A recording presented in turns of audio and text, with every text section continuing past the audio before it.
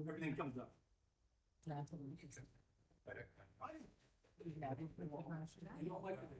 Oui, je sais, mais là, il est 11h01. On peut commencer. Tout le monde est prêt?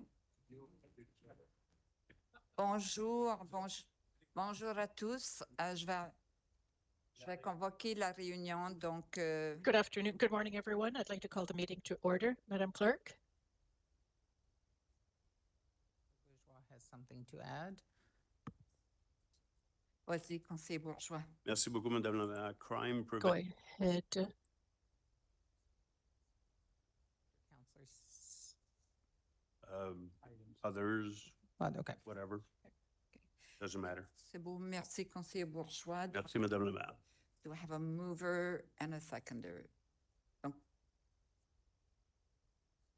est-ce que je peux avoir quelqu'un pour conseiller Could I have a mover, a Councillor Bourgeois, and Councillor Richard? Thank you. A show of hands for this vote. Donc, motion carried unanimously. Merci. Next is the declaration of conflict of interest, les déclarations des conflits d'intérêts. Est-ce qu'il y a des conflits d'intérêts? Are there any conflicts to declare this morning? Councillor Bourgeois? Il n'y a pas de conflit. No conflict, okay. The meeting of August 25th, sorry, I went ahead of myself. Minutes of the meeting of August 25th, Committee of the Whole. C'est beau, merci. Could I have a mover and a seconder? Donc, conseiller Steves, conseiller Kingston, and we will go to a show of hands, manual vote. Donc, motion carried. Merci. Next is new business, is Affaires Nouvelles, and first up this today, not this evening, is climate adaptation plan, and I believe that Tim Moorman is here, and I'm not sure if the consultant is online. Bonjour, Tim. I do not see her. Oh, yes, I do. She is there.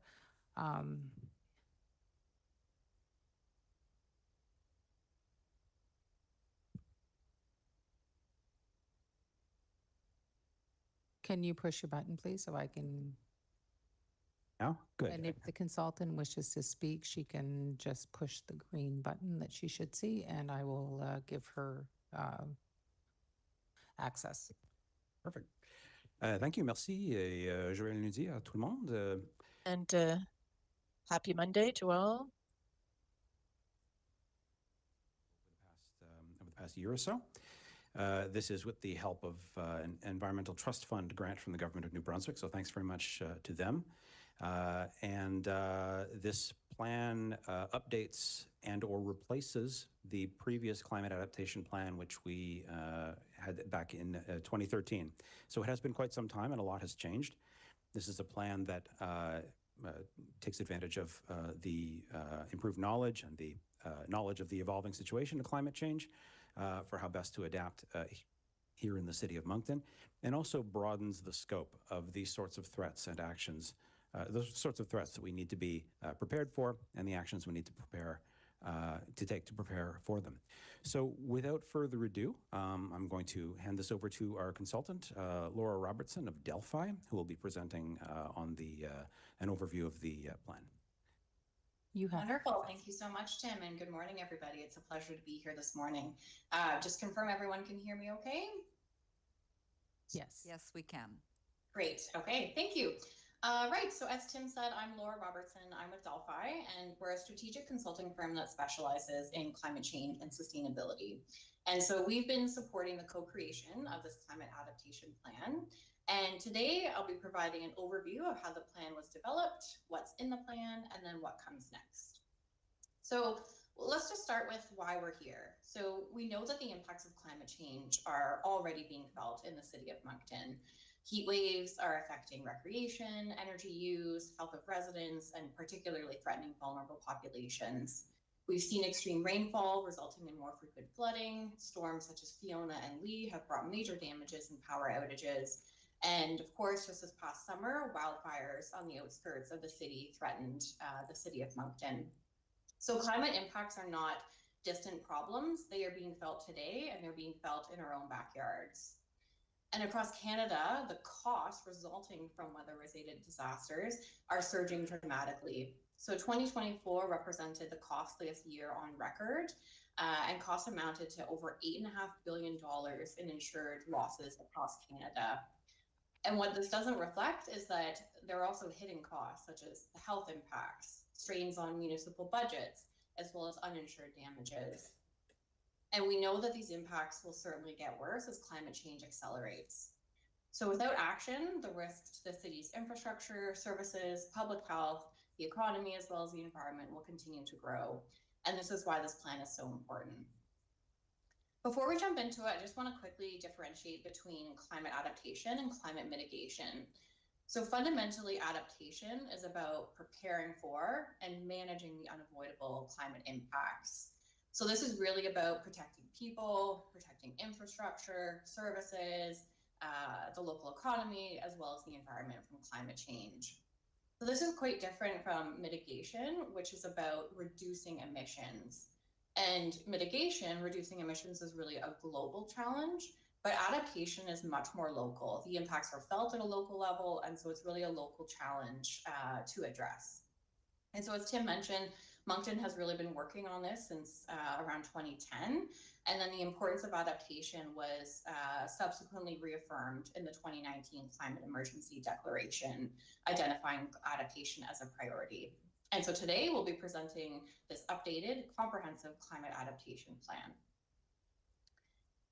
So the purpose of a CCAP, the Climate Adaptation Plan, is to first off identify what are the community vulnerabilities and risks, and then present adaptation actions to help reduce the impacts to the community and enhance the overall resilience of the city and the community to the impacts of climate change. So on the whole, an adaptation plan is built on the latest science and climate change projections. It incorporates public input as well as collaboration across city departments to ensure that the plan is representative of the needs of the community and the city as a whole. The approach that we took for the adaptation plan update was in line with the latest best practices and the guiding frameworks around community climate adaptation, so including the latest ISO standards, the ICLEI standards, as well as guidance from the province and Government of Canada. The overall approach took 4 phases: review, engagement, risk assessment, and action planning.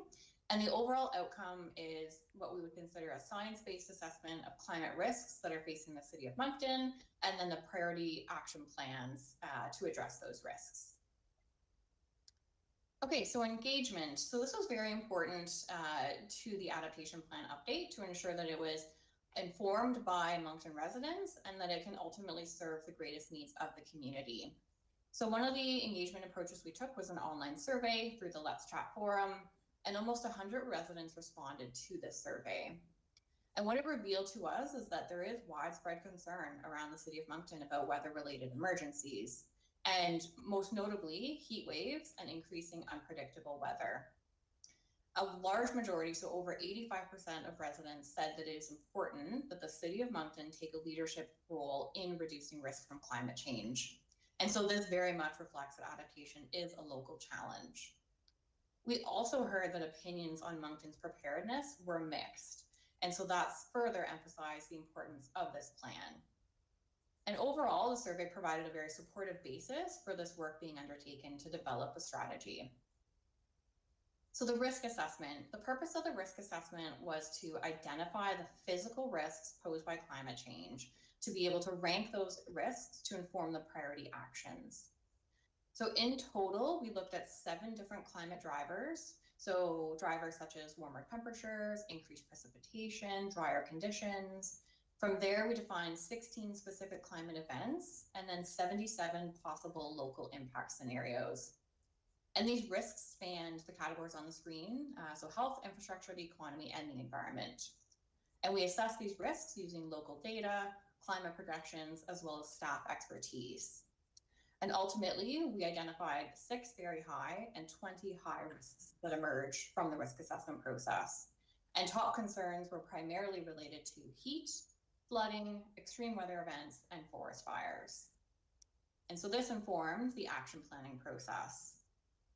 So up on the screen is the vision that was established for the updated climate adaptation plan. So the overarching theme is that Moncton is choosing to be proactive rather than reactive with climate adaptation. And Moncton is adopting a risk management approach so that city can respond to unknown future conditions and build in long-term resilience to be ready for whatever challenges are ahead. The action plan. So through a virtual workshop, as well as a series of one-on-one consultations with various city departments, a total of 75 adaptation actions were identified within the 5 themes shown on the slide. Next, on the next series of slides, I'm going to share some just illustrative examples from each category. And every action item included has a description, a timeline that's based on the urgency and the difficulty of the item, a cost estimate, and a clearly identified lead. So the first category really focuses on protecting the health and well-being of residents. And so the types of items within this category include public education to help residents be more aware and make informed decisions about climate change. And we also see very tangible steps to protect public health, such as the example of increasing the availability of water fountains across the city. The next category is emergency response and preparedness, and this is about strengthening the city's ability to respond to climate-related emergencies. So examples here include hiring a full-time staff member to ensure that there is really dedicated capacity to address emergency planning and response as these risks increase. It also includes measures to help protect vulnerable residents who are most at risk during extreme weather events, such as expanding the focus on this in the Municipal Emergency Measures Plan. The next category is city policy and programs. So this category is about embedding climate adaptation into city policies and programs. So examples here include incorporating climate change adaptation into the municipal green building policy. Another example is considering regulating the size and the design of parking lots, which we know contribute to urban heat island effects, as well as increased stormwater runoff. The next category is resilient ecosystems and environment. And this is about protecting and enhancing Moncton's natural environment while simultaneously reducing climate-related risks. So examples here include developing a green space and a natural infrastructure master plan, and this is about leveraging nature-based solutions to reduce climate risks. And another example here is establishing partnerships on invasive species to help keep ecosystems healthy and as resilient as possible to the impacts of climate change. The last category is resilient infrastructure and services, and the action items here are focused around strengthening critical infrastructure and safeguarding essential services.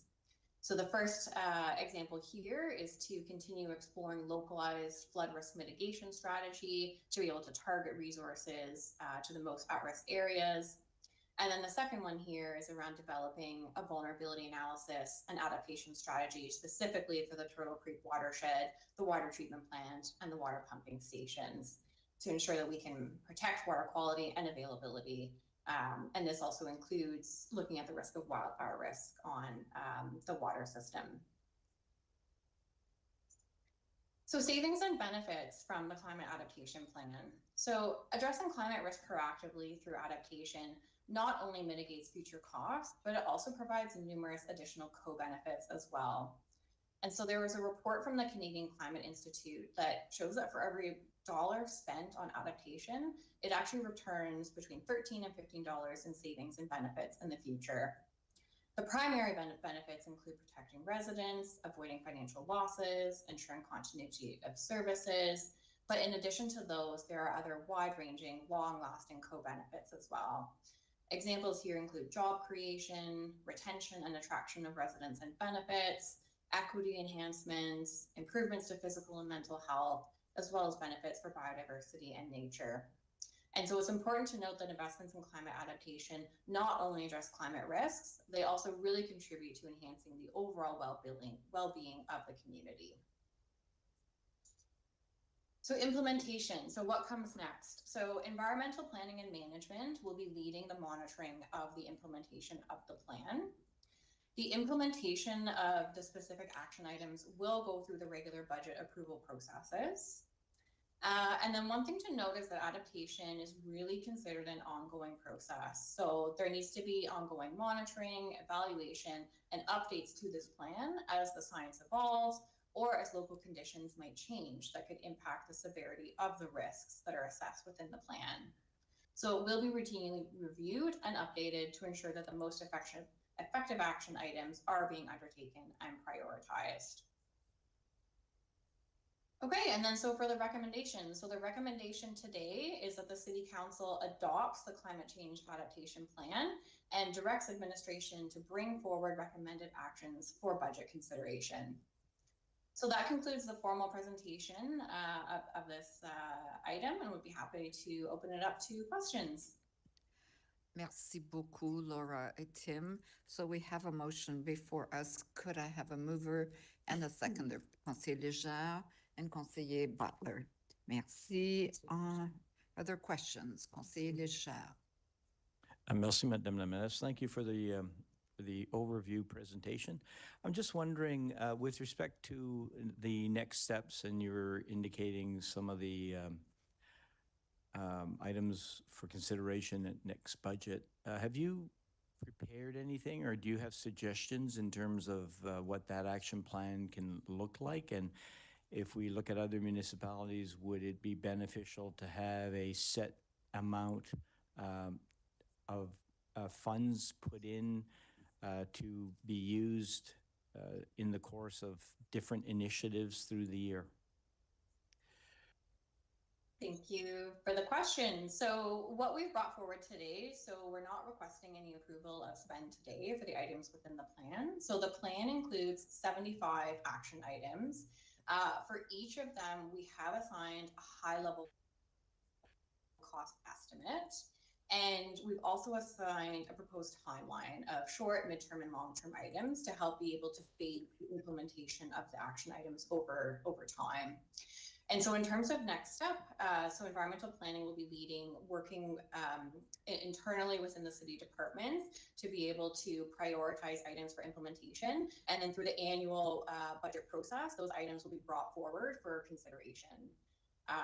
And maybe I'll see if, Tim, you want to add anything more specifically on implementation. Yeah, I was just going to add that, year over year, as our actions that become apparent that they should be the priority that coming year, we will be bringing those forward through the budget process. But also, that it's a highly fluid situation, and trying to plan out the budgets, even the detailed budgets early on, when the actual actions may be several years off, is always a challenge. So what Laura mentioned earlier, that this is an ongoing process, adaptation now being just one of the things we do on the regular.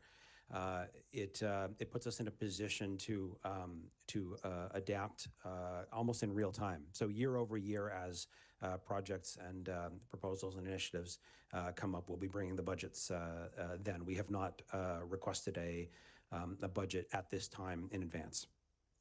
Okay, just a couple of things. You mentioned the protection of the watershed and so on, and in light of the fires that we had this year, in particular the urban forest fire that we had, would those be two items in terms of your priorities? To me, those seem to be two items of extreme importance. If we had water contamination at Turtle Creek for, I don't know, a variety of different reasons, it's always been thought, at least my thought, that we should protect that watershed. We may be fortunate enough that the current water treatment might be able to remove like oil contamination and other contaminants, but it may not. So that's one thing that I don't know where it ranks in priority. And then the other piece is, during that wildfire, if I want to call it small wildfire, in Irishtown, it came to my attention that, we need some planning. We need to have certain steps to protect our urban forests, and that is removal of some trees, planting other species of trees that don't contain as much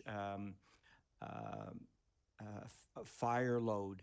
And so just some thoughts, because it's great to have 75 recommendations, and they're all important, I presume, but there are certain things that I believe we need to do immediately, and I'd like your comment, perhaps, Laura, on what other municipalities' experience have been and what are our next steps with our water treatment facility or our watershed, and then also for forest fires? Absolutely. Yeah, thank you for the question. And, it's quite interesting when we did the risk assessment. This was, pre-summer. This was some months ago that we did the risk assessment. And a wildfire impacting the water supply within the city of Moncton was actually identified as a very high risk. And so I think just, the experience that happened over the summer really made that very tangible in terms of how real that risk can be. And so there are several items within the plan that specifically address wildfire risk impacting the water supply. Because how we built the plan was we looked at the risks, and then the very highest risks with a focus for adaptation planning. So there is a specific item to develop a vulnerability analysis and a focused climate adaptation strategy for the watershed, which includes the reservoir, the water treatment plant, and the pumping stations. And it is specifically mentioned in the plan that this is to focus and include wildfire risk mitigation as part of the strategy. In terms of the timeline, so when we originally developed the plan, this was assessed as a medium-term priority, which would be, the 4 to 5 year time frame. So I think, as Tim was speaking to, this gets at the fact that this is very iterative, the climate adaptation process, and it really needs to respond to the local context and changing conditions. And so this would be a situation where the priority for this item might need to be accelerated in light of the impacts felt over the summer. So yes, this item is a priority within the plan. So that is very much captured. And you also mentioned forest management as well, and there are specific action items within the plan to address forests as well. So tree management program. So there is already an existing tree management program in place. But there's an item to specifically expand and improve the tree management program to help reduce fire load across the city. Okay, thank you. Then I guess to the city manager, hopefully those will be some of the items that will come forward during budget negotiations. Thank you. Merci, conseiller Léger. Conseiller Bourgeois. Merci beaucoup, Madame la maire. J'ai 3 questions. Thank you. I have 3 questions. The first one is procedural. The other 2 are more substantive. The procedural question. The climate change adaptation plan, adopt. Can somebody explain to me why we need to adopt this plan? And I have no problem with that, but we haven't in the past adopted some plans, for example, the social inclusion plan. When it comes to council, we say, no, you don't need to adopt it. You just need to receive it. And we stick it on our website like a stick-it note on the fridge. And it's sort of there as in, yeah, we did this, but we don't seem to have obligations towards implementation, although we do implement the social inclusion plan, but council has never adopted it. So can somebody explain to me why we are being asked to adopt this plan, but not the other plans? Oui, merci, Conseiller Bourgeois. I know we've had this discussion in the past, and I discussed this specific one with Nick before. And since we also added that all recommendations that impact budget and other items would be coming to council separately, we felt that was appropriate to adopt. There's nothing controversial or that we don't agree with in the plan. In bigger plans where it's like significant impact on budget or we've said received, so that's why we went with adopt this time. But I mean, if council chooses to change it to receive, we'd have no objection with that. But that's my question. What's the difference between adopting and receiving it? We are both implementing, or we will be implementing this. Otherwise, what's the point of adopting it if we don't implement it? Let me finish. But we did not adopt the social inclusion plan, but we are adopting it and we are funding it. So what's the difference? It's more than semantics. I just want to know, because we've had this discussion before from the legal perspective that we didn't have to adopt. We could just stick it on the fridge, but now we have to adopt. And I have no problem with adopting this plan, just like I have no problem adopting the social inclusion. I just am confused as to why we adopt some and not others. Yeah, my answer to that, Councillor Bourgeois, was that other plans have sometimes more not controversials or more debatable recommendations. And this one, we felt it was pretty straightforward and that adopting probably wasn't an issue. But if it is, please feel free to change it to received. It's not about this plan. I have no problem adopting this plan. It's the other plans that we have on our website. that- Conseiller Bourgeois, just a moment. Oh, okay. Serge. Yeah, so thank you for the question. I think that's something that we can take back and kind of reflect on and create a more, how should I say, a clear approach moving forward. But again, as staff has recommended, I think that this one was being recommended to be adopted. And we'll get some more clarity for plans coming forward when we bring them forward. And with the rationale for either adopting or receiving and prepared for those questions. Because I have no problem in adopting this. I have no problem in adopting social inclusion plan, but we were not allowed to do it. So anyways, clarified for the other plans. I'm okay with this one. Yep. Okay, thank you, merci. My two substantive questions, probably to Laura, but Tim as well, or whoever. On page 3, it says we will have, I have the French version, des hivers plus cléments et écourtés. We'll have My question is, if we are going to have less snow, can't predict it, but would there also be less storms and or lesser expenses for snow removal? And if so, should we start thinking that way and maybe keep the budget snow removal at whatever amount it is today? And if there is a surplus because of milder winters, that we don't consume the whole budget, but there's, let's say, $250,000 in the bank that we would consider investing that money into climate change adaptation strategies to implement these things. Sure, Laura, do you want to take a stab at that? Sure, I can start there. So yeah, with climate change and with climate risk, it is interesting that there could be some offsets. So we don't like to talk in terms of climate benefits, but it is potentially true that snow removal costs may be lower if there is a reduced snow load. But offsets on the other side would be that we do expect an increasing frequency of ice storms. And so we do expect there to be an increasing risk related to accidents, falling debris, damage to infrastructure, buildings, etc. And so there are actions within the plan to specifically address the increasing risk of ice storms and wind storms. Action items such as the tree management plan would fall under part of that, and potentially higher response costs to deal with those and to address damages.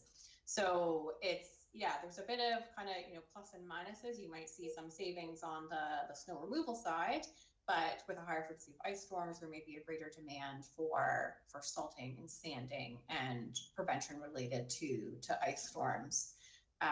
Tim, you were going to jump in and add something as well? Oh, I was just going to say pretty much what Laura said, but also that it would be probably premature, unfortunately, for us to start counting the savings today as other costs are likely to present themselves.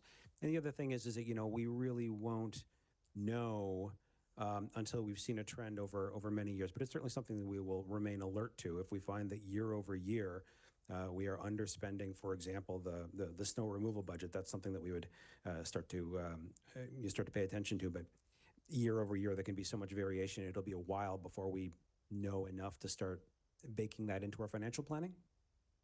Okay, so these statements on page 3, they're sort of what somebody says, oh, I think there will be more clement winters. Or is it based on data? Is it based on science? Oh, it's based on science. Okay. Yes. So if it is based on science, I can deduct that if they are milder, they will be more and more milder as the climate change happens. That is a reasonable projection. Yes. Okay, thank you. So I'm not asking, I'm not moving. I'm just saying that maybe we should start thinking longer term instead of yearly budgets. We have to implement these measures. Will cost money. Mhm. So where do we get the money? Well, probably by saving. So there are good things about climate change and there are bad things, probably more bad than good, but there are good things if it reduces our budget for snow removal. But let's take that money to invest in more prevention. It's just a solution, potential solution. I'll come back with it at budget time, but I was just asking your feedback on it, and I appreciate it. The second substantive question is, maybe I missed it, but amongst the 75 recommendations? I don't see any, but I might have missed it on Kodiak Transpo, reducing our pollution. And we do have that in the plan to buy electric buses as we move along at a significantly higher cost, but hopefully it'll save money on the electricity rather than the gas. But any comments on two-part question, I guess, on Kodiak Transpo buying electric buses? I would assume it's good. Why wouldn't it be in the plan that way? Sure. So, the short answer to that, Councillor, is that the effects of electrifying the transit fleet, along with a lot of other things we do to reduce the amount of fossil fuels being burned, is really more on the mitigation side. It's about reducing our greenhouse gas emissions, which is a thing that we also have to do and are doing concurrently with all this. But this plan is really focused on adaptation, which is to say the things that we need to do to protect ourselves, our residents, our property, our economic prosperity from the impacts of climate change that are happening already and are going to happen anyway. So two different plans, really. And the bus stuff is about mitigation primarily. Okay. Final question on, it's related to Kodiak Transpo. There's somewhere, I can't find it today, but there's somewhere about making sure that the heat in municipal parks, planting trees in order to provide shade and minimize the heat emanating from those spaces. Question to Laura: what do you think about eliminating flat surface parking? About, depending on the data we have, either a third to 38-39% of our downtown is flat surface parking. Just flat surface parking. It's exactly what some are paved, some are gravel. Would there be any wisdom in the city trying to eliminate these flat surface parking lots? Yes, absolutely. So that does show up in the action plan. So there are at least 2 items related to that because, flat surfaces, parking lots, roads, they all contribute to what's called the heat island effect. And you've probably noticed it. If you stand in a parking lot, it'll feel 5 degrees warmer than if you were to stand on a grassy area or in a park. And so it contributes to heat island effect, particularly in downtown areas. And so one of the items was around evaluating reconfiguration of roads to allocate more space to green infrastructure. So is there a way to reduce the footprint and the design of roads so that there's a higher ratio of green and permeable surfaces to asphalt and impermeable surfaces? So that is one. There's also one around looking at the pavement width guidelines and the subdivision design guidelines. So there's that one. And there was also another around just general parking lot management and looking at reducing overall parking lots across the city. So very much captured within the action plan and absolutely would deliver benefits in terms of reducing the heat island effect as well as managing stormwater runoff as well. So stormwater, because we are going to see higher precipitation, so increased precipitation as well as increased intensity of precipitation. So the amount that rains in a 24-hour period is going to increase with climate change. And so the more paved, impermeable surfaces you have, the higher risk of localized flooding during those rain events. So addressing paved surfaces will mitigate 2 priority climate risks. Okay, thank you very much. Thank you, Tim. Merci, conseiller Bourgeois. Conseiller Richard. Merci. Thank you, Councillor Bourgeois. Councillor Richard, thank you, Your Worship. The plan's been mentioned a few times. I think it's going to be very important to be communicating with them. Might be a little premature, but what kind of plan do we have to get the residents engaged? It is early days in terms of figuring out how to communicate all of this, but certainly recognizing that there are lots of different channels that people pay attention to. Some people are getting their information from, I was about to say Twitter, but X, social media. Some of them come to our website. Some of them you may check out other sources. So one of the really important things about anything we do in terms of adaptation is making sure that that we meet people where they are and not make assumptions about how they're going to get information, which our comms department already does. They are already thinking in these terms. So this is something we very much take to heart as we focus on the core mission of making sure people find out what they need to do and what they need to know when they need to know it, so that they are in the best position to reduce the immediate risks to themselves when something bad happens. That helps to not only to help them, but also to reduce the load on our other responses. So this will be part of the broader implementation strategy for sure. So, and I appreciate the answer, because you're not just using social media. It sounds like you'll be making presentations as well for people that do not have access to the internet and stuff. So, all right, we're going to work up a whole thing. There you go. Councillor Leger stepped on the budget side a bit. Just wondering, we'll have some kind of a calendar of timeline of when and where we'd need some money to be spent there. That'll be on a year-by-year basis. Yeah. Is there any funding available from the two other levels of government? There are at various times different grant programs that come and go. We always have an eye on that. There's stuff from the Federation of Canadian Municipalities, for example. One of the projects that we're in the process of putting an RFP, we have an RFP out for right now, is a flood mitigation feasibility study for the downtown, as an example. So that's something that came out of a packet of funding that was made available by FCM just last year. So these things come and go. So we're checking those sites and looking for where the various money trees are and going and shaking them whenever they come up. That's good. Keep an eye on those. Could you clarify how we'll be measuring our wins? I think the different actions are each of them is going to have a different sign of success. One of them, for example, I believe, was to get more people signed up for Moncton Alerts, so that they're more likely to actually get the messages. That's a pretty clear metric. Other actions would have different measures of success, and I think it'll be really important as we go forward to really concentrate on, all right, what is measurable but also relevant to what we're doing. We want to be careful not to choose metrics for the sake of metrics, because then you start chasing an indicator that may not actually be. It's going to vary from action to action, I guess is the best answer I can give you. And because it's going to be important to the residents, it's going to be important to council when it comes to make decisions as well, right? So as many as we can find, please. Absolutely. Right. Just a comment, I'm happy to see that emergency response and preparedness was basically at the top of your list. That's probably one of the most important things we should be taking care of right away. Communications, EMO, flood plans, evacuation plans, extreme weather supplies, and all possible emergency centers that can accommodate from, and I love this wording, climate change hazards, instead of using weather. So that takes care of a lot of places. So I really appreciate it. Merci beaucoup. Thank you, Councillor.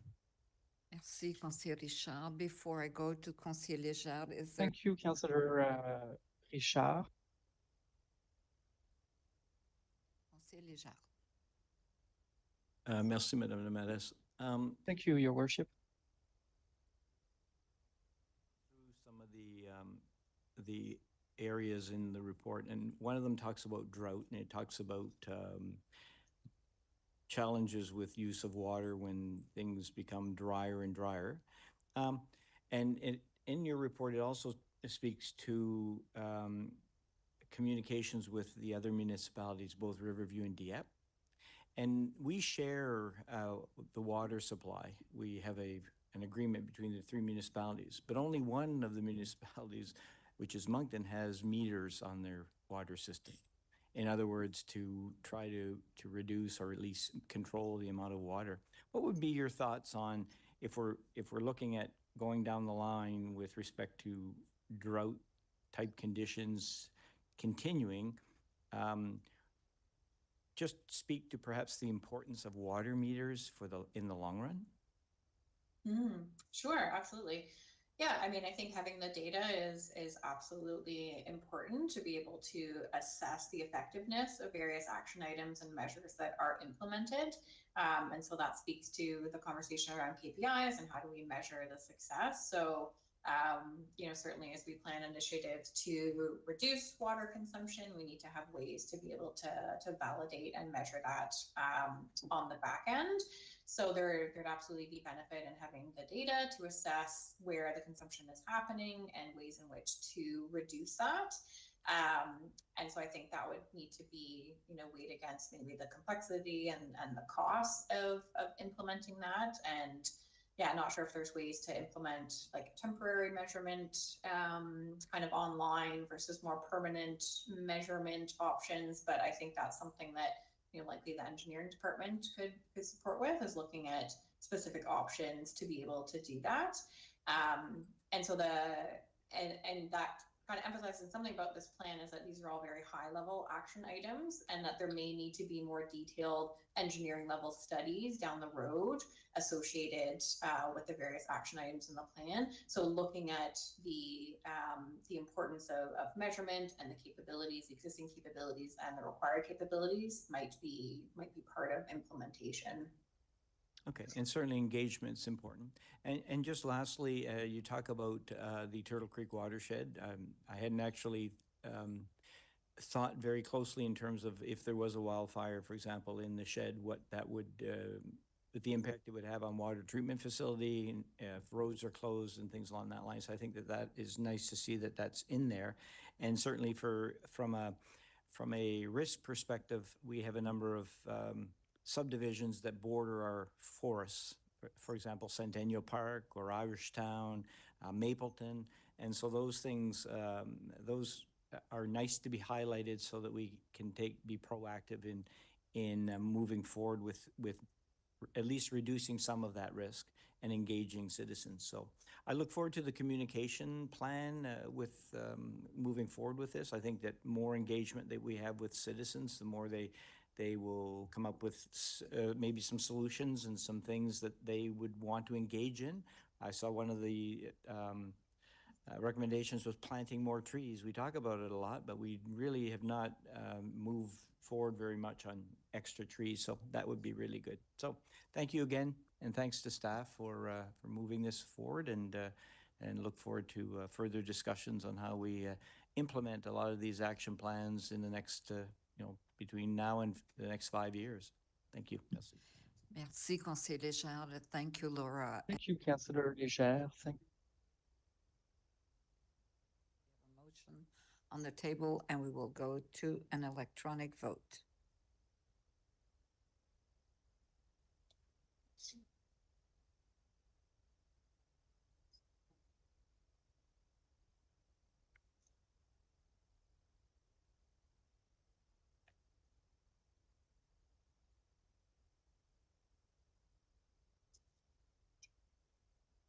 We show the results of the vote.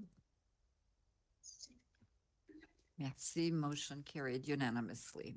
Merci, thank you. Madame la Greffière. The next item Madame City Clerk. and Alexandre Binet is here, and Don Morehouse is going to lead this item, I believe. Bonjour, Don. Bonjour. Good morning, Don. Good morning. Here to do the annual sidewalk snow removal adoption plan. So this year will be, I guess, less complicated in some ways, but I'll go through with you quickly. So Moncton obviously has close to 500 kilometers of sidewalks, of which we service 322 kilometers. For this season, the plan is basing its focus on aligning the service with transit stops, which we've worked with Kodiak around, because there was feedback from residents that some of the stops didn't seem to align with the sidewalks. So we worked at that, and that affected a total of 3.8 kilometers of our route, more or less switching sides, no additions to the actual route itself. So overall, the new criteria that was adopted by council in 2023, which is a focus of servicing sidewalks within 0.5 kilometers of all K-8 schools, is still our guiding principles. And based upon that criteria of 2024 and 2025, which was last winter, for each ward, our total amount of sidewalks that are servicing, once again, is 322 kilometers. Over the winter season and during the summer, we received service requests that totaled 15.7 kilometers. And the bus routes changes, which I already mentioned, were 3.8 kilometers. You'll notice on a couple of the ward maps, there is a purple dashed segments, which is feedback from our operators. At this point in time, we're not implementing those recommendations. Most of them were either eliminating service because they felt the area had very, very low traffic, and the other consideration might have been related to a solar issue or storage issue. We received those post-winter, mostly during the summertime, as a wrap-up session. So for now, until we go out and reassess those would be considered minor changes if we do decide to implement those into the winter plan. So for now, the focus will be on the transit changing of sides for service. Right now, we are presently servicing 65% of the city's network. And based upon the active transportation plan, guidelines were set in the past that by 2027, we would be up to 75% of a servicing plan for the city sidewalks. So just a footnote there. So once again, each ward is independently shown in the package. So I guess the main focus would be for each ward. The yellow highlighted streets are the ones that identify requests. And there's a legend in the corner explaining a summary of service for each ward. Ward 2, you'll see the purple ones that the operators mentioned. That's a Ross Court off of Bessett Avenue. To eliminate the service at this time, we're putting that on hold, so that is not part of this adoption. And Ward 4, there's a number of sidewalks that were added last year, short segments between Gross Avenue and, what's that other street? I'm trying to remember. Anyways, it picked up a number of side streets off of Gross Avenue that were added last year. We're looking at potentially switching sides, but we have to look at storage, vegetation that's there, could be landscape issues, and also solar efficiency. So we'll review those prior to the winter season, but if we do implement them, they'll be forwarded as a minor change. But for now, once again, the focus is around the transit changes. So based upon that, that is all I have, and I'm open for questions. Merci beaucoup, Don. Councillor Richard, did you wish to move? Thank you very much, Tom. Councillor Richard, vous souhaitez proposer la recommandation? Before questions? So please go ahead, Councillor Richard, with your question. Thank you, Your Worship. I heard that we're eliminating anything. Nothing is being eliminated, Councillor, at this time. Okay, perfect. Thanks for the heads up. We were able to look at the plan in advance. Appreciate the map that was attached. But again, there's some highlights that are kind of hard to see, understand. If you don't mind, I wouldn't mind getting a list of the streets affected or not affected, what are the changes or no changes, why, that type, just something quick and easy, if possible, no rush, but. No problem, Councillor. If you can, please. Not sure if other wards would ask that, but anyway, I'm asking. I appreciate we're noting feedback from the operators. They're boots on the ground and know how the work's happening, how to do it safely and efficiently, hopefully so. And also just a comment, we're mentioning again the 0.5 kilometers from K-8 schools. I've said in the past, some students have to walk more than 0.5 kilometers to go, have to walk to school because the school buses aren't in that radius at that point. If they live more than 0.5 and less than the 1 point something that the districts have marked, they might be walking in the streets after a storm. So that's still a sad part, but we're doing as much as we can. So appreciate it. Merci. Merci, Conseiller Richard, Conseiller Bourgeois. Mr. Thank you, Councillor Richard. Councillor Bourgeois, thank you, Your Worship. Thank you, Don, for your presentation. Spent, I think it was 2 million, 2,500,000. That would allow us to do every sidewalk. So you are doing a very good job considering the limited amount that council is giving you. But at least you put on the table the possibility that if we wanted to do every sidewalk or every street, I should say, not every sidewalk, it would cost almost double of what we're spending now. So thanks for doing a good job. But I do have one question, and I have no problem with the recommendation, but the question is, in your risk analysis, the active transportation plan approved by council in 2022 calls for 75% of the city's sidewalks to be serviced in the winter by 2027. And you're telling us that we are 65% there. It will be, correct me if I'm wrong, one heck of a step in 2 years. From 65 to 75%. Are we going to get there? Thank you, Councillor, for the question. At this rate, I don't expect we will be there. There's not currently a solid plan, as you may remember that we had brought an item, I think last spring, for council to consider to give us some direction on closing this gap, but we did not get any such direction. So unless council decides to invest significantly more resources towards activity this coming budget year, I don't expect we'll be close to this, probably closer to the status quo unless we add more resources. Yeah, and we don't have more resources either because the provincial government froze a lot of assessments. Ballpark, if it's not next year because our hands are tied, if in 2007, by the winter of 2007, ballpark, how much would we have to spend more to catch up to that target of 75%? We would have to come back to council, I think. I don't remember the exact number, but we could make this available, recalculate this and see what the gap would be worth for in 1 year. Yeah. 1 million wouldn't be too far off. It's probably around that neighborhood, yeah. Okay, merci. Merci, Madame la Maire. Merci, Conseiller Bourgeois, Conseiller Butler. Thank you very much, Your Worship. Thank you, Councillor Bourgeois. Councillor Butler. Thank you, Your Worship. Right at the very end of Blackstone, there was, we spoke about that before, I think it's 102 meters. They stop and then turn around and go back out onto the street instead of just going to the very end and swinging around and come back up. See the one I mean? Could we bring up the map, please? Yeah, I see the 102 meters at the end of Blackstone, yeah. I'm sorry? Yeah, I see where you're pointing to, yeah. Yeah, I thought that last year we had agreed that this year they would just go to the end and turn and come back up. So they'd fix that a little bit because there's some kids that are coming up to there to get to the school or get to the trail that just, they want to use the sidewalk because there are cars coming down around there. So I was just, is there an issue with that 102 meters?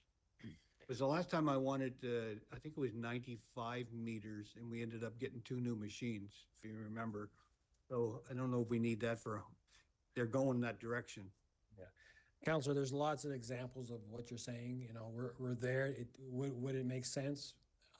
I think right now we're just trying to be consistent on how we approach the plan this year based upon our resources and our funding limitations that we're working with. So we basically worked at either just switching sides, which is related to the transit. But for now, we're just trying to be consistent on how we approach requests this year. So we just more or less put a brakes on all the additions for this year. Okay, fair enough.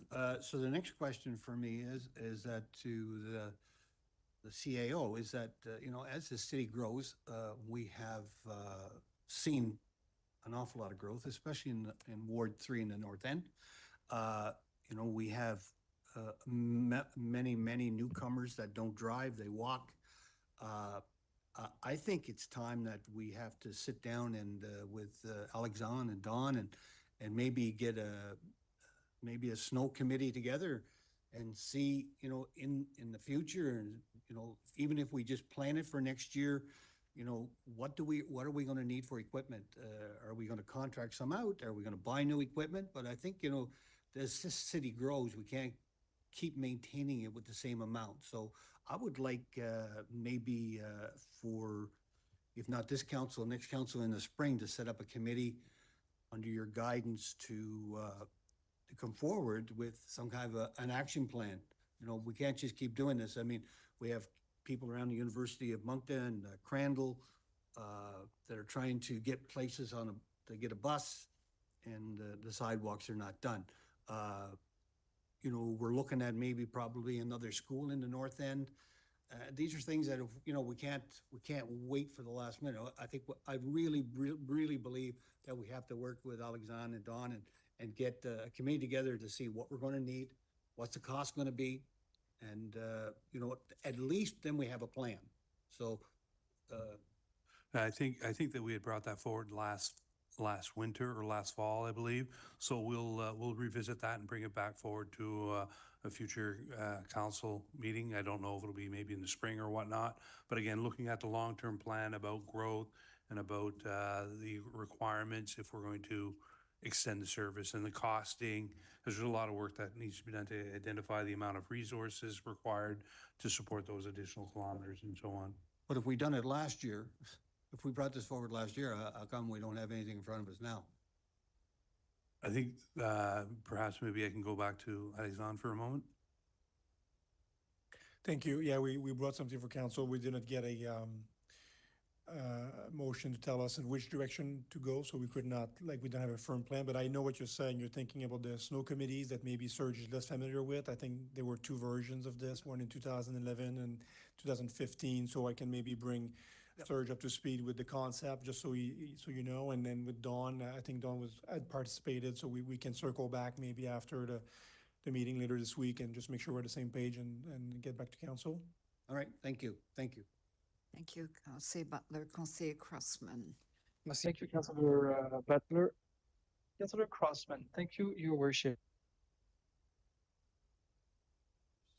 Request for a snow removal committee. I remember sitting on that quite a number of years ago, Don, I do believe, and Alexandre, and, you know, I think we need to start looking at this again. We need to actually start looking at maybe getting away from committee the whole meeting as well and start being more active in our community meetings as councillors, where we meet with staff, we have the meetings, and we come back and we present to council. Because it just seems like we're going over this information 2 or 3 times within a year, as it was just explained. So I don't know, maybe there's some other way that we need to look at this. And I know councillors are part-time and they put in the time and the dedication that they wish. So Don, one comment you just made, if you made it several times, is resource and financial limitations. We haven't, as a council, even looked at the budget yet. So we don't even know what the 2026 limitations are financially or staff-wise or mechanical-wise. So how far behind are we in not being able to fulfill citizens' requests? Because as I look at Ward 1, there's one in there on Glengrove that has been talked about for years and years and years, and we've never done anything. It's on there, it's highlighted today in yellow, 636 meters, I think the number is. I don't have it up on my screen right now. So when are we gonna have those discussions, Don, on how short we are before council looks at a sidewalk plan to approve? Well, Councillor, obviously this is for 25-26, which the budget has been built for, right? Like you say, last year, I think there was more, we stepped in deeper of looking at potential options, looking forward, and decisions were made at that point in time. So right now, we're showing, we got 2 deficits. We got one that's of the 0.5 kilometer buffer to be finished. And outside of that, there's also partially 15.7 kilometers of service requests from residents. Some of them would be in that same area. So it's, like you say, it has to be decided by council how the service is to be expanded or changed in the future. For now, I have to work with what I'm given as a directive, and this is how this plan has been developed. But Yeah, I'll leave it at that for now, sir. Okay, it's just that the comment was made by Councilor Richard that we're not cutting anything, which is true, but we're not adding what citizens are looking for as well. So I think that's another part of the sidewalk plan that we have to look at.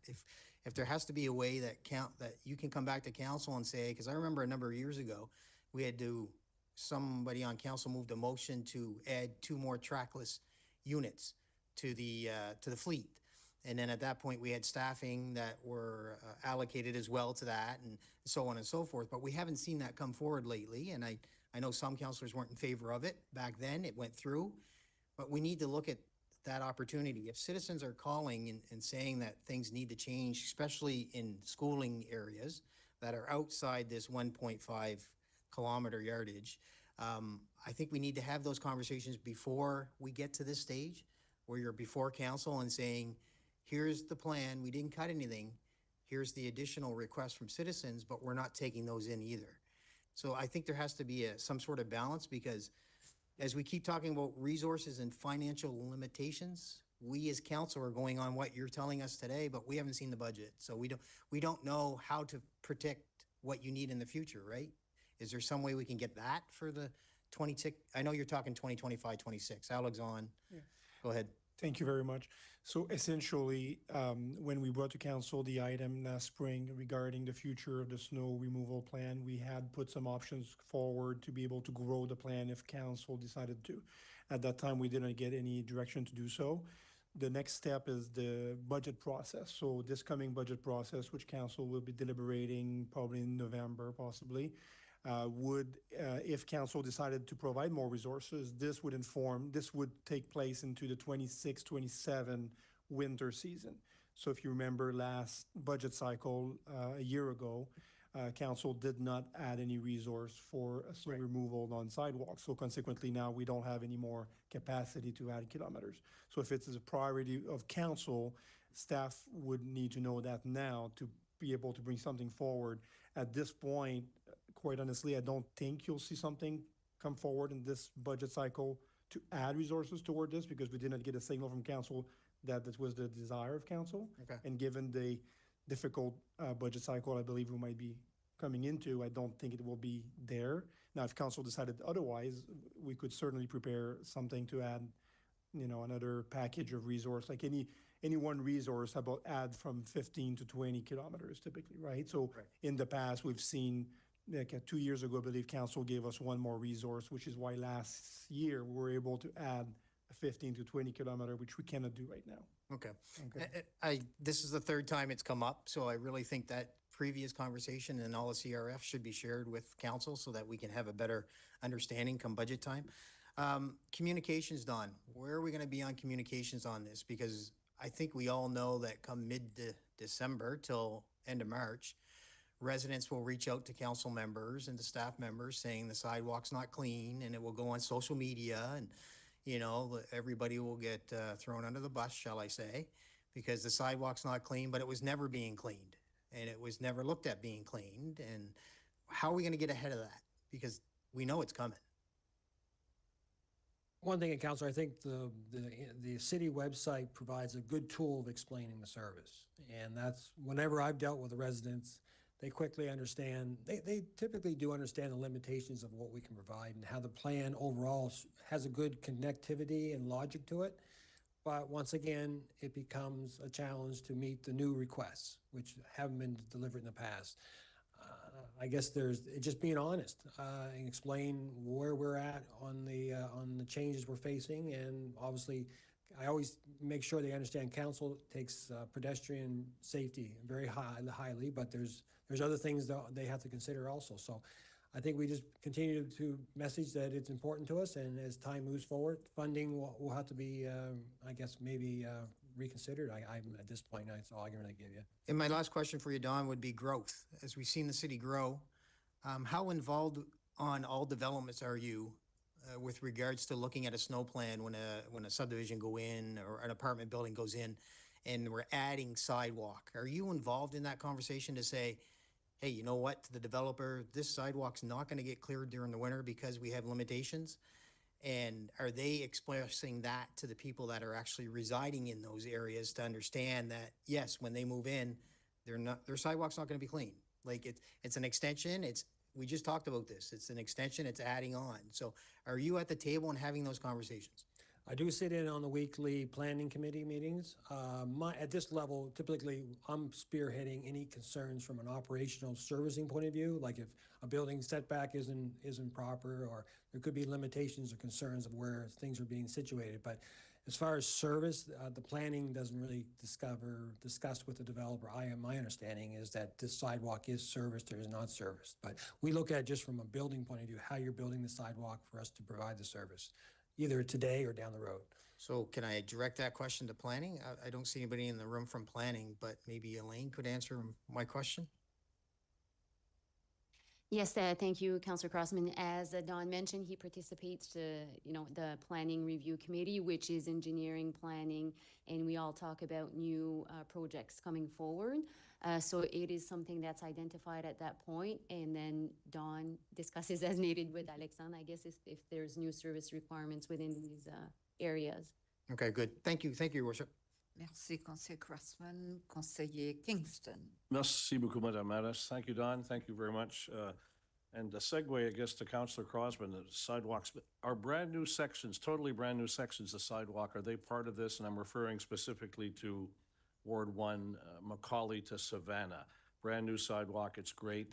I live in a building up at the upper end of Highland View. I'm the only councillor in my building, actually. So the questions do come to me, and they're going to be, it's not indicated on the map this morning that it is being plowed, or am I misreading the map in Ward 1? So it's Macaulay to Savannah, brand new sidewalk. It's great on the north side because of the second new apartment building adjacent to 369 and now 399. Can you expand on that? Council, if it wasn't plowed last year, unless the only sidewalks that would actually be added automatically would be on a arterial roadway like Mountain Road or McLaughlin or something like. But if it's into basically a collector or a local road, it could be a brand new sidewalk. It would not be, if it wasn't plowed last year, it won't be plowed this year. Okay, well, right. Well, this is brand new, Don. My question is, will it be plowed or be considered to be plowed this year? No. No. Okay. Plain answer. Thank you, Don. Merci beaucoup. Thank you, Madame Maris. Merci, Conseiller Kingston. There are no other questions. We will go to the vote then.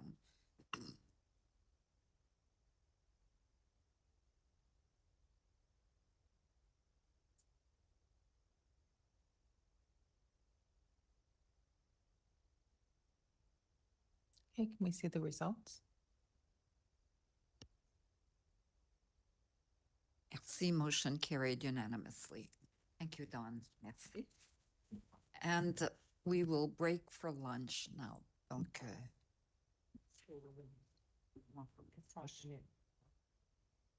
for 30 minutes, a half hour.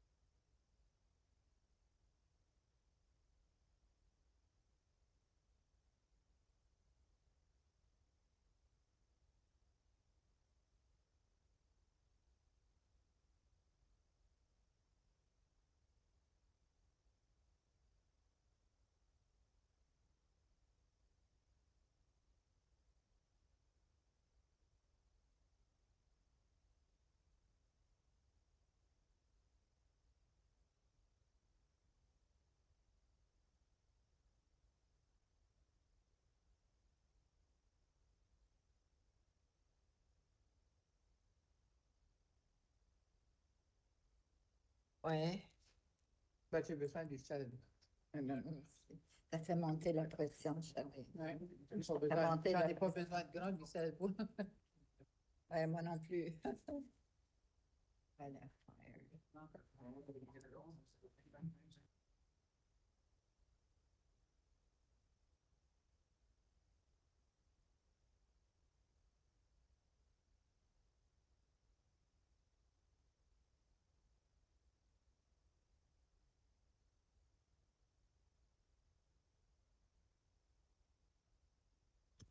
Bonjour, everyone. We will resume the meeting. Donc, Conseiller Butler. go Councillor ahead. Butler, yeah. Yeah, I would just, I have an appointment I have to get to at 3:30, so I was just wondering if it's possible that we could move the fire service review up to now, so I won't miss it. Thank you, Councillor. Do we need a motion for that? I'm not sure. I don't think you just gotta need the nods of heads. Just, does Yeah. everyone agree? So everyone has agreed. I would say they Conseiller have, Butler, yeah, Yes. yeah. so- I can slap heads on the way out. Okay, so with that nod of head, let's go to item 5.8, fire service review. And Chief, I would ask you to push the little button and je te donnerai la parole. Bonjour, Monsieur Conrad. Bonjour. The PowerPoint's coming up, yes. Good afternoon, Your Worship and Member of Council. So as we had talked a few meetings ago, Council had requested that we do a presentation on what's kind of more detail, what we're proposing for the next few years. So I'll just go through that presentation. So again, just a reminder on the org chart. So obviously the fire chief, we have an executive assistant. Then we have deputy chief, Deputy Guptill on the left, or left of the chart. We have 4 platoon chiefs, so they manage all the captains, lieutenants, and firefighters. And you see here in the captains, there's 20 captains, 24 lieutenants. Those 24 lieutenants are, it's not as if it looks like micromanagement. You have 44 supervisors. The lieutenants are just there when the captains are not around. So just they have that title, but they're just acting in that role when the captains are off or sick. Then in the middle, we have the training, division chief of training. We have the 3 training officers. And on the right, the division chief of fire prevention, which you've recently approved to hire. And I'm glad to report that he's been in operations for the last 4 weeks. And then under him, he's got 4 fire prevention officers. So today I wanted to overview. In 2023, we had the Fire Underwriters Survey, and that's mostly for insurance purposes, but they had some recommendations. And the 2025 Fire Service Review included the Fire Underwriter Survey recommendations. So now we have one kind of Fire Service Review encompasses both, so which is good. I'll briefly talk about what we've done so far from the Fire Service Review, and then we'll talk about what 2026, 2027. What we did is we're going to talk about what 2026 we're planning, 2027, and then we encompass 2028 to 2040 because there's still lots of stuff that can change. And it's a 10-year program. It's a 10-year review recommendations, but there's one item there that's 15 years. So that's why we went from 2025 to 2040. So in green on top is what we've already accomplished. So briefly go through those. And on the right, you'll see 2025 is what the cost was for the 2025. And then on this last column is a cumulative once we get to 2040, how much that position would have cost. For example, recommendation 9 was to add a position division chief, $184,000. That's the annual all-in burden cost. While over the next 15 years, it would cost $2.8 million. So some stuff again, if it says minimum, it's just staff time. There's a cost, but it's staff time. So annual review of the bylaw, we do that. Fire chief report quarterly. Now every quarter I come here and I report on stats on bylaw and fire. So we've already implemented that. Division chief fire prevention software. We had purchased the software last year and it came with a fire prevention module. So we just implemented that actually recently. The position division chief, we've done that. Implemented the accountability, so that same software. Now we know what the officers have done all week and what they're going to do next week. We review the job descriptions every year anyway, so that's already accomplished. Recommendation 43, and on the left is the number, it's the recommendation, so there was 64, so that was recommendation number 43 on the left. So develop a unified municipal emergency management plan. So we've done that. So we have 18 municipalities in southeast New Brunswick. So we've developed a standardized plan, and they're in the process, most of them are in the process of adopting that. So for emergency preparedness, this is huge. So now anywhere in southeast, we're gonna have a very, very similar plan to collaborate. 46 mutual aid and fire protection agreements. We review those annually. 58, develop long-range forecast to ensure regular replacement. So our vehicles, fire vehicles are good for about 15 years, the big ones. So we normally project with finance what it looks like for another cycle. So we're normally about 15 years ahead to plan the replacement, and we try not to replace them all in 1 year. Number 60, dedicated personnel from IS. So we do have some person from IS that are dedicated, not a person necessarily just to us, but we have a line of communication with a person there. So we consider that those accomplished. In yellow here would be 2026, what we're recommending, and those that are financial, you'll see those in the budget deliberation process. So develop an SOP committee, so that's, again, just staff to look at our SOP. Develop policy directives for fire crews to more actively engage in public fire life safety. So now that we have a division chief of fire prevention, he's going to be able to develop a plan so that our regular operational crew can start doing some of their part of this program. Number 8, establish concise directive when fire prevention needs to be contacted. So right now we do have, it's very vague on when they what type of fires they investigate and not. So want to clear, they found that we should clarify that, which we agree. 15, develop a career policy, so development. So what from a probationary firefighter, and hopefully they want to become fire chief one day, what's that process? What does that look like? 16, reassess the training requirements for essential programs. So kind of say, what are the essentials that we have to do practice every year, and what can we do every 2 years or 3 years? So we think we can accomplish that next year. Reassess the training, increase the overtime budget. So basically here they're recommending to have approximately $100,000 for training specifically, so that there's operational, so that we don't have a choice. We have to have our minimum firefighters, but when they do training outside of their work, so on their days off, we bring them on overtime. We should have a separate budget for that, so that in case we're asked to cut some budgets sometime, then we can look at that, versus now it's kind of just one big budget. Number 19, creating a position dedicated to managing logistics. So right now our training officers, we have our 3 training officers, and they're busy either repairing equipment or we contract out equipment. This position would do twofold. It would give the training officers the ability to do their job, meaning train our firefighters. And number 2, we contract out a lot, like our breathing apparatus, our radios, our ladders are all tested and repaired outside. We could all do that inside. So there's going to be some cost savings there. We don't know exactly how much, but we have an idea. 20, recurring training calendar. That's kind of an ongoing thing. And create a formal mentoring program. So we think that we agree that firefighters should have a mentor assigned to them, especially their first couple years, how to adapt to our culture and how to fit in. Still 2026, implemented a management system for streamlined training delivery.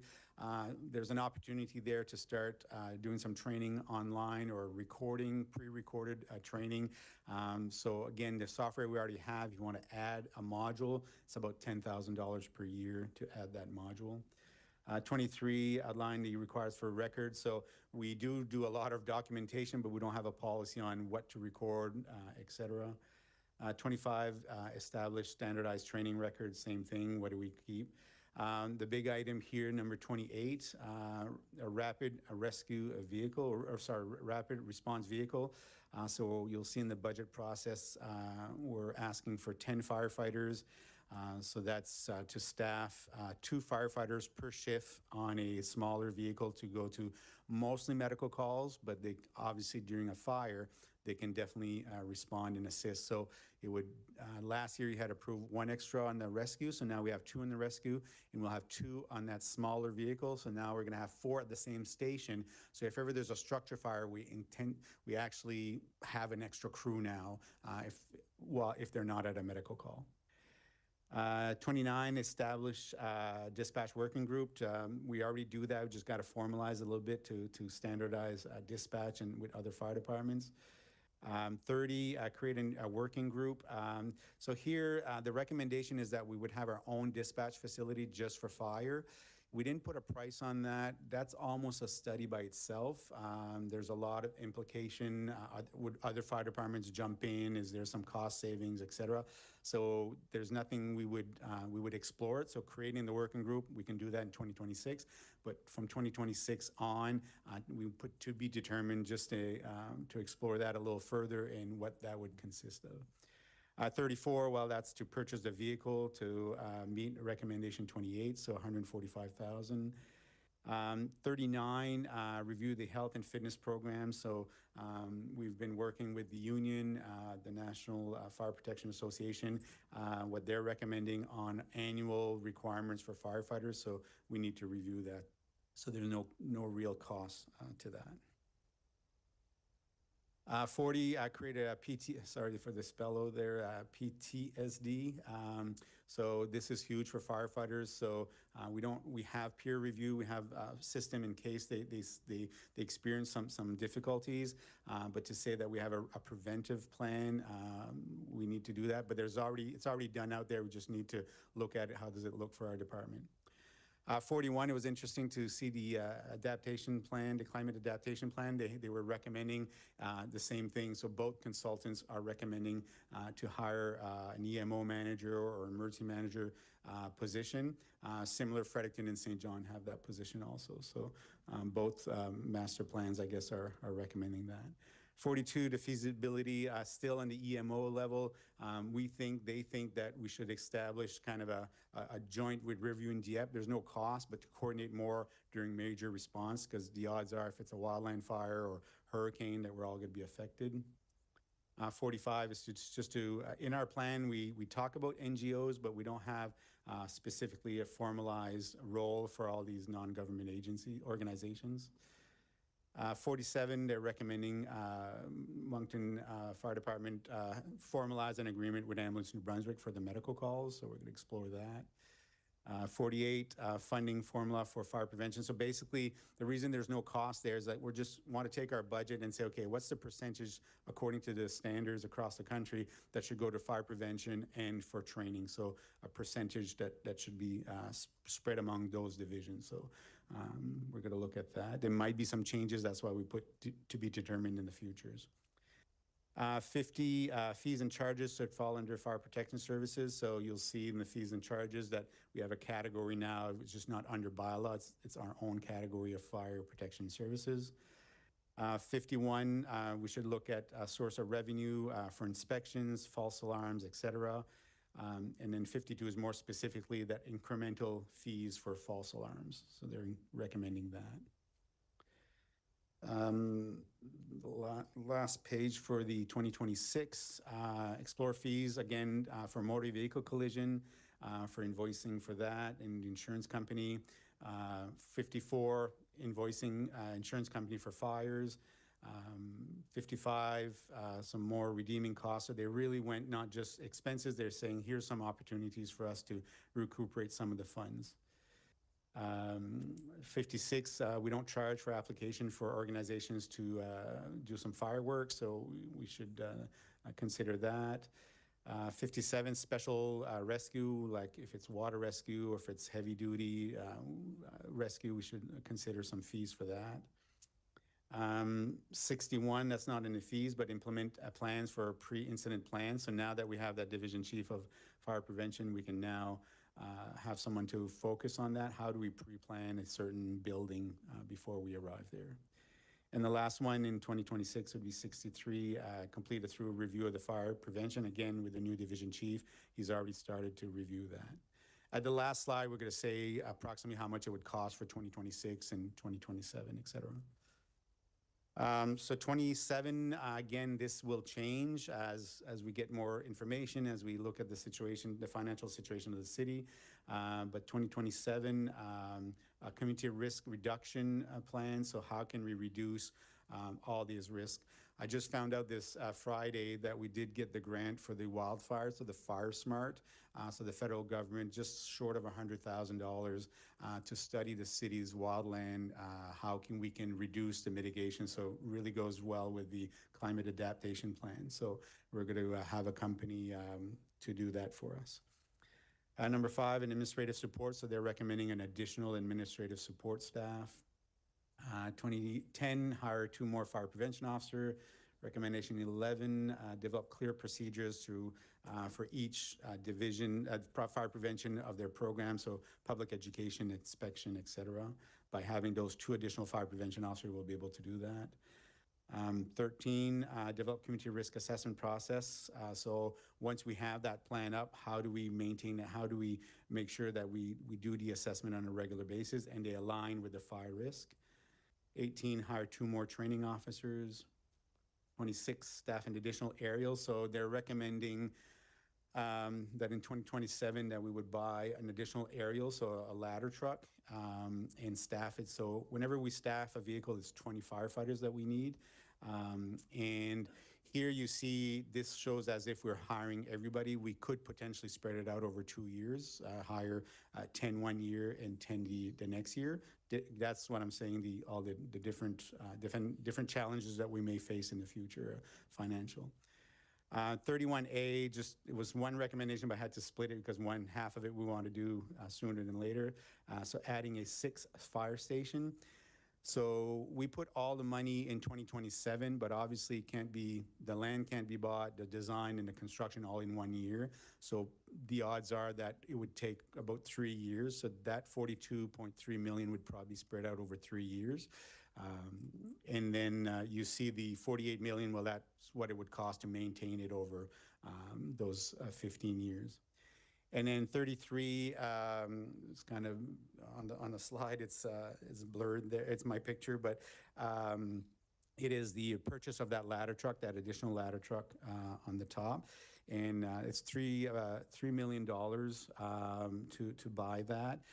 And the reason it's $6 million, it's not just for the maintenance of that vehicle, is that every year we put money aside so that in 15 years we have money to buy a new one, so that we don't have to kind of borrow money. That's kind of the plan that we're seeing for that. The last slide for 2027, sorry. 2 mechanics at the City of Moncton garage be managed by Moncton Fire Department. So there's no cost because they're already there paid.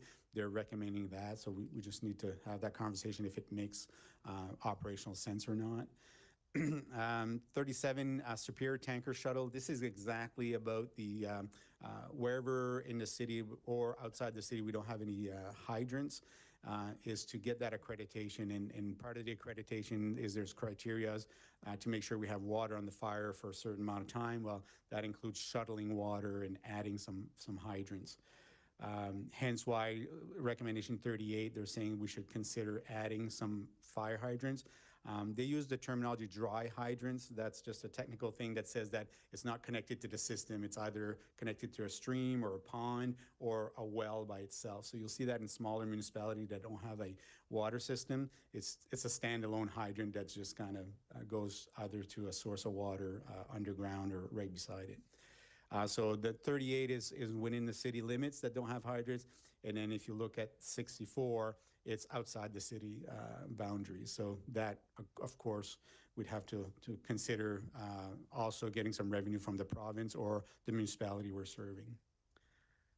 Coming back to 44, establishing an incident management team. So again, they're recommending that, especially Southeast, because we got the same plan, we have a mutual aid agreement, we should have a team that can respond to emergencies that's well-trained from multiple municipalities, not just one municipality. And 59, creation of fire protection service development charge. So some municipalities, as part of the planning, the building permits, there's a section there they have to pay for fire protection. So there's a potential revenue opportunity there. The last few slides, or this slide in particular, it's kind of all together. That column that says 2028 should probably just say first year. So some of it might be 2028 or some might be 2029, but just gives you an idea what the first year would look like, and then the total until 40. So 27 would be staffed at 6 stations. It just, by the time we build it, we'd be 2028 by the time we staff it. So that's 40 firefighters. That's why that number is so large. Again, we could do that over a few years. It doesn't have to be all in 1 year. 31B, they're recommending we need to replace Brandon Street Fire Station in St. George.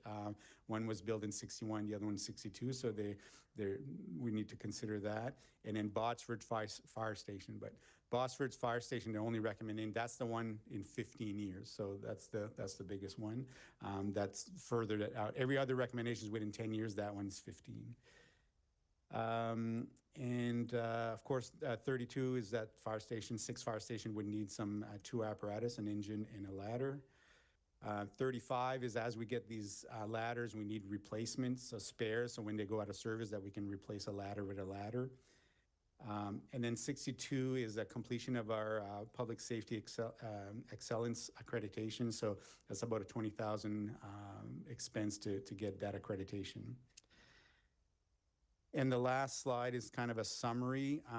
So what we've spent, committed, I guess, 2025 is $184,000. And then over the next 15 years would be 2.8. 2026, what we're going to come up with in the budget deliberation would be 2.09 million, would be 30 million over 15 years. 2027, again, 47 million.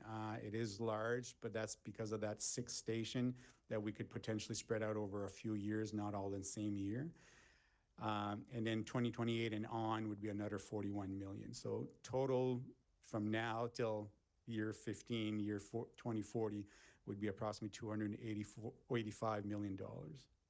So just a kind of a statement there. The above table reflects estimate costs, of course, and 2027, as we get closer for that budget deliberation, we're going to need to make some decisions because that's a high number. So either spread it out a bit or change a few things, but that's what we're proposing at this time.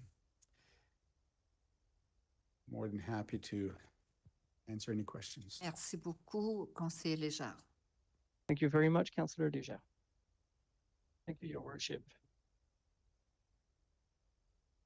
Thanks for the update. Just a question. So I noticed that to hire the 10 firefighters was 1.53 million. And then later on, you talked about the additional 20, but you only had $667,000 in that year. So is that a typo or what am I missing?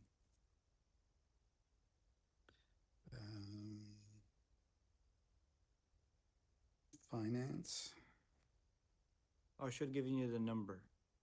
Yeah, which ones? So 28 was the 1.153. And 26, staff and additional aerial apparatus, 20 new firefighters for 677,000. I think that's because we're spreading it over 2 years. I think that's half of it. Yeah, so Is that half of it? the 2026 is approximately half, so we would only hire 10 of them on year 2027. The other 10 would be in 2028. But you're hiring 10, though, other firefighters at 1.53 million. So maybe it's over 3 years? But you couldn't do it over 3 years, right? Well, yeah, 2 times 6 is about 1.2, 1.3. So it's about this. Well, I guess one's higher, 1.5. So No, but if 10 are 1.53, you'd expect that if you're, it should be 1.5 it would be 1.53 each year. each year. Correct. So I'm looking at finance here. Yeah, no, so you have to remember, one of them also has a vehicle because it would be, But not in that amount.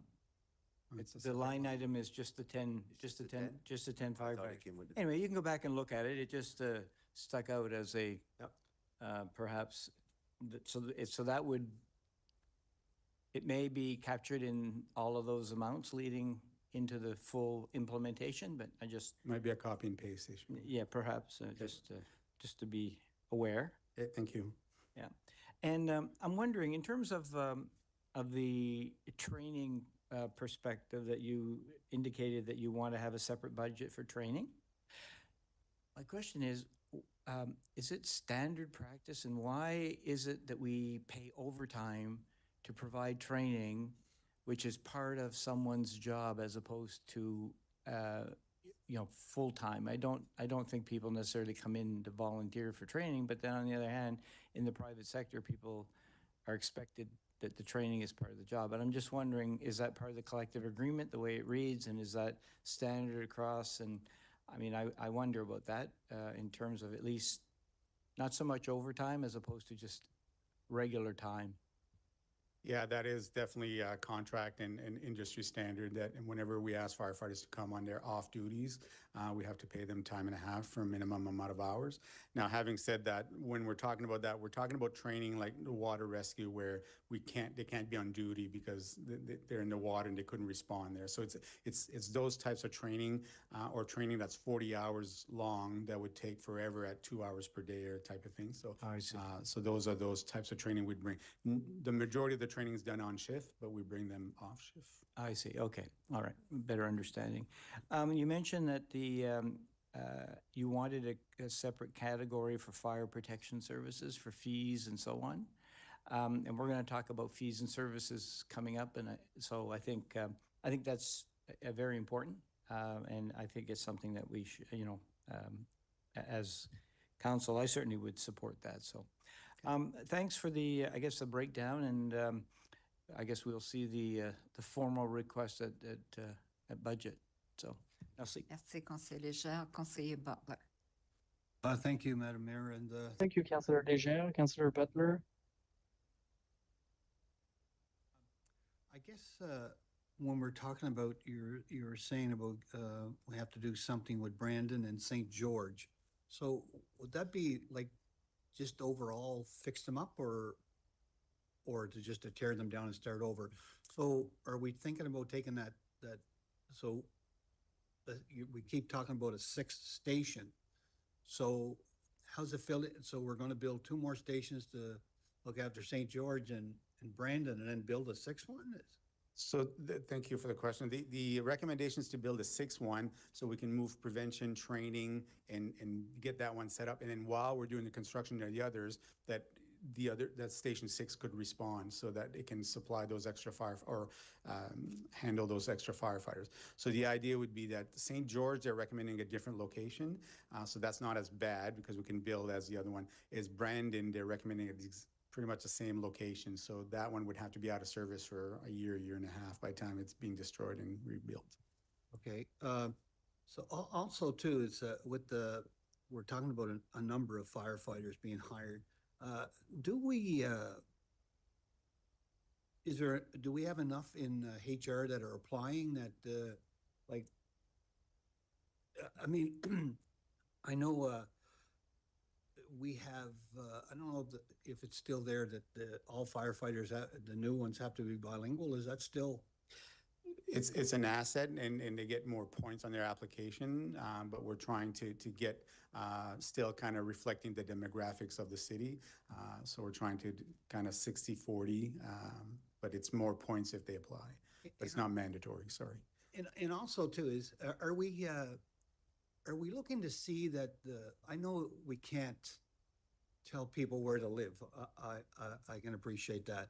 But, you know, there's some firefighters that live quite a distance away from the city in case there's ever was an emergency. So is that something that we try to negotiate within the collective agreement? Or I just find it like, let's say for instance, there's a guy who lives hypothetically in Truro, Nova Scotia, and we call him to come back and, you know, he can't get there. So is there a way, like, you know, we're hiring 20 more. I just wouldn't want to be like 10 and nothing against the area, but 10 from Campbellton and maybe 2 live in Prince Edward Island. I mean, I'm just, Yeah, good question. So we don't have anything, we used to have it in a collective agreement when we had volunteers so that they need to be within the city to respond. But now that we don't have, that clause was taken out.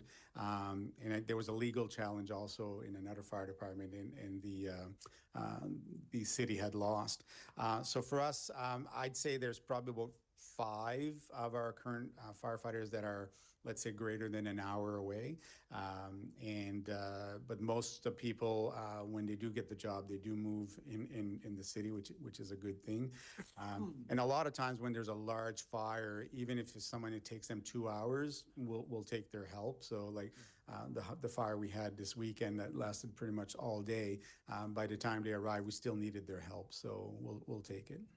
and my last one is that from Ward 3, we still have issues with, I seen the tanker going all weekend out there the other day when we were out at the golf course, back and forth, back and forth, back and forth.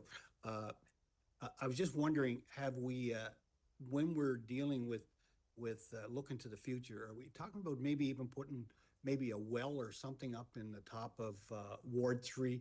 So you just don't have to drive so far to get, someone was telling me that the other day that there's places in this country where they don't have fire hydrants, but they have like a rural well where they can go hook onto. So are we thinking about that? That's exactly what there's 2 recommendations on those dry hydrants. That's exactly what it is. So we look at that and said, is it quicker for us to go to a hydrant, or is it quicker to us to have a central, it's still a hydrant, but it's a pond or a river, or we literally drill a well. Some may even have put a large tank underground and buried it, and then that's the hydrant, and they fill it after the fire. So definitely something we need to look at. So if you go up Route 126. Correct. About halfway up between here and the Miramichi, there's a blue building that it has fire hydrant on it. Is that what we're talking about? Like it shows, I think that it's in the rural area that a fire department could come and hook onto that. Exactly. That could be like Saint Antoine or Saint whatever that put that in there. We would have access to that, but we would need some a little closer to our city limits for sure. Yeah, no, that's why I was suggesting that we're going to build something like that within. Yeah. All right, thank you. Well, thank you. Thank you, Conseiller Butler. Conseiller Bourgeois. See, Conrad. Thank you, Councillor Butler. Councillor Bourgeois, thank you, Conrad, for your presentation. But I think we're trying to do too many things at the same time. I think we have to break things down into smaller pieces. I think $285 million over 15 years. That's $2 million per year. Maybe a bit of a philosophical question, maybe too philosophical. I don't want to get into the details. We're going to move to that later on. But speaking of doing one thing at a time, one step at a time, do we have indicators, concrete objectives to allow us to draw a comparison between before and after? Before spending those funds, do we have a way of making sure that all those things that we're going to have to do and spend and buy, to make sure that they give us the best bang for our buck? For example, and I'm no expert in the field, but if there's less fires per capita, for example, per house, per household, per commercial building, whatever, but a reduced number of fires, that could be an indicator, right? Another result could be the number of lives saved, for example. So ideally to reach 0 injuries or the like. Thirdly, property damage. How many $1 million were saved? How many households burnt down? How many $1 million would that save? Is there a way of measuring that? Could anybody do that, a consulting firm, so we could use those results to be able to explain to the citizens what the goals are before they start crucifying us because we're planning on spending $3 million a year on tanker trucks and all of that and new hires. So it's a broad question, but so thank you for your question. The good news is that the fire services have stats for everything. The time it takes to go from point A to point B, or the time that we spend at home, on call, estimated value of property damage, all of that, injuries, death, name it.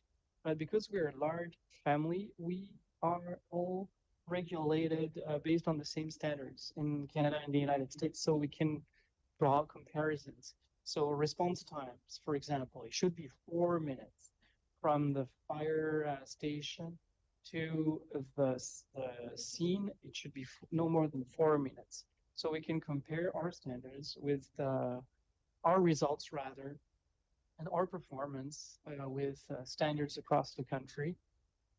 So we can't draw comparisons between Moncton and Toronto for sure, because they're not comparable cities, but we can compare ourselves to cities of about the same size. I can even show you this year what we did and what the results were 10 years ago. So we have all those stats available. We can draw comparisons. So for sure, the numbers haven't really improved because the city has grown so much.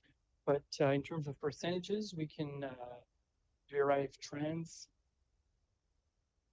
That's what the underwriter does. So the less fires there are, the less money they have to spend, and they give us a quote. And based on some indicators, we can have a better mark, and this way it costs less. So that's the ultimate goal. If we reach a 2, that would be like a real success, and that would allow us to save quite a bit.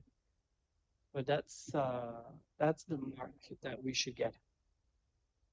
Would we be able to obtain a one-pager listing the criteria for evaluation purposes? But I won't be here in 15 years. But so, you know, city council members or councilors can make decisions based on that. So we need to project, and if each year we could measure those indicators, and if you could provide a report to council, that would be great. My second question is maybe not dumb, but I wouldn't say it's dumb, although I don't want it to be, but how do we know that if we spend $140 million instead of 280, well, half of it, how do we know for sure that we wouldn't obtain the same results? Ça inclurait une 6e station. And that $140 million, this would include like a 6th fire station. Well, let's say we spend half of the $285 million and we'd obtain maybe 80% of the results. Maybe not 100% of the results, but how do we make sure? How do we know that for sure? Well, should we decide to go ahead with that? That's what's presented here today is an ideal scenario. Maybe that's not what we're going to get, right? It's the best case scenario. So what the city can afford, what can happen with those funds, what can change. So I think that during year 8 or 9, maybe we do another assessment to determine new directions for the next 10 years. But to answer your question more directly, if we see that the amount of property damage goes up because of fire, for example, and there's a national standard, and let's say in Moncton, there's more fires or there's more property damage in Moncton than in other cities. So it's very much based on response times. The standards set out the minimum number of firefighters and minimum response times. So if we don't meet that standard, why is that? Well, it's directly related to the number of staff, and it's directly related to how spread out the fire stations are across the city. And also what the underwriter does is that they want the response times to be under 4 minutes, 90% of cases in the city. So it doesn't necessarily mean that it requires $283 million over 15 years. So it's just my personal opinion, but we could have a sixth fire station with division lands when this is developed in 3 years or to 10 years. This is so far away from the rest of the city that we'll need a fire station there. So could we just focus on that and then choose something? There's 3 items. There's the 6 fire stations for one thing. And I'm glad that you said, Councillor Butler, that we don't necessarily need to replace the fire station on Brandon, because I'm against suppressing Brandon and St. George, because geographically speaking, in terms of response times, I think we were told 12 years ago that those fire stations would meet the needs of those neighborhoods and north of McLaughlin, where the industrial park is. So it's an ideal situation. And eventually we'll have a fire station located on the Vision lands. And then all of a sudden things have changed and it didn't make sense in my head, but you clarified things for me and thank you for that. So there were 6 fire stations. But other than the Vision land fire stations, the other 6 need to stay, right? So I agree with that. I have absolutely no issues with the idea of a 6th fire station to respect the 4-minute response time standard. So that's our big ticket item, right? After that, what kind of equipment do we need? There's towers, 30-story towers that require ladder trucks. Well, I don't think there's anywhere in the world where the firefighters would climb a ladder up the Twin Towers in New York City in 2001. So I think maybe we should focus on prevention rather than the cure. And then thirdly, there's human resources, the additional positions that need to be created and the positions that need to be hired with varying degrees of expertise and specialties. So I think there's 3 components. There's the fire stations. Maybe we'll need 1 study for that. Is that what you're planning for in the process? For 1 study to say that maybe we should not put the fire station, new fire station on the, in the Vision lands or somewhere else. So ideally, it would be, we have an ideal location for that 6th fire station to maximize their radius. So there were discussions with the urban planning committee. So we have decided where to locate the fire stations to ensure at least response time that's no greater than 4 minutes, 90% of the city. So that's where it comes from. So the height of buildings affect the amount of staff, not necessarily the length of ladders used. We need more staff, more firefighters in bigger towers. So the trucks that we recommend for purchase are the same trucks that we have today. But coming back on the specialty issue, are you going to come back before council to discuss that, or is it already determined where the 6th fire station is going to be located? Well, we have a pretty good idea of where it's going to be located. So we have to find available land at the right price. But if it's done at this corner within a radius of a few kilometers, we'll be able to meet the 90% under 5 minutes criterion. Well, I think it finally makes sense in my head. So thank you for your answers. Thank you once again, and thank you, Your Worship. Thank you very much, Councillor Bourgeois. Thank you, Conrad. I don't see a motion before us, so thank you very much for that. Moving back to the agenda.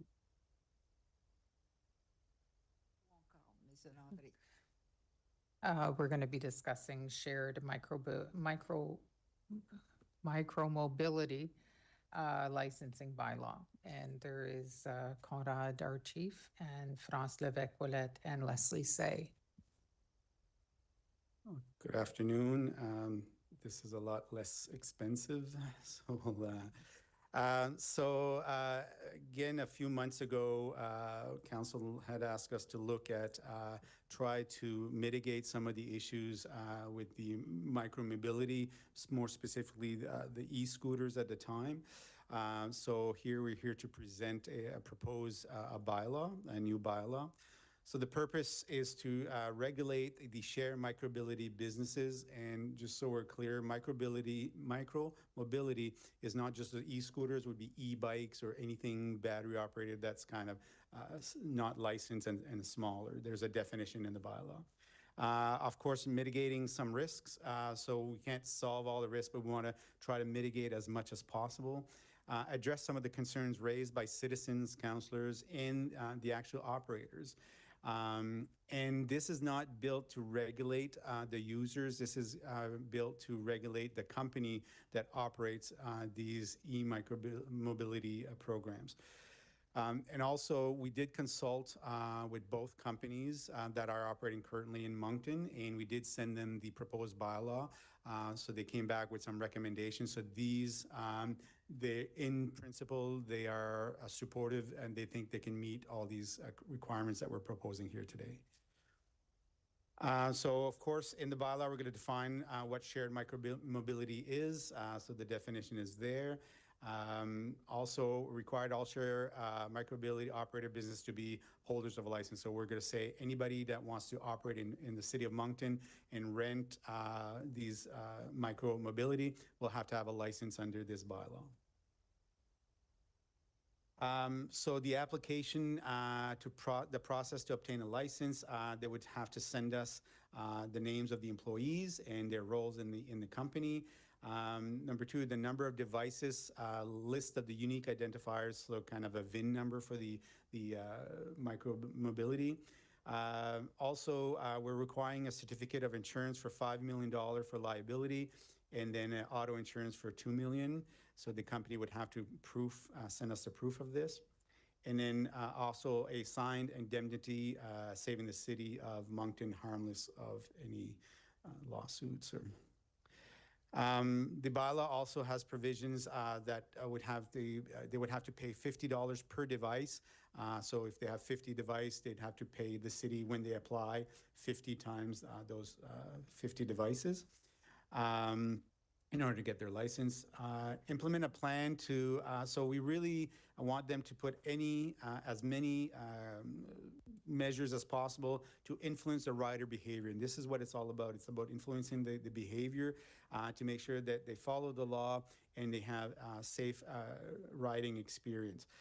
So, and to the level that there's provisions in the bylaw on when they need to terminate their operations. So it's very important that we encourage as much as possible.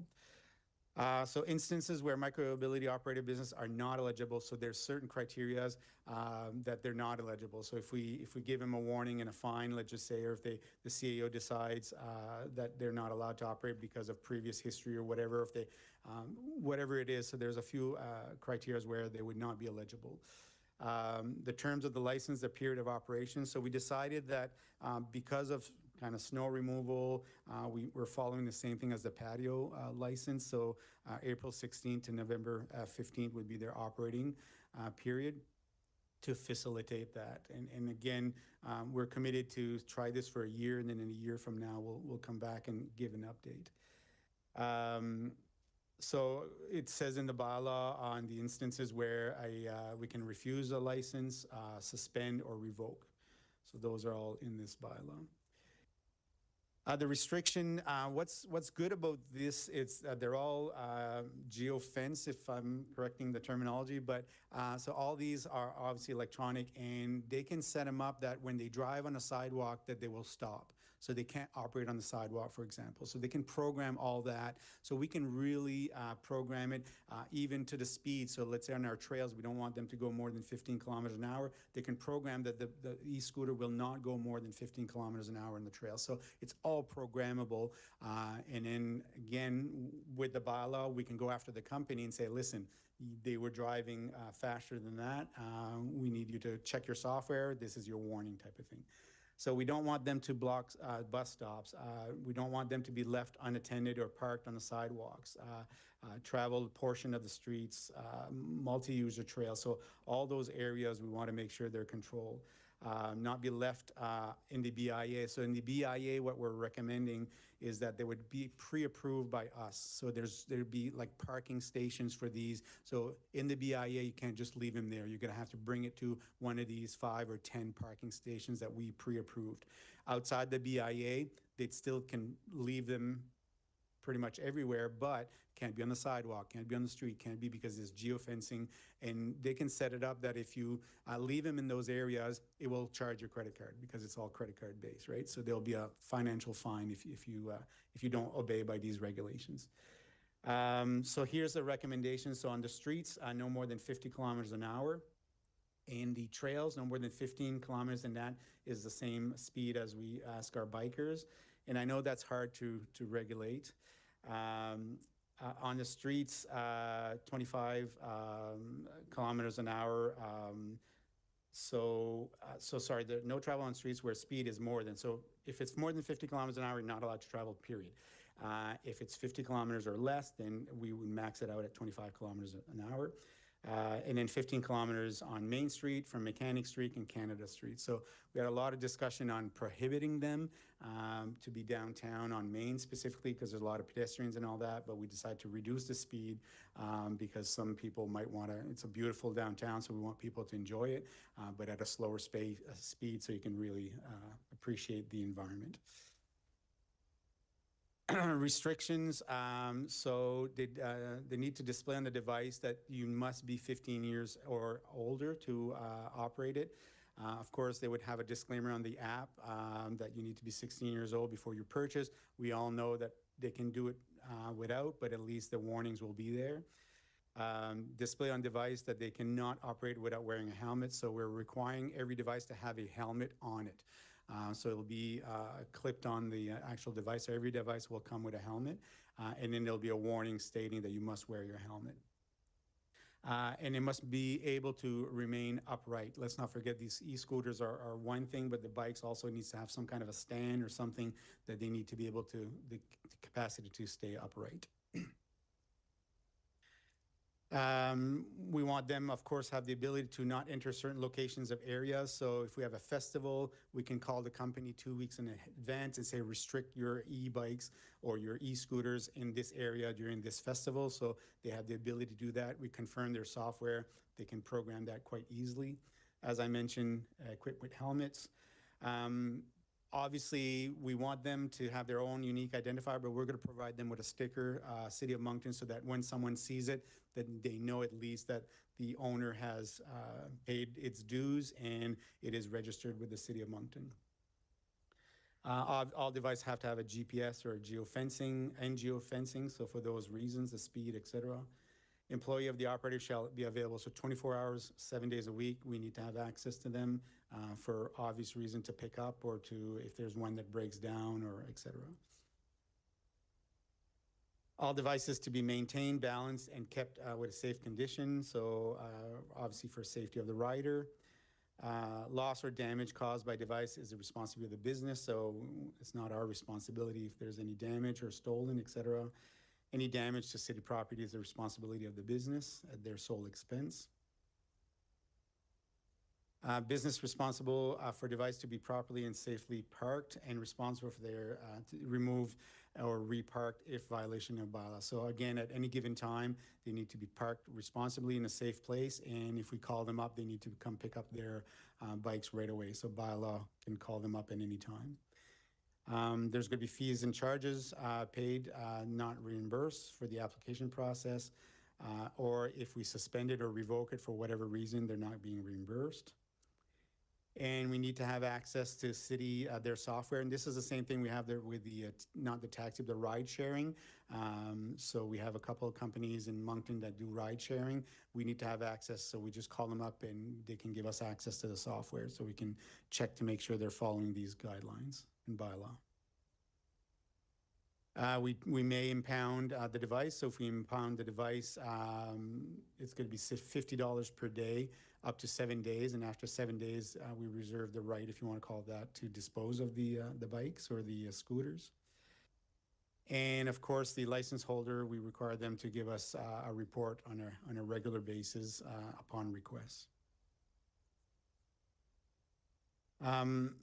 We had some difficulties because the Motor Vehicle Act does not mention, there's a little bit of mention about something about bikes, and it's not really clear. So on July 9th, we did send a letter to the province to clarify, to add e-scooter. Even RCMP is not 100% clear, so we need some clarity. It is my understanding they're in the process of reviewing the Motor Vehicle Act, so it's a good time for them to act to change this component. So we haven't heard back anything yet, but we're assuming that they're working on it. City may have to amend the proposed bylaw, of course. So if the province comes in with some new regulations, we're going to have to review our bylaw. But no matter what, in a year time, this time next year, we'll like to come back to council and give an update on how things are going. But we don't have to wait till next year. If you have some feedback or if you approve this bylaw, then we can monitor it as the time goes. And here, this slide is just, we need, and this is more of other departments, but the long-term vision of micromobility. So this is kind of a separate presentation on where we're going to go, the city as micromobility. Some different municipalities went to only one provider, they tendered the service, or do we want to have charging stations? Do we want to have whatever? So we're going to need to have a bigger conversation, but at least this bylaw gives us kind of the ability to regulate the immediate need. And then after that, we can sit down and look at the longer term. So the recommendation is for council to proceed with the proposed bylaw L925 by giving its first reading, but that would be next public meeting. Merci beaucoup, Conrad. Conseiller Jean, do you wish to move the recommendation? Oui. Yes, I do, and I have a question. Wish to second? C'est beau. Donc, des questions, conseiller Léger. Merci, Madame la Mairesse. Merci, Conrad. Couple of things. The decal that you're going to place on the e-bikes or e-scooters, a great idea. Could there be a reference number so that if a person sees the decal, there's a number, and at least that would help you in making sure what exactly they're talking about? Yeah, they're all uniquely identified. It's like a serial number, and there's many reasons, but one of the reasons is if they only pay us for 50, they're only going to get 50 uniques. So if we find one that doesn't have it, then we know he didn't, or they didn't pay for that 51st bike. So, so it's, yeah, they're all going to be serial numbered like the taxi drivers. Okay. In terms of, and by the way, thank you very much. This is very thorough, and I think it's a real good partnership, I think, with the e-scooter companies that I think are providing quite honestly, a really good service. And it has really changed in the last, I'd say the last couple of months or so. In the beginning, we saw them everywhere. Stuff was, they were left everywhere and so on, and that hasn't been the case. So but we've seen a lot, I've certainly seen a lot of people using them. So that's been really good, and I think it's a nice extra tool in terms of people being able to get from point A to point B. Would there be ability to have designated drop-off areas with some signage, like, for example, to encourage the users? I mean, it's going to be up to the company to enforce, but could they be next to bus stops, for example, that would then condition the general public that if they get off the bus, they know that they could rent a scooter, and from there they could get to their destination, and so on? Yeah, that's exactly the conversation we had. So we have a standing committee that whenever they apply, we're going to sit down together with all the appropriate departments and say where's the best, and of course near bus stops that doesn't affect the bus stop itself would be a perfect idea. So in the BIA, they must have that type of stop or storage area or parking area, but doesn't exclude from the rest of the city for them to do the same thing. So I think it'd be a good business decision on their part to have it close to bus stops. And how are you going to monitor compliance, I guess, in terms of, you put in specifically certain restrictions in terms of speed and locations that they can travel and so on. How does that work? So the good news with these, they're all monitoring in their software. So if we suspect, and let's say we don't have radars to select the speed, but if we think someone is speeding, we can go and pick that unique identifier and then contact the company and say, on this day, we're pretty sure this one was going way faster. Is it a glitch in your system or whatever? And then we can work with them to fix that. Okay. And so if we give it the first reading today, then it goes No, it would just be next Monday. Be next Monday, be first reading, and then it would be second and third reading the following public meeting of council. So it would be in October, or is it? It'd be the first meeting in October. And your expectation would be that you would start the process of fees, for example, with the e-scooters in the spring, because the season is ending. Is that what would happen? And Right. the remainder of the season would remain the same, but allow you time to gear up? Yeah, so their license is good for 12 months. So let's just say as soon as, and I know it's kind of weird, but they're licensed for 12 months, but they cannot operate during the winter, so during those time. So let's just say that this is approved after the third reading. We would, obviously, there's education with the companies, but definitely they can buy their January 1st. They could technically buy their license, and then it's good till January 1st next year, even if they can't operate during winter. I see. Yeah. Okay, well, thank you very much. It's really thoughtful, well done, and I look forward to the update in a year from now to see how it's worked out. So thank you. Merci à tous. Merci, conseiller Richard. Conseiller Richard. C'est beau.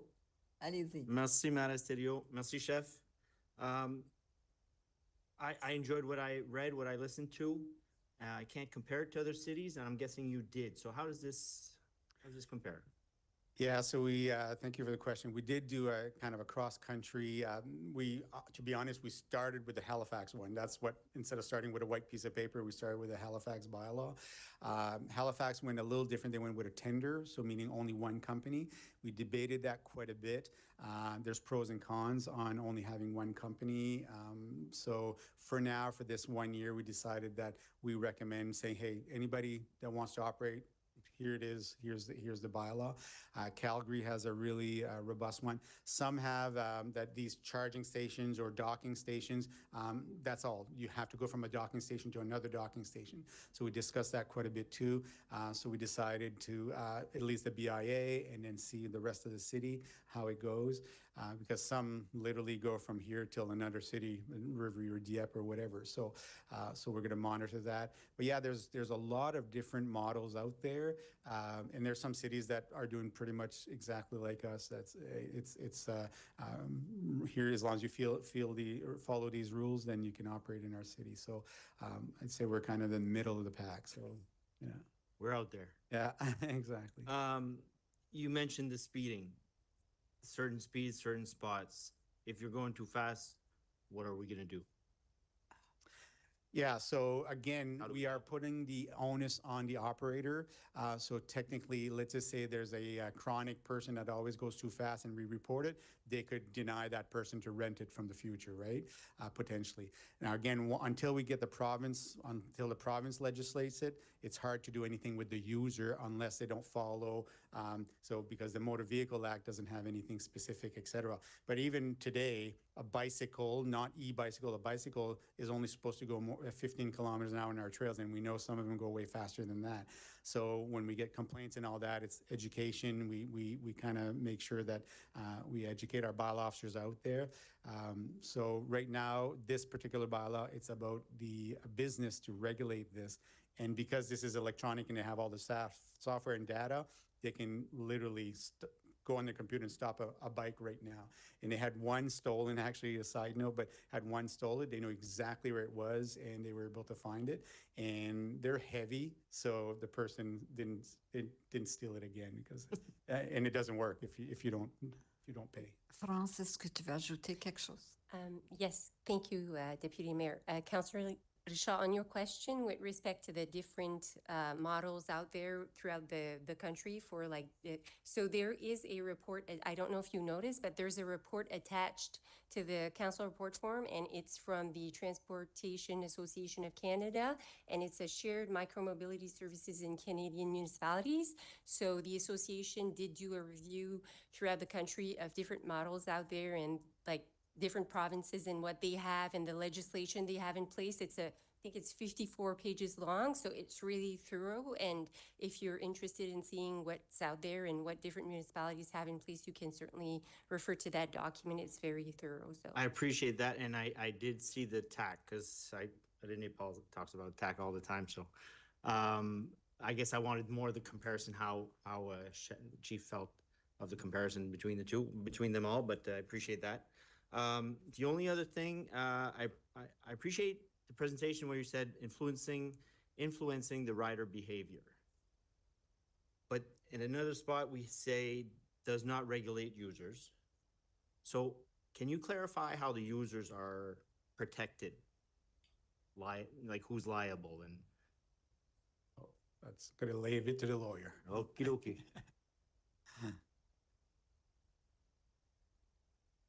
So the comment about not regulating users is really with respect to the fact that some of these devices are owned and operated by me or they're owned by myself. So, and so the bylaw is to regulate the operators and the businesses, and they in turn have to regulate their own users with our bylaw. They have to have their users follow the rules that we've put in our bylaw. So that's what we mean by not regulating the users.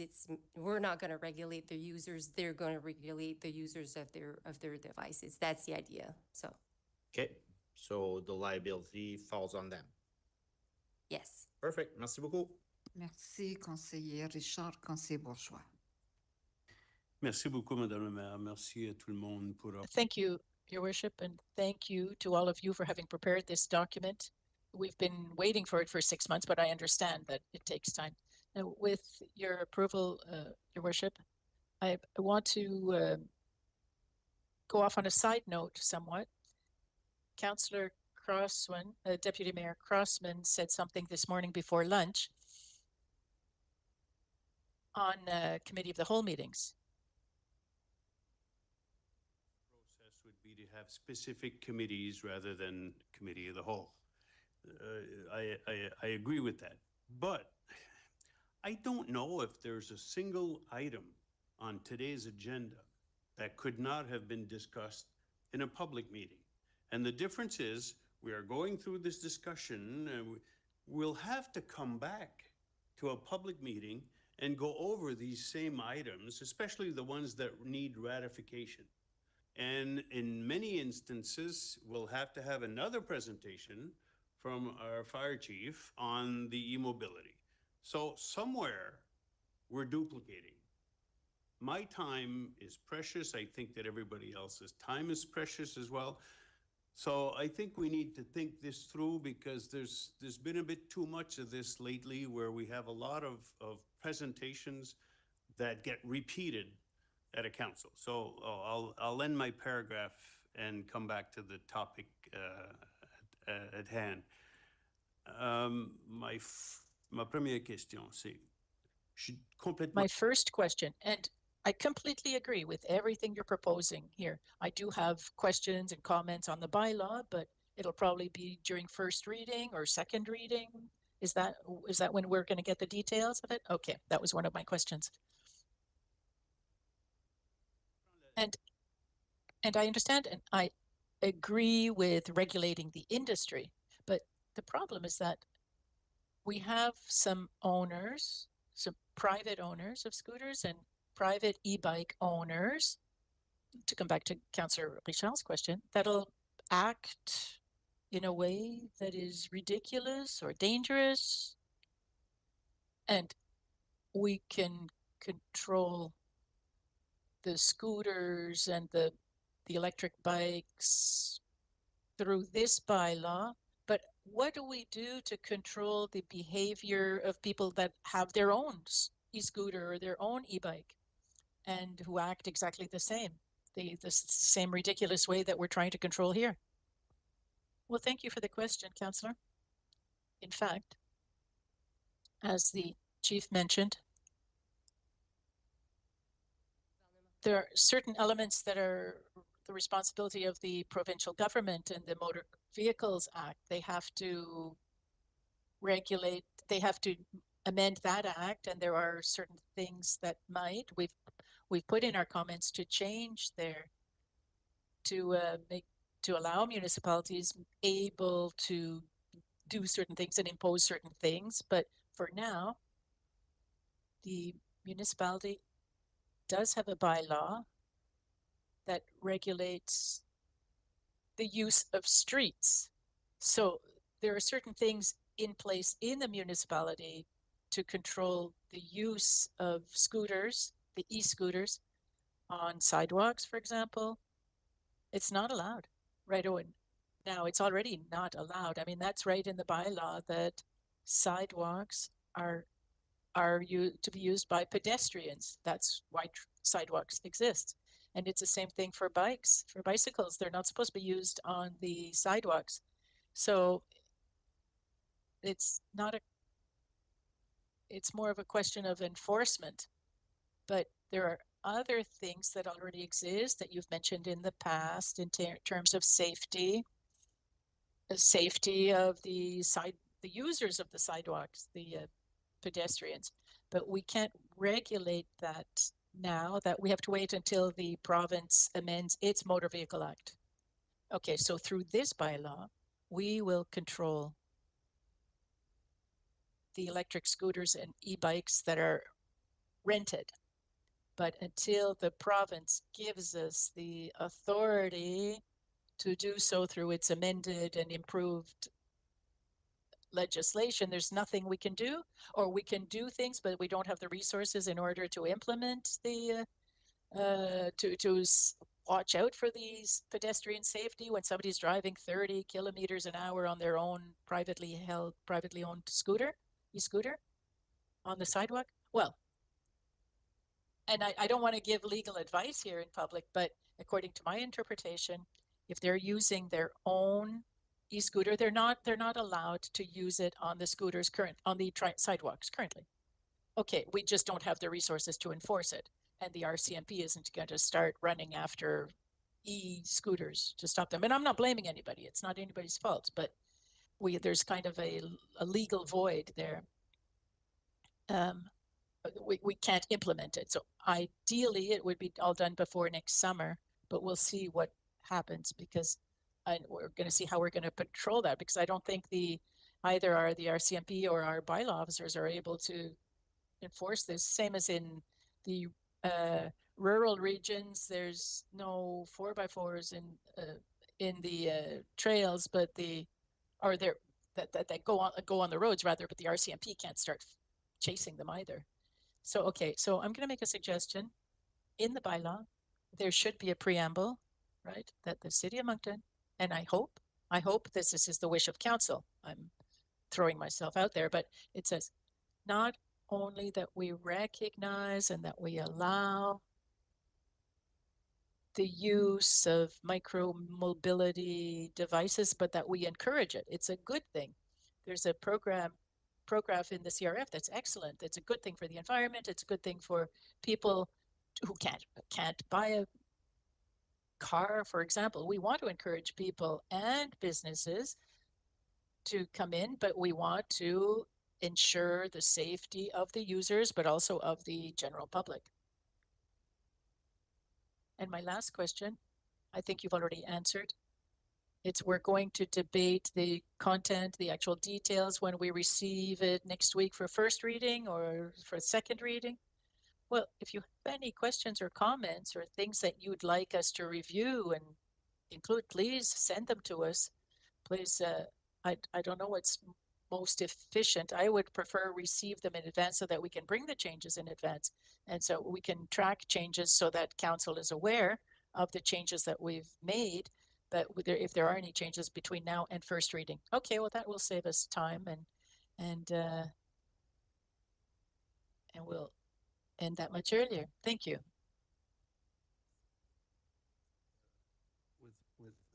way when I'm looking at it, underneath the Criminal Code of Canada, they call them conveyance vehicles. It's not just e-scooters, and it goes back to the time of, if anybody here is old enough to remember what a moped was. Yeah, I look around, I think everybody is. So underneath the Criminal Code of Canada, people have been charged for impaired driving on a moped, on, now it's, the criminal code has stated even e-bikes, e-scooters, they still fall underneath the Criminal Code of Canada. And I think that's one of the things that we have to get out. You know, I find it difficult sometimes when the RCMP say that there's nothing they can do about it. So I've been downtown on several occasions where you see them flying around here with no helmets, whooping and hollering, and there's a really good chance. Now, I haven't smelt their breath because they go by too fast, but there's a pretty good chance that underneath the criminal code, the RCMP have the right to haul over for a traffic check. So we have to also keep that, so everybody has a chance to enforce, right? Our bylaws will have with this done, but also, you know, we have to make sure. And my second point and most important is that we might not have the ability to have enough bylaws or RCMP to want to do this, to enforce this, but we also have to have the deterrent, I would say, is a really good communication bulletin to be put out, and even on our website, or even so that councillors can place it on social media, because I think it's very important for parents to know that if they're going and they're tapping their credit card to let their kids go on it, and I'm sure that's lots of times that's what's happening, is that there's going to be a consequence. And so that's a deterrent also. So I think that, you know, sometimes we look around and, you know, I've never heard Teldenham called micromobility. When I was involved in law enforcement, it was always called a conveyant vehicle. So I think we're kind of putting another, maybe even a buzzword on it. I'm not quite sure where that title came from. Is there something underneath the code, criminal code, that calls that, or? It's a very good question, Councillor Butler, that I'd have to verify. I'm not an expert in criminal law, so I'd have to verify and get back to you on that question. I'm not sure. Well, all I would say is I wouldn't want to pass a bylaw that's calling something that it's already been determined by the courts. So when I look, and it took me 5 minutes to find it, so anybody that's been charged, they call it conveyant vehicle. So I think that if we're going to have the bylaw, we have to make it very particular what the law would be. So anyway, I'll just leave that with you, and maybe you can get back to us before, like Councillor Bush. I will, yes, absolutely. All right, thank you, Your Worship. Merci, Conseiller Butler. Conseiller Crossman. Thank you, Your Worship. Chief, thanks for the presentation. I know that this first came up after a Wildcats game, and I think I publicly said there seemed to be a lot of them scooting around the Avenir Center. And I guess my biggest concern at that time was enforcement and making sure that the general public's safe, but they're safe. So, just so I understand completely, if the City of Moncton's holding an event in connection with the Wildcats, it's summertime, it's a parade, let's say. They win another championship. It's a parade. They're scooting around all around Main Street.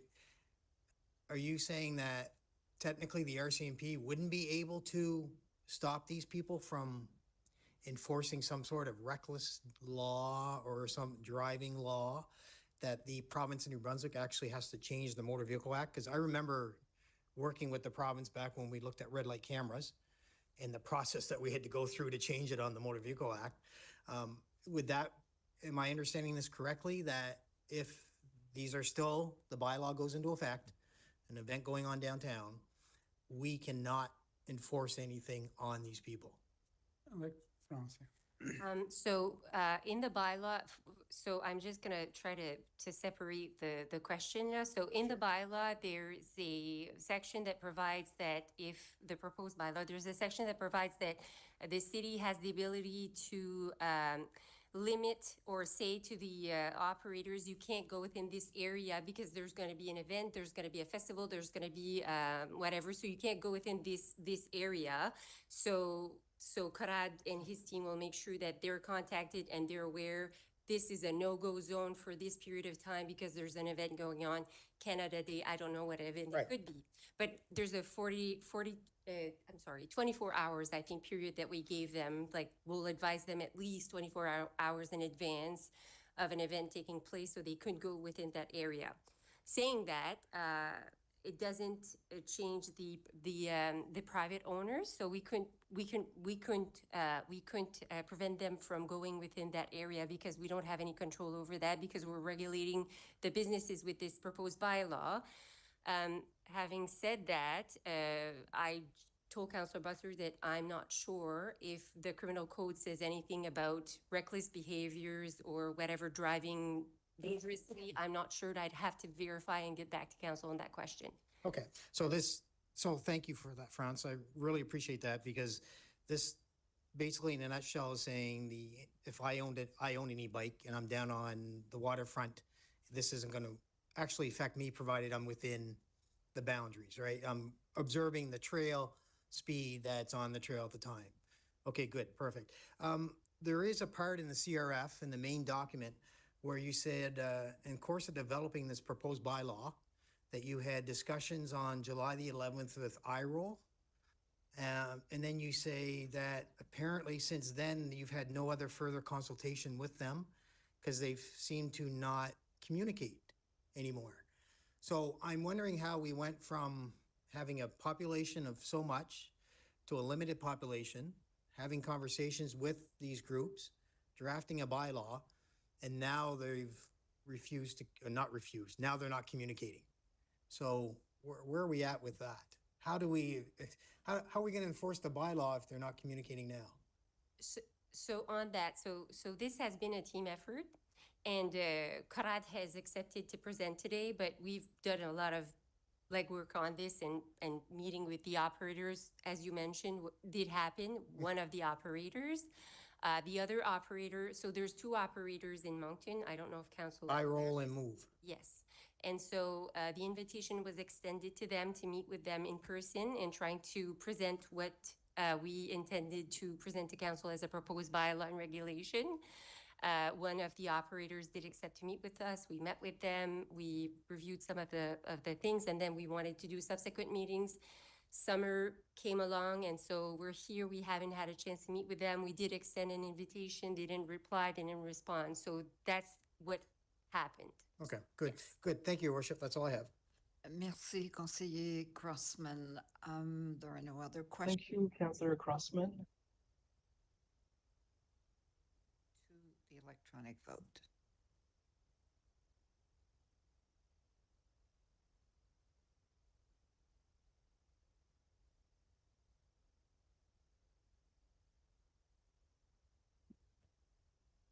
You see the results? Motion carried unanimously. Merci. Madame la Greffière. The next item is Thank you, Madam Clerk. final report. Is everybody here for this? Amélie Causé, Momentum Transportation Consultancy. Ah, elle est là. Bonjour. Bonjour. Good afternoon.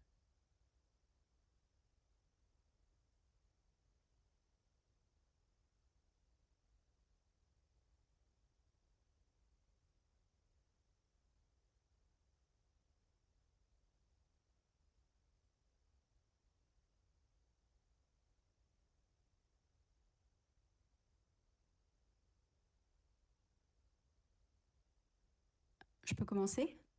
Oui, allez-y. May I start? Yes, you can go ahead. Good afternoon, council members. Je m'appelle Amélie Cossé. My name is Amélie Cossé, Director and co-founder of Momentum Transport Consultancy. So I'll start my presentation in French and then I'll move to English for the main part of my presentation. I am here today to present you with the results of our study on the St. George Street improvement process. It's a study that was launched in July 2024, and that's gonna be concluded this month. And I will present you with the vision that we have for improving St. George in cooperation with the Upland Design Studio. So the organization suis pas sûre de comment on... Ah, Sorry, I'm not sure how to change slides. Perfect, thank you. ok, c'est bon. Excusez-moi. All right, thank you. Apologies for that. I will give you a quick introduction of the project, and I will present you with the 3 visions that we have developed. And then I will talk about some key success factors that we have identified. Dans le contexte de cette étude, donc c'est... As background information, the study was done in various steps in order to present 3 refined visions for St. George Street, incorporating both design elements and the feedback. So we came to Moncton to meet people from the community directly, in person, and also with online questionnaires. During the process, we developed 3 visions for the street. I'd like to specify that the specificity of our approach is that we really wanted to offer 3 unique visions that meet specific aspirations of the community. So they are not like the most realistic to the less realistic visions. Those are 3 different visions that could bring about a different future for St. George Street. One key element that I wanted to highlight, and you see here with some of the photos of St. George Street. Currently, the street has some of the utility poles and electrical lines that are overground. This is a key factor of the project because it does create quite a lot of constraints in terms of what we can do at the level of the street. There is an option, and that's been explored in the report as well, to transfer those utility poles underground. In that case, NB Power will need to install some of these pan mount transformers that you see on the picture on the right. And so there will be obviously a process and discussion with NB Power. I wanted to highlight this constraint because it's something that we have considered as a possibility. Some projects, some visions will necessitate this sort of process more than others. But in any case, I think it's a key constraint of the street and a factor that the city staff as well wanted to bring to council today. So I will move to the visions. We'll start with the first vision, the community walk, la promenade communautaire. This vision stems from the idea that St. George Street is a real complement to Main Street in downtown Moncton. Main Street is the core street in downtown. It's where a lot of businesses are located, where, well, we are located, City Hall. But St. George Street is very close to Main Street, a couple of minutes walk. But it has a bit of a different vision setting. It's really a street that is used a lot by the community. And the idea of this vision was to really give back St. George to its own community that lives around it. So some of the principles of this vision is to create gathering places where members of the community can come and meet with each other. And also by creating these spaces to encourage the business, so the local business community. That means shops, new shops to set up on St. George, and to create a very inclusive street. As part of the key comments that we had from the community, there was also the plan to prioritize safety on St. George, make it a space where more people feel that they can come and gather and feel safe to do so, and also introduce traffic calming measures. You can see here, for each vision, we've used the street to inspire our vision. For the community walk, we've inspired ourselves with Avenue Laurier in Montreal. That's where we're based with Momentum. Avenue Laurier is has this similarity that it's not the main street of the Plateau neighborhood. It's the sort of second main street. So a little bit like what St. George Street is to Main Street in Moncton. So it is a street that's very vibrant, but it is really a street that is serves a lot of the community needs. You will see some sort of local shops, grocery stores, pharmacy that really help serve what the community needs around it. But also some seating, greenery, bike lanes, so that people, sort of gather and like to walk on that street as well. So for each of the vision, you will see some cross sections. That means a kind of a cut through of what the road would look like in the future in that location. For each vision, we're looking at 3 locations. 2 are near Archibald Street and Bonaccord Street, where you have the Dolma Food and Bricks. And 1 is in the narrower section. So you can see here it's the number 3. So it's a narrower section of St. George Street towards the east of the street. So what's the vision? What does the vision looks like in this community walk? So the idea that we have is to, and actually I will show you this one, is a bit easier to understand, is to widen the sidewalks and create more space for people to walk on St. George, but also to keep some space for activation. That means patios, terraces, seating area, planting, so that you can really feel that the street becomes vibrant with people on it. We're also integrating continuous bike lanes, so unidirectional. That means 1 on each direction on each side of the street. But as part of the idea of really prioritizing the community and the pedestrians, the bike lanes are at the same level as the curb. So it really is a space where they're meant to not travel too fast. And we want to have some design elements as well to reduce and calm the speed of the bikes and, well, e-bikes and e-scooters as well, since they're coming as well. You can see as well that we're adding the idea is to add some planting and trees. And the area that you have to the left, so the sort of larger area for the trees, this is proposed to be a bit of a buffer space that is more flexible in use. So in some areas it will be planted, and some others you could have some parking spaces that remain on the street to access the different stores as well.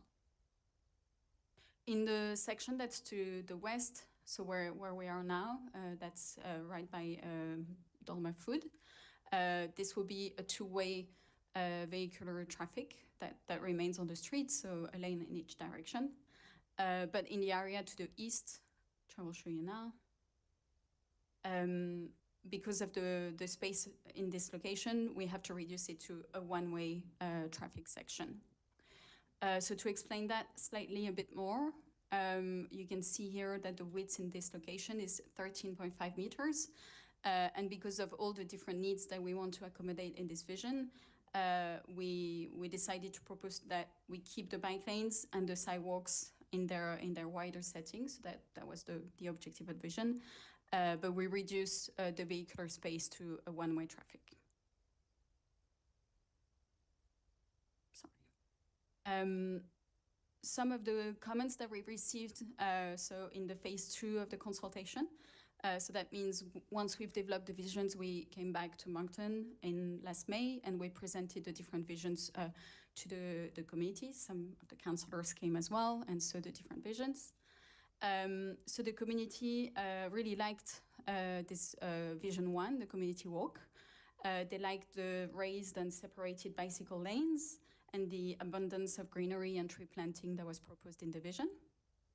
And they also appreciated the street furniture and the gathering spaces.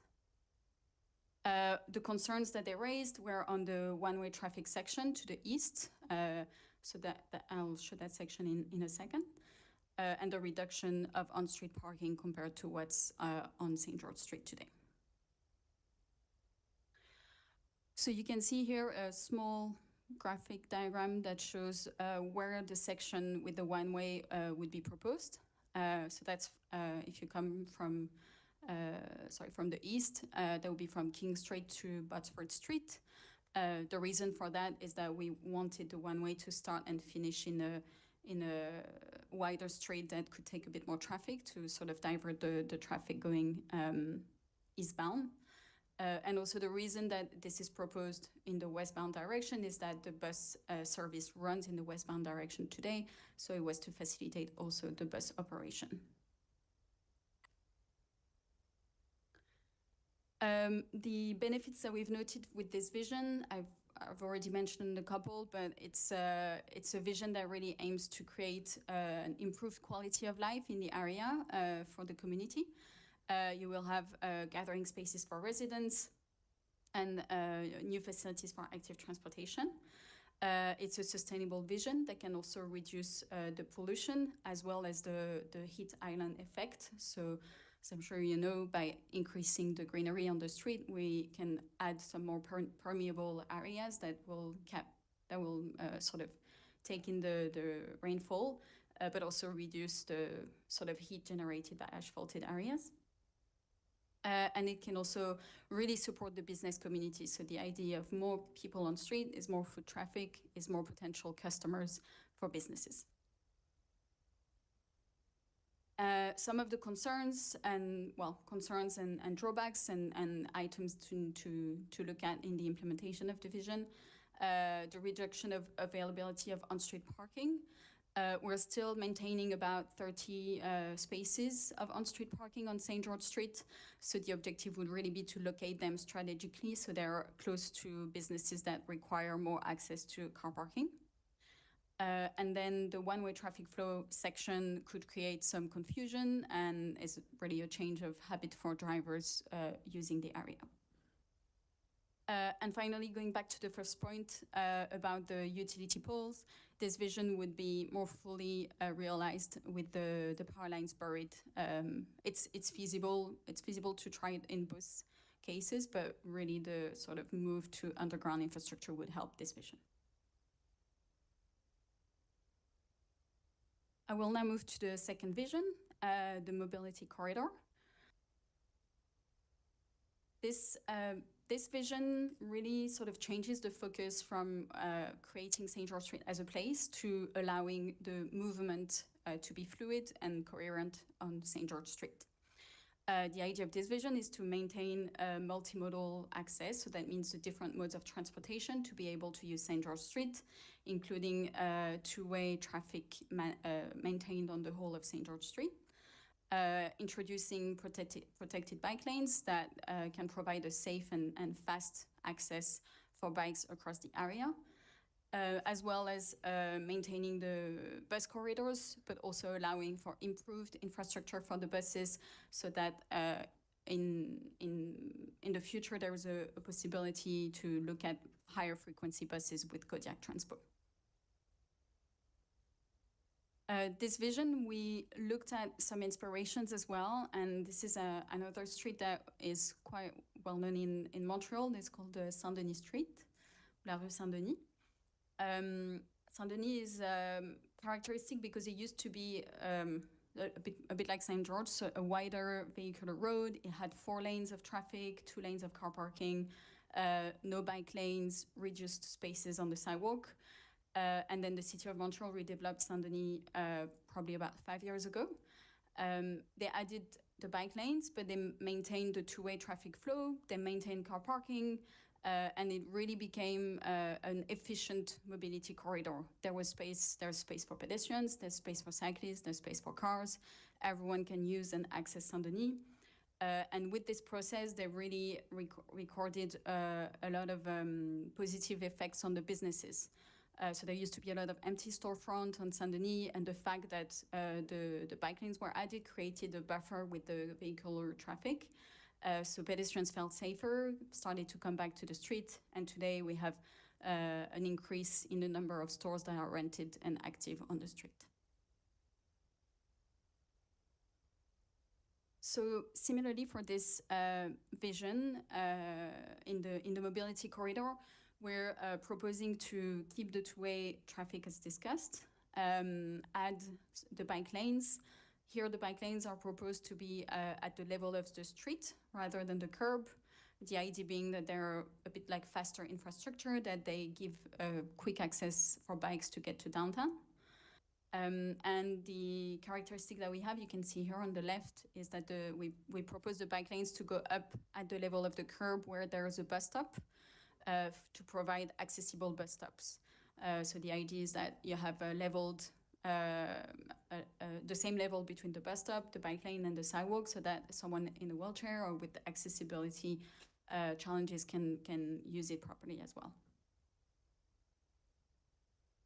In the section to the east, where we had a one-way system in the first vision, we've maintained the two-way access, which is available today.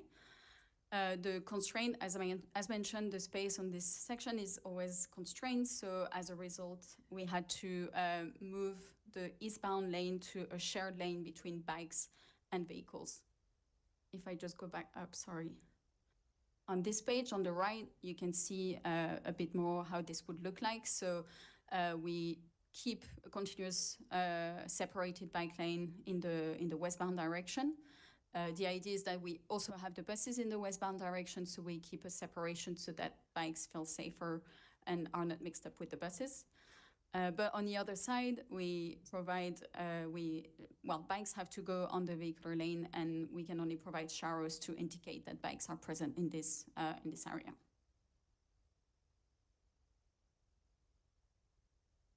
The feedback that we got on this vision from the engagement, it was mentioned that people like the protected bicycle lanes proposed.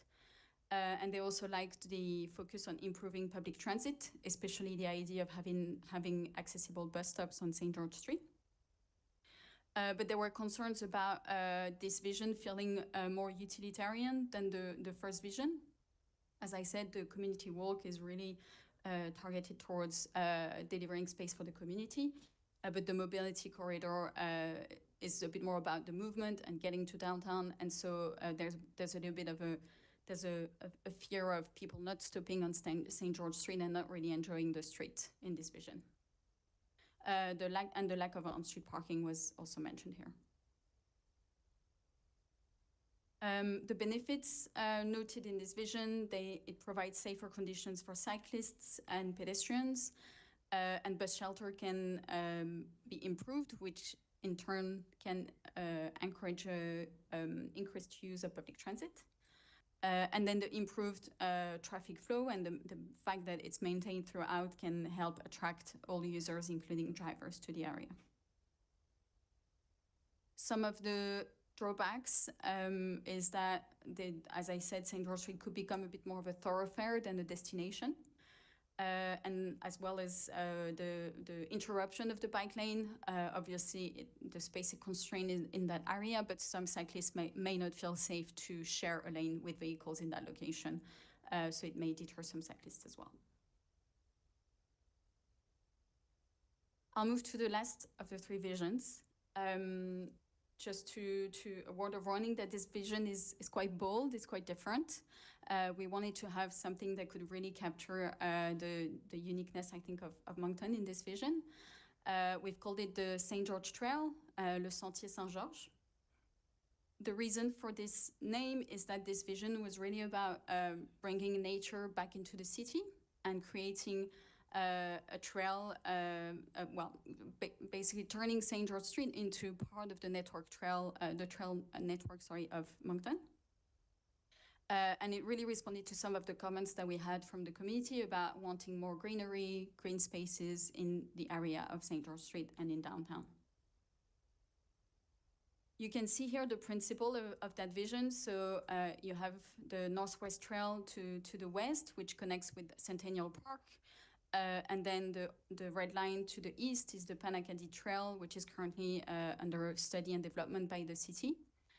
So the idea was really to use St. George as the missing link between those two trails and explore how St. George Street could in turn become a trail that connects the two other trails and really create a loop through downtown Moncton. It's quite a different way of seeing a street, so we wanted to also see if that had been done by other cities. We found this city, Carmel in Indiana in the US, who really interestingly turned one of their trails into a street and a development area. So actually, this used to be a single trail, and they, as you can see, they kept the trail, but they added a vehicular lane. They added some community spaces, and then that was used to create a new densified area with housing and mixed-use developments. So we kind of use that same principle of what if St. George had a trail, but then also maintain some vehicular traffic to serve the area. So you can see here on the three aerial views, the trail is on the left side. It's a bidirectional bike lane, which would be shared with pedestrians, really in a kind of trail setting. We do propose to maintain some sidewalks on both sides so that people can access, obviously, the stores. And then the vehicular traffic would be reduced to a minimum. So it would be a one-way traffic all along St. George Street from Vaughan Harvey to King Street, which obviously means it's a bit more major as an impact in terms of the traffic movement. So you can see as the cross-section, the trail is on the left side. You still have some spaces for buffers where you can have planted areas and trees. The idea of the trail is obviously to make the St. George Street a lot greener.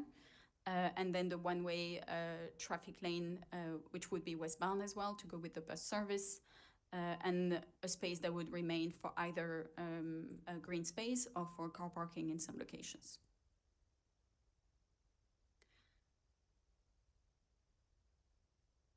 The comments that we collected on this vision, the community liked this idea of bringing nature into the city. It was appreciated as well that this vision really prioritized pedestrians and cyclists. And they saw it as an opportunity to create a unique community space and destination. There were also some concerns. As I said, this vision is very bold. It would be quite unique, but it also means that it's more complex to implement. So people were concerned about whether it was feasible to have such a radical change on St. George Street. The reduction of on-street parking was also a concern, and the conversion of the whole of St. George to a one-way street was also a concern.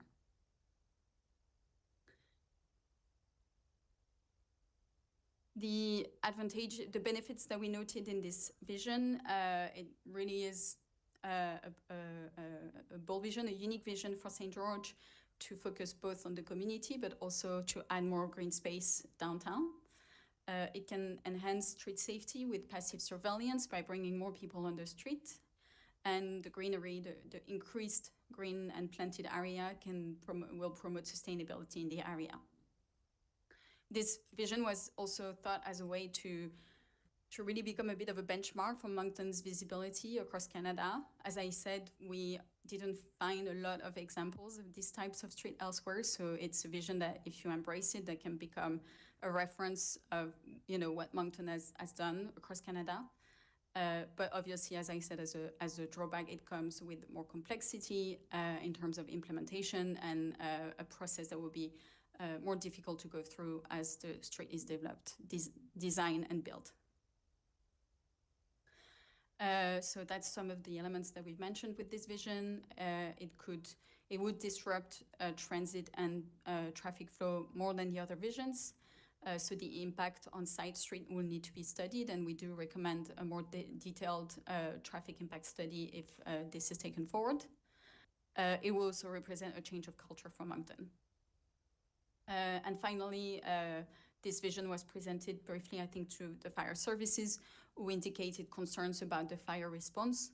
So obviously, the emergency vehicle access will need to be looked at carefully if this vision goes forward. I'll turn to the conclusion now. We have looked at the costings. So these are high-level costings of the three visions. We're still at a high-level concept design stage here. And because we're looking at the three visions, we looked at the design for specific sections of the street, but not the whole corridor. The idea would be to do that in the next stage by developing one of the vision. We've estimated the cost for the street reconstruction based on other projects that were done recently in Moncton. So the cost of the street reconstruction with utility pole removal or without utility pole removal doesn't change from one vision to the next because the street will be reconstructed anyway. But it really is the items like landscaping, street furniture that do make a difference on the different costing. You will see also that the main item that increases the cost of the project is moving the utility poles underground. As we said, this is a process that needs to be done in collaboration with NB Power that is has been done already in downtown Moncton, but is a more complex process that costs a lot more in terms of infrastructure. So you can see the costing with a utility pole removal situates itself between 43 million for the mobility corridor to 45 million with the St. George Trail. And then without the utility pole removal, from between 25 and 26 million for Vision 1 or Vision 2. Vision 2 and Vision 1. The St. George Trail vision is not costed for without the utility pole removal because given the scale of the changes, it would not really be possible to implement without moving the utility poles and the overground infrastructure underground.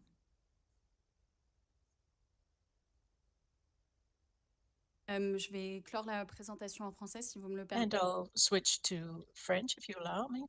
So here you can see a summary of the three visions to compare how they meet the needs and expectations of the community that were shared with us during the project.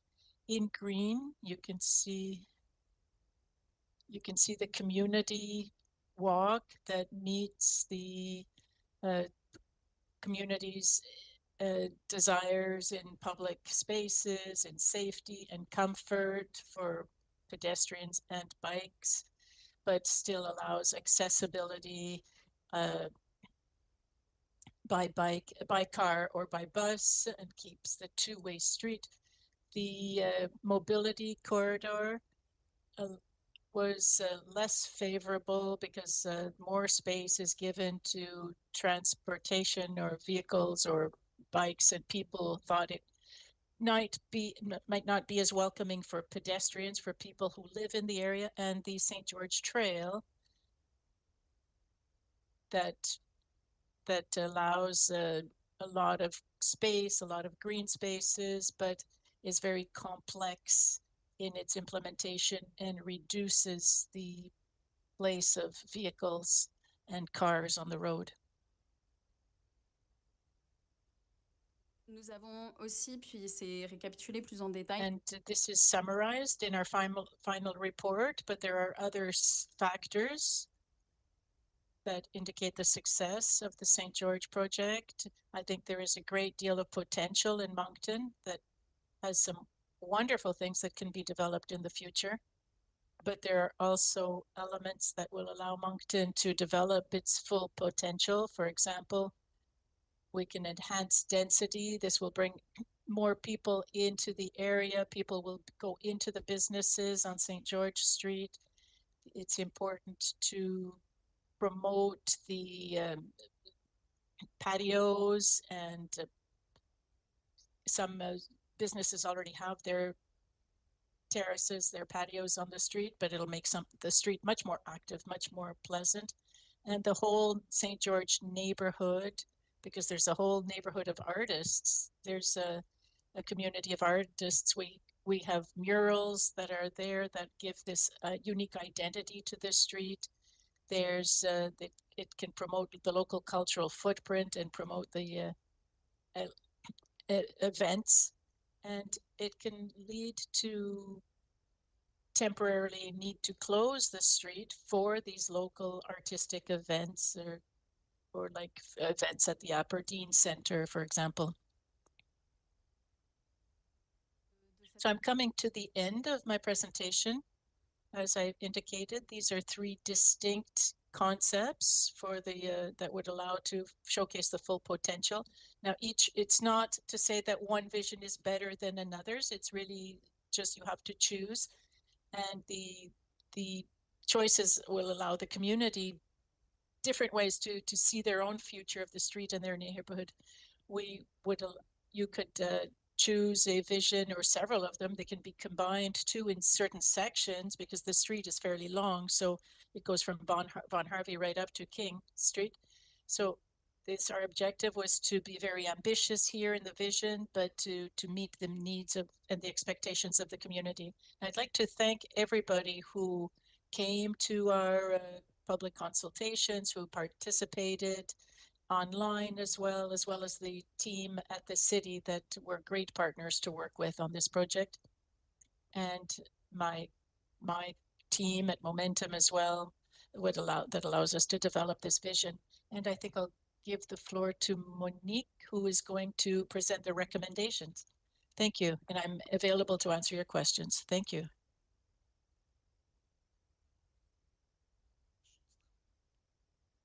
Merci, Amélie. Thank you, Amélie.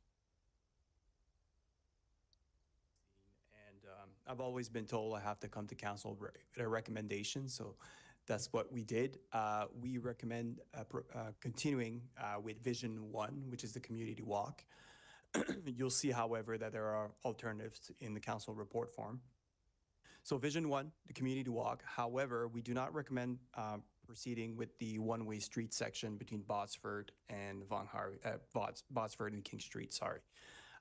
In order for a one-way street concept to work, there should be a parallel street that provides one way in the opposite direction, and we can't seem to find that with St. George. Botsford is already congested as it is, and with the one-way street concept between Botsford and King, that would even bring even more congestion on Botsford. We're seeing it even now with the construction that's happening on Main Street. So again, Vision 1 community walk without the one-way street concept is what we're proposing. As well, we are proposing to start the discussions with NB Power and all the communication providers. Because as we've seen with projects like Loot Streets, bringing all that above ground infrastructure underground, I'm talking about the poles and the wires, that is a lengthy process and a costly one. And even if it's feasibly possible, they still need some land, as Amélie mentioned, for those pad mounts or those transformer boxes. And we haven't been successful yet to have that infrastructure buried or integrated with a certain building or tucked away. So I'm looking at you, Conseiller Richard, more discussions on that. See if there are ways that we can work with NB Power and have those integrated some way, somehow. There will be some land requirements, even if we bring all this infrastructure below ground. And as you've seen on the cost, it's quite expensive to do so. We're here for your questions. Merci. Merci beaucoup, René. Conseiller Bourgeois, est-ce que vous voulez proposer la motion? Would you like to move the recommendation, Councillor Bourgeois? Yes, but with a few changes, if I may. I have no problem with the first paragraph, no problem with the second paragraph, because there's those procedures, we will have discussions. But the third paragraph, I would prefer to have staff come back with options. This is one option, and I'm not categorically against this option of compensating the loss of parking with the one-way street, but are there other options? Perhaps a parking garage. Perhaps it's too costly, but it's up to us to decide. Perhaps there might be a third option. I'm not an expert, but is there anything else that we can do other than develop one-way streets? That's what I propose. With the modification in the third paragraph, c'est ça, of Conseiller Bourgeois. Conseiller Richard, would you second it? Oui, c'est beau. Donc, appuyé par Conseiller Richard. Seconded by Councillor Richard. So you have other questions, Councillor Bourgeois? Yes, thank you, Your Worship. Thank you for your presentation.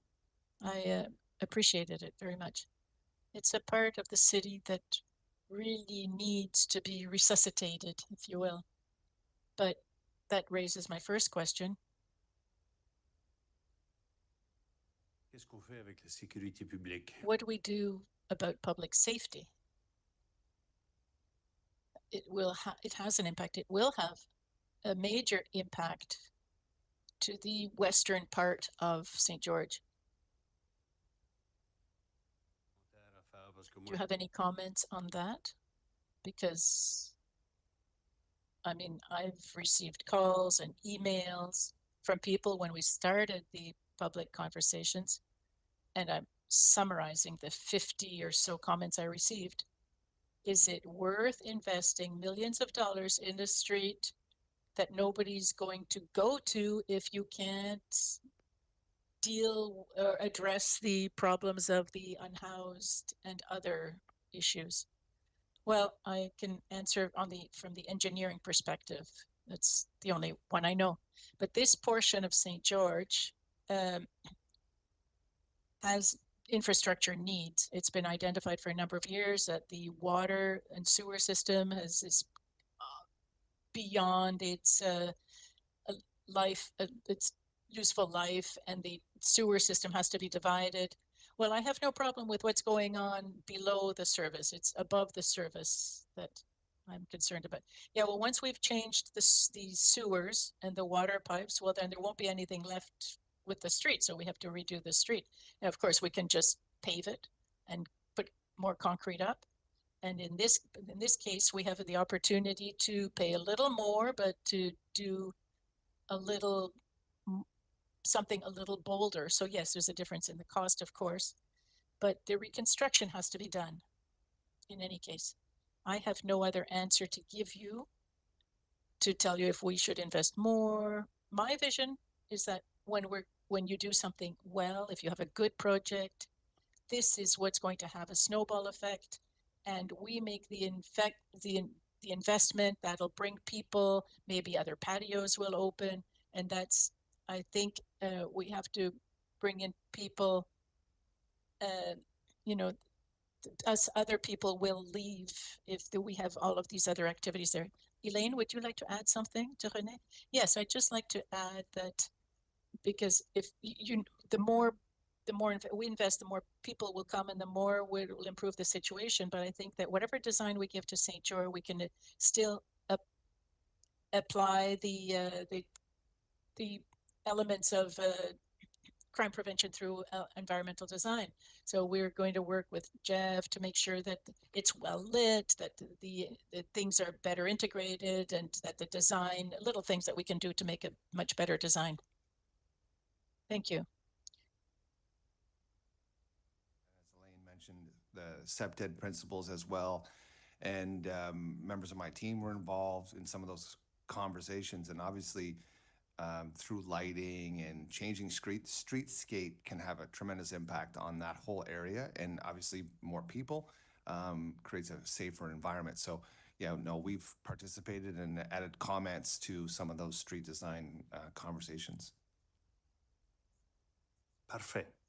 Lorsque vous allez revenir à la réunion publique, puis lorsque... Oh, perfect. So when you come back to a public meeting and when I have to answer to my citizens, I need this information, but it's not here. It's not here in the success factors. I'm surprised that public safety is not one of the key success factors of this investment. When you come back to public session, I would strongly recommend that you present this information. How will the redevelopment of St. George Street, and ideally you'll have cases, if you have one or two cases of similar projects in other cities that have contributed to improve public safety, that would help council, but me specifically, would help me answer my residents, because St. George is a little different. It's a neighborhood. There's St. George Street itself. It's a commercial street. It's a business street, but half a block south and half a block north, it's residential. And there's this whole, if we want to have this little mini neighborhoods, well, it's what we want to see elsewhere in the city, but this one isn't working very well. It's suffering. It's suffering because we have this problem of public safety that's concentrated. And it's not a problem of engineering. It's not a problem that the police can deal with, can address it. We're familiar with it. It's very complex. We don't even have a strategy. We don't have a plan for the crime. We do act on the homeless. We act with the community kitchens and what have you. But if we don't pay attention to public safety amongst our key success factors, we're going to miss the boat altogether. In 5 or 10 years, when it's all done, the street is still going to be half empty. It's only going to be half of what it should be because people will still be afraid to go to St. George Street. Anyhow, I'll let you address that. Now, amongst these key success factors, the first one, vacant lots.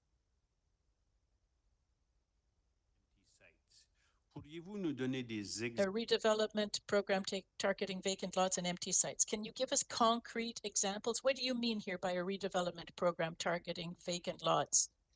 Why are you recommending it? What can we expect concretely speaking to redevelop these vacant lots? Yes, thank you for the question.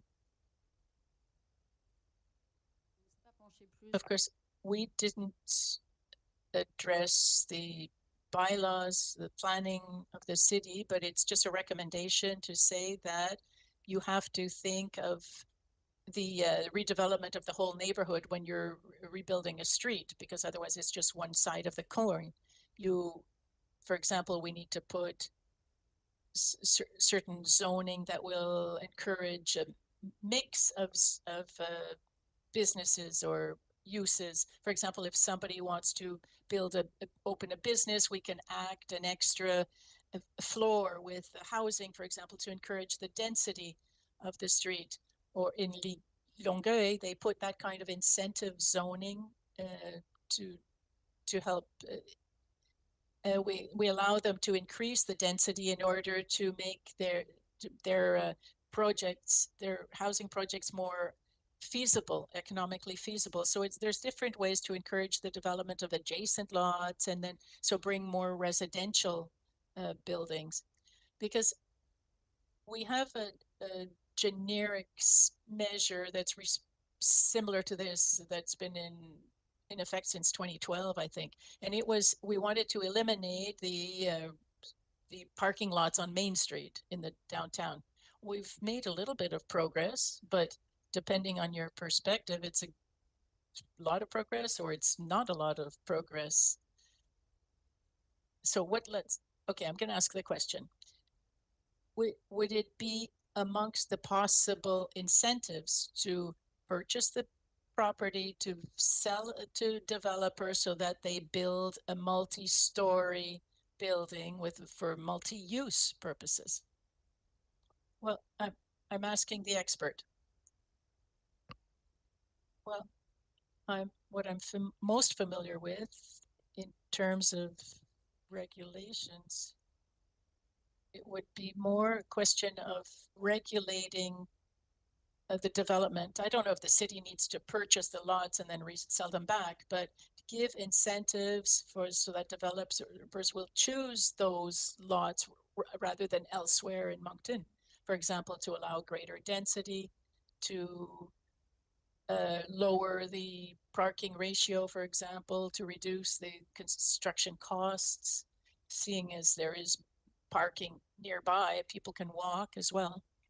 So I think it's a question of having rules around the construction that would allow development in these zones without necessarily purchasing the properties and reselling them.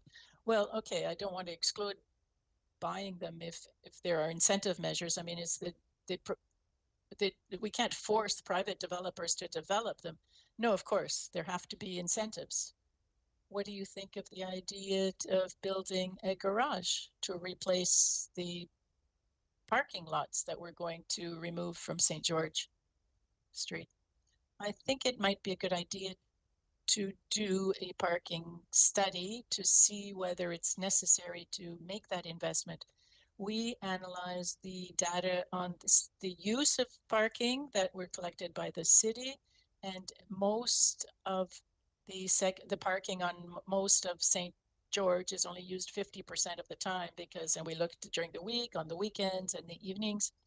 And so there is an overabundance of parking in the sector compared to the current use needs. But of course, the future needs will change if we try to densify, if more people come to the street. But there is a lot of off-street parking in the area. You know, they're private parking, but they can be used as well. So combining all of this information on this type of project, we would identify the current supply, the future supply, the current needs and future needs in order to identify the real need that might, the needs of the future, and then determine whether an investment would be justified. Well, yeah, but in 10 years, there'll be a greater need, greater number of businesses. Yes, but there will be fewer vehicles because we're going to create a street in which people can bike or walk or use other modes of transport. So more people, yes, but perhaps fewer vehicles. So we have to do that analysis to determine the real needs in parking in the future. Well, I'm a little confused here. The third paragraph say to compensate for the loss of parking on the street. It would seems to me that you're saying that there's lots of stock parking on the street.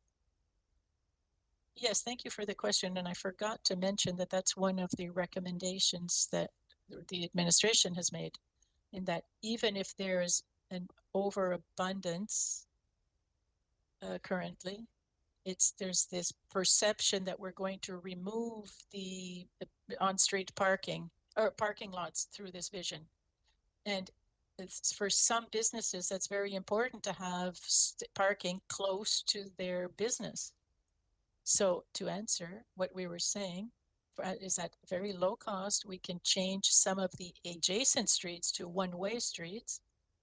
And just by repainting the street, we can develop a greater number of parking spots close to St. George. Now we're talking about the adjacent streets. And we also have a really good grid around St. George. So there's a great way of doing one-way streets northwards, southbound.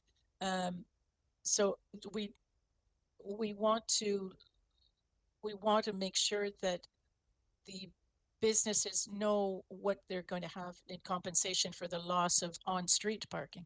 Okay, thank you for your answer. I'm more convinced than ever that we need to review the third paragraph, but thank you. I'll see what my colleagues are going to say. Thank you for your contribution. Thank you, Your Worship. Councillor Richard. Amélie? Thank you. Thank you to all of you. And thank you for being here. Thank you for your presentation. And from the percentages provided, and Amélie just saying that only half of the parking is being used so far. I don't know if you guys looked at having parking only on one side of Saint George and end to end, and then the 2 lanes of bike on the opposite side. Just thinking out loud. We did consider it. It's not. So let's say currently it's not. Really... Ah oui, pardon. Merci pour la question. Thank you for your question. Yes. Well, in fact, it's possible to do that. It was considered, and of course, a two-way bike lane is more complex and creates more confusion at different intersections with the different roads. And of course, there are a lot of intersections on St. George. And it's also considered to be a best practice in current urban planning standards to put one-way bike lanes. And the idea of parking being always on one side, we can have it on one side or the other based on the businesses that are on the street. So that would be, the details would come in later, but that would allow more flexibility in terms of where we can put these parking spots. So that was the approach that we are proposing here. Thank you. some subdivisions have, I can't remember the word, but criteria where they have to be, the services have to be underground. Everything else is overhead. Just wondering if that's been looked at, or going into conversations, you might want to look at keeping mainline power lines, communication lines overhead, and just having the secondary electrical services or communication service drops to homes and business underground. Still in the way, but maybe not as much of a hindrance. Much less cost, much less in cost, and still clean up a bit. When breaks happen underground, it's harder to find, it's harder to replace or to repair. So just to keep those things in mind. Thank you. We'll consider that with the discussions with NB Power and company. Thank you. Eh bien, merci. Merci, conseiller Richard, conseiller Crossman. Thank you, Your Worship. Thanks for the presentation. I've got a couple quick questions. One would be, I understand the overhead power line constraint that you talk about. It's extremely expensive, obviously, to put these underground, so there has to be some solution. I guess what I'm coming down to is the parking, Renee, on St. George Street. As I look at Service New Brunswick and I look at all those properties that front onto St. George Street that have parking spaces, they're paying over $25,000 a year in property taxes to have customers come to their front door to cross a fairly wide sidewalk that's there now. And I'm just trying to figure out, who did we talk to that, business-wise, that said, yeah, you can reduce the numbers of parking on the street. I have no issue, go with a one-way street behind me, forcing everybody down a sidewalk that may or may not be plowed in time for a customer to get to their front door, or safely for somebody to walk or run. So who did we talk to?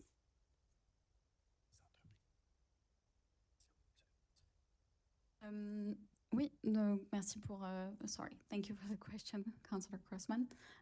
We did have some of the businesses that came to the consultation. So I think the ones that come to mind, La Rouer, the Notre-Dame de Parkton, the sort of shop owners at Bricks and Dolma Foods. So the different visions, as we said, there were concerns raised with the on-street parking by some of the businesses, but there were also the evidence that we looked at in terms of the parking usage. So, as we said, it's not a consistent parking use across the street. Some areas have very low parking usage, sometimes even, as I said, less than 50%. Some areas have more usage. It will vary depending on the store and depending on the location. So the idea is not to, it's just not to have a uniform approach across the street. It's to say that can we locate parking and prioritize that where it's needed, but not necessarily keep it where it's less used, and so that we can have space for other aspects of the street, such as the greenery and the trees. And my concern comes with the less used that you use, the parking spaces that are less used. Bricks is a great example. That building sat vacant for many, many years. Was in despair, nobody was parking around it, and now all of a sudden it's booming, and it's getting more parking. They don't have enough parking, let alone on site, let alone on St. George or on a side street. So I'm trying to figure out how many, because parking's big for businesses, and as much as we want everybody to live downtown, not everybody's able to live downtown. Some people have to drive in, some people have mobility issues, that they need to park on the street to get to the business. So I'm wondering, how many spots are we going from? How many do we have now, if we were to move forward with this recommendation? And how many are actually going to be left?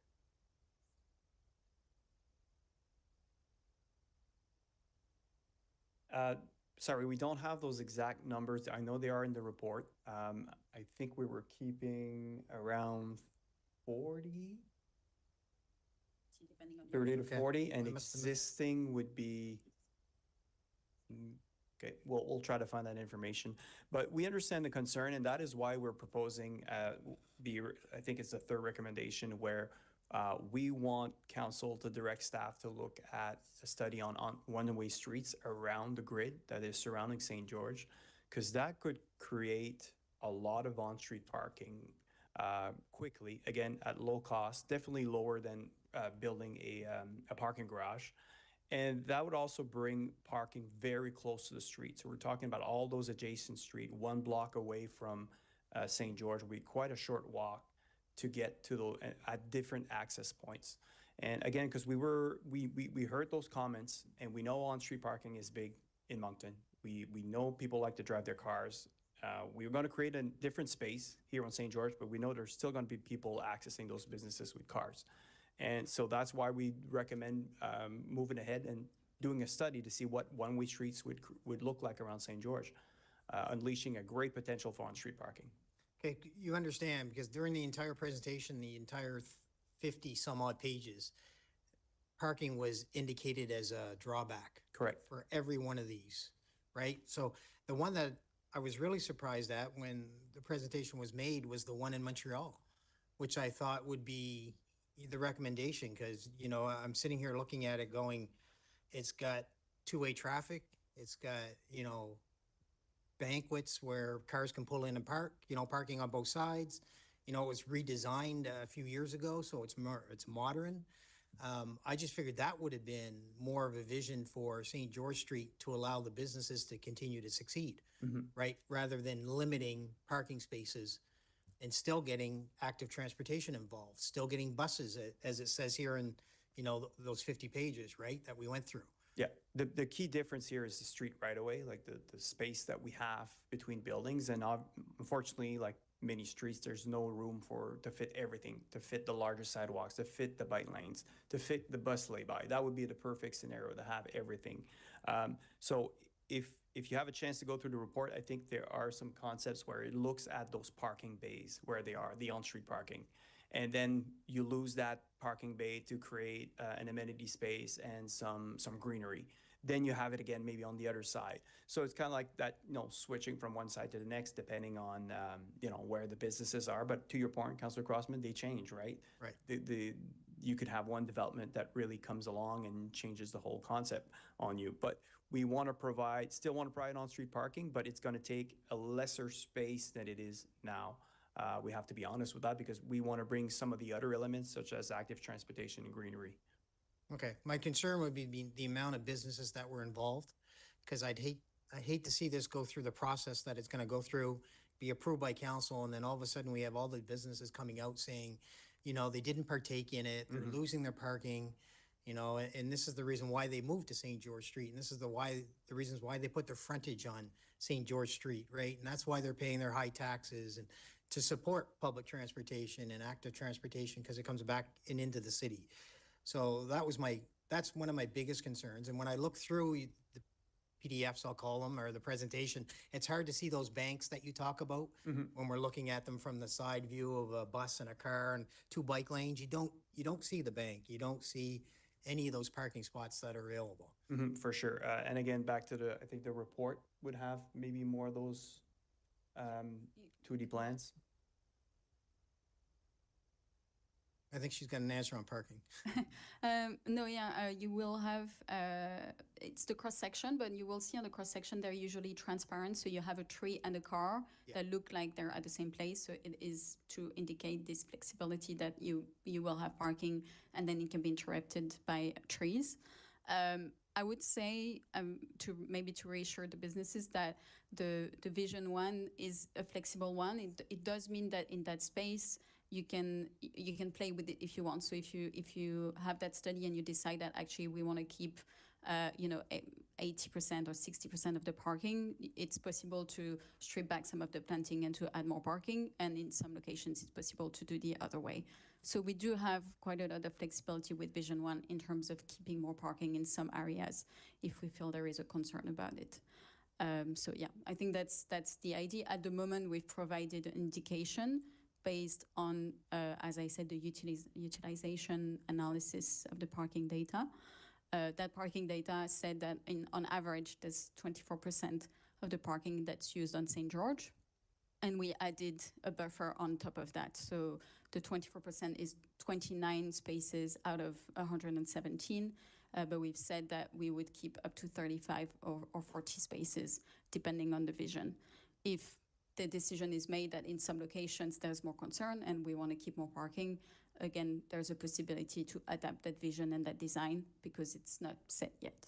Okay, so I'm glad that you said that because that's a key. Being a business person, I understand, having the customer being accessible to be able to pay their bills, pay their staff, keep them employed, and still support active transportation.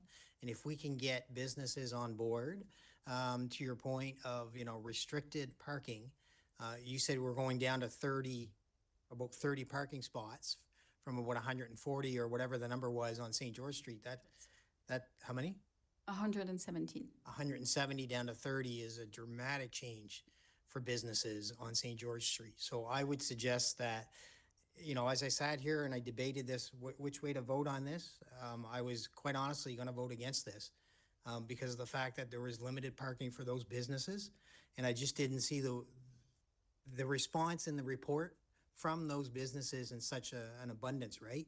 I think only 4 or 5 businesses might have came out and stressed it. My concern is where do we go from putting this into effect with 30 spaces, let's say, and, restricting those businesses, from having access. I know the one-way streets, I understand that, the street behind, but I'm also keen enough to understand that we have snow from December to March, and it's harder for people to get from back streets to front streets to access the store for 5 or 10 minutes. They may just go elsewhere instead of coming downtown and onto St. George and into the BIA. So if you're telling me, as we stand there right now and with the help of Renee and city staff, if we can look at this and find ways that we can have communications with the businesses so that they're on board and they support this, because they're value to this. In my eyes, they have to be. That I would. And we've consulted and we've met them as well in their stores. I've been inside the stores and talked about the project as well. So I think we've had these discussions. Some businesses have been more concerned by parking than others. Some others, very keen to have people to come and bike to their stores and to add more bike parking on the street. So it really depends on the business. But as I said, I think if you look at the Vision 1, especially with the mindset that, the design has not been developed for the whole street yet. We are flexible and there are ways that we can provide more parking in some locations with more stores and use some other locations to put some of the trees. I think there is a flexible response that is still possible and will be discussed and validated with the businesses, of course. Okay, and how's snow removal going to work on this as well if we do have additional trees and additional car banks and things along that line? Do we have any restrictions as far as removing snow goes? Yes, thank you for the question. So we have used the sort of best practices that we have from Montreal as well, where we have a similar level of snow. So we proposed on each side about a 0.5 meter of a buffer between the road or the parking and the bike lane to provide a space where the snow can be pushed in the winter. And that means it doesn't need to be carried away every time, but it can be pushed in that kind of buffer zone where you can have some planting as well. And so you can clear the road, and you can still clear the road, obviously, and you can also clear the bike lane to allow it to be used for season. That's also something that we highly recommend because it does encourage people to use bikes, maybe not when you have a snowstorm, but just when the snow has cleared a little bit and the temperature is milder, people will be able to use their bikes as well in the winter. So it's a similar practice, as I said, that's been implemented in Montreal in the recent years, and that's proven quite successful in terms of a design. Yeah, because I think the Saint Denis in Montreal Street is truly amazing, and I really thought that would have been a great vision. Yeah. For St. George Street. Yeah, it's very inspiring, and they do clear the snow on the bike lane. And I have a photo at the end of the report. You can see it's just on these bollards, and it's just kept in this location. And maybe the snow is carried out like 10 days later, and you can still store some snow and have people use their bike or use their car and park on the street. Yeah, you made a lot of good points on that street. That's why, it was so well highlighted, efficiency, positive on businesses, quick access, all those things, right? And that is what our business community needs right now, especially based on what Councillor Bourgeois was just saying, public safety and all the issues that are going on, right? So we want to drive people to those storefronts. So that's very important. Good, thank you, Your Worship. Merci, conseiller Crossman, conseiller Léger. Thank you, Councillor Crossman, Councillor Leger. Thank you, Your Worship, and thank you, Emily. Thank you as well to the municipal staff. Our active transportation group, you know, the informal group that interacts with city staff. So have they been presented this, and is Vision 1 a vision that they are okay with?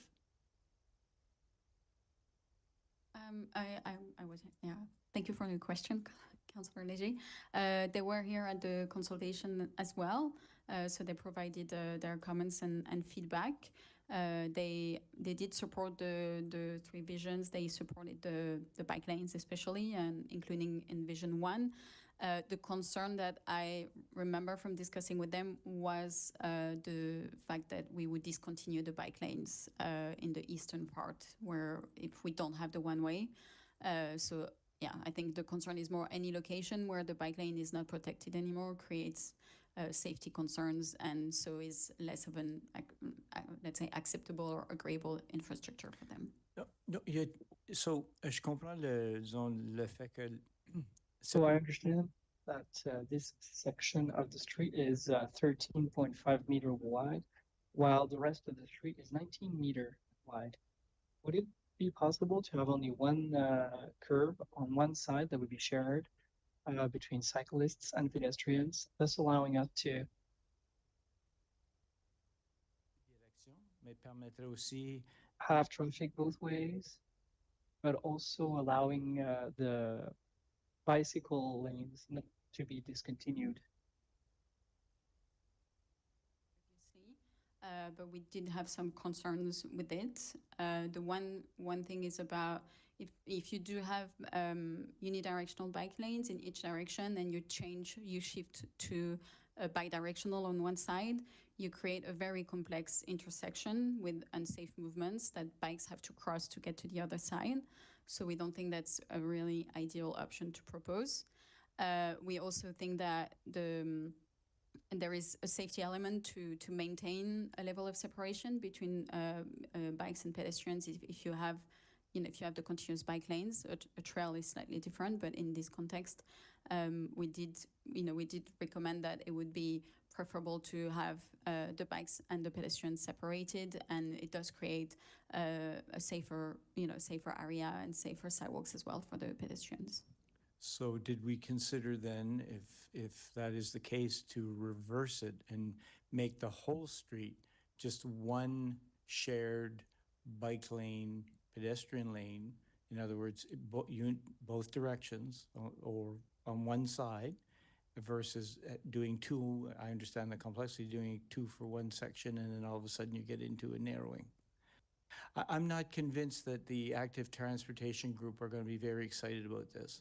And I think it sort of comes back to, we made similar, we're always going to have these discussions, and I think I'd like to see something a little better with respect to some continuity. Maybe, like, you're the expert, Emily. Is this the best we can do? I guess, I cite an example that we did to try to accommodate a bike lane in a pinch last year on a larger area, and then we had to revert back, and so I'd like this to be done right. And so is this the best we can do? So we did consider some maybe more innovative options in terms of incorporating bike lanes. I think there was some concern from the city that, at the end of the day, if you create a better situation for the bikes, you're going to remove space for the cars and vice versa. Like, the space is limited in that section. So there are other ways that you can implement that with like an advisory bike lane. So the sort of bike lanes are just marked, and then cars can travel through the bike lanes, but then they have to sort of give way when they cross each other. All those concepts are kind of new practices, best practices implemented in Canadian cities. But the concern was that this was too much of a change of culture here in Moncton, and that it was better to start with implementing, good, simple infrastructure for bikes through the neighborhood to create more cycling, and then you can look into those options in the future as they've developed. Going back to the two-way bike lanes, as we said, it is something for such a long corridor that is quite complex to manage at the intersections. Cars don't necessarily know where to look when they have a bidirectional bike lanes. So it's been something that's, for example, in Montreal, we used to do the bidirectional bike lanes, and now the city doesn't want to implement them anymore because of those safety risks. So that's the reason that we recommended that you could, with the space that you could have separated bidirectional bike lanes, unidirectional on each direction. And so Tereni, the sidewalk isn't large enough on both of those sides to be able to share the like that sidewalk with pedestrians and cyclists between Botsford and King, where it's 13.5 meters. You have a sidewalk there. Yes. Is there, how much can you narrow the street from the 13.5? Well- What's the minimum a bus and a car can need on that street? They're not gonna go fast, but what would be the minimum required? And the reason I ask is would there be an option to put a physical barrier between the vehicles and that's shared sidewalk pedestrian area? Yeah, so the minimum travel lane width for this is a bus route, is 3.3. Perfect, 3.3, and you're almost touching mirrors at that point. So our Kodiak transport team prefers we go 3.5-ish, right? So 3.5, that's 7 meters of asphalt. And we got to think about there's, I mean, you got to walk it to see it right there, and I'm sure you can picture it. There's walkways coming out there. The houses are close to the street. Very limited in space. If we provide a multi-purpose trail on one side, we have to provide a sidewalk on the other, right? Because there's got to be pedestrians on both sides. But that was a cross-section that was proposed back with the EXP report 2-3 years ago before we started this journey. So it is a cross-section that is that could fit there. However, as Amélie mentioned, it's not the preferred design, especially for an urban area like St. George, where you have a lot of driveways, a lot of intersections. The multi-purpose trail, the bi-directional works great when you don't have a lot of the driveways, when it's a long stretch. In an urban area, you want cyclists to be on the right side, right, on each side of the street. That's the tendency we're starting to see. And just to add a note to ATCM, because you did mention ATCM, let's not forget they are the ones who basically kind of started the ball for this entire process, which we're thankful for, but they were definitely involved in all of the process, the engagement piece. However, they did not take position on one of the visions. They did not officially take a position on one of the visions, which one they preferred.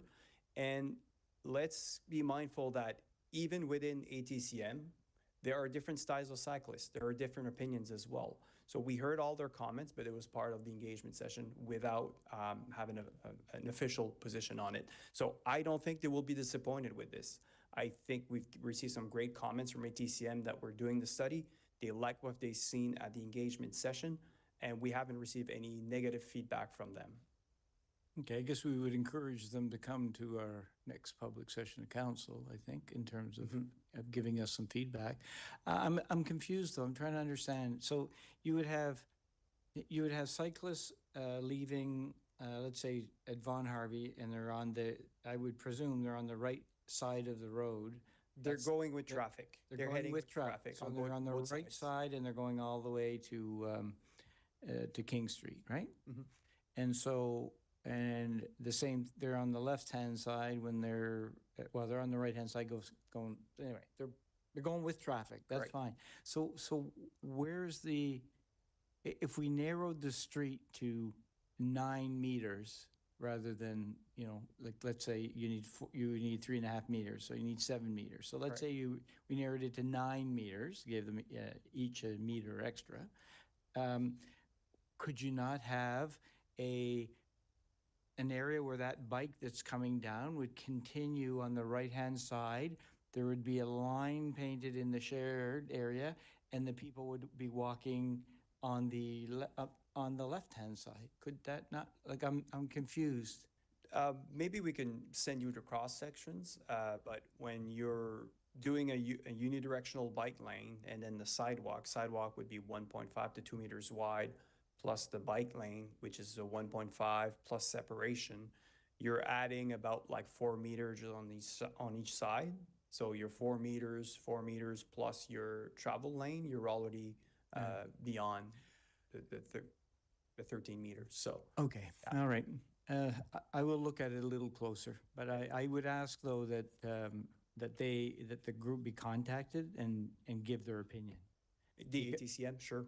Okay, and Yep. be officially asked for their opinion, because Sure. I think what happens is we think everybody knows because everybody gave their input, and then we get a surprise when people are not necessarily on the same wavelength. Yes. So again, and this is this is the recommendation, there were 3 visions, so I think just to be fair, I would just be more inclined to approve it if everyone at least is on the same page. Thank you, and we'll ask for an official, I guess, position from ATCM. Please, and I Yep. mean, understanding that it's not perfect, but the road's not perfect. And so this is probably the closest we can get to perfection, and then everybody lives with it. So then it protects all of you, so you don't have to change things, and we can make the right decision. Okay? Merci beaucoup. Merci, conseiller Légère, et merci aux collègues pour. Thank you, Councillor Leger, and thank you, colleagues, for questions. I do have a couple questions myself. Le timeline, si vous voulez. What's the timeline for this project? Is it planned for next year? So thank you for your question. So our infrastructure renewal projects still require, because we have 2 to 3 other projects before moving on to the St. George Street project, because we have the stormwater project to be completed first. So we started on the east side and on the west side, but we need to go to complete those 3 projects before starting with the St. George Street project. How many years does that involve? Well, it could be 2 to 4 to 5 years, depending on the investments from the city, and depending on how aggressive we are. It's no secret the projects that we are working on right now, because of the congestion that we're experiencing, require a lot of resources. We're gonna have to discuss that when discussing our capital budgets. Are you gonna come back before council for the other phases of the project? Because I don't think it's gonna be settled in one session, right? No, so this was meant to be a high-level presentation to council. And in terms of the budget cycle, we are going to start the budgetary negotiations for 2026. And like you'll see, some projects need to be performed on adjacent streets to bring traffic and infrastructure to St. George Street. When you present those various phases, will council have the opportunity to share their concerns relating to the project? Yes, for sure. It could be at each phase of the project, or more at the planning phase. We're very open to city council's feedback, depending on how aggressive we want to be with the timeline. But for sure, we're open to having those discussions. Well, that's an exciting project. I hope I'll still be alive to see it come to fruition. So thank you very much for your presentation. We have a motion before us. Mr. Leger, you have a question? If you'll let me, your worship. In the design, there's no doubt that we've taken copious notes of a lot of the questions that came up around parking, around bike lanes and whatnot, and they'll be incorporated as we move forward into finalizing the final design. This is really about approving or providing direction on a concept. We've made note of the concerns that council has, and we'll make sure that those are incorporated as we move forward into more of the detailed design, and as the deputy mayor suggested, around as phases come along. So Just wanted to make sure that was clear. Merci. Est-ce qu'on peut voir la motion? La motion est Thank you very much. Can we take a look at the motion?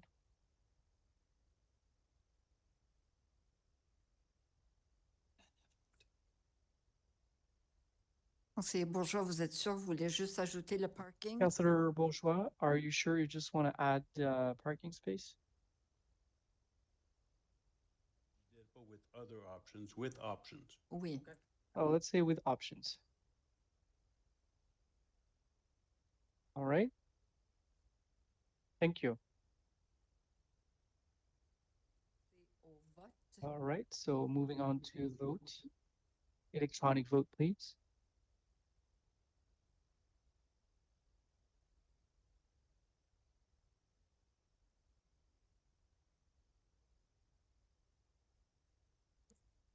We can close the vote. Nous pouvons. Oui, la motion passée unanime. Donc, merci. Thank you. The motion is carried unanimously. We are going to take a little health break. 15 minutes or 10 minutes? What do you think? 10 minutes. See you in 10.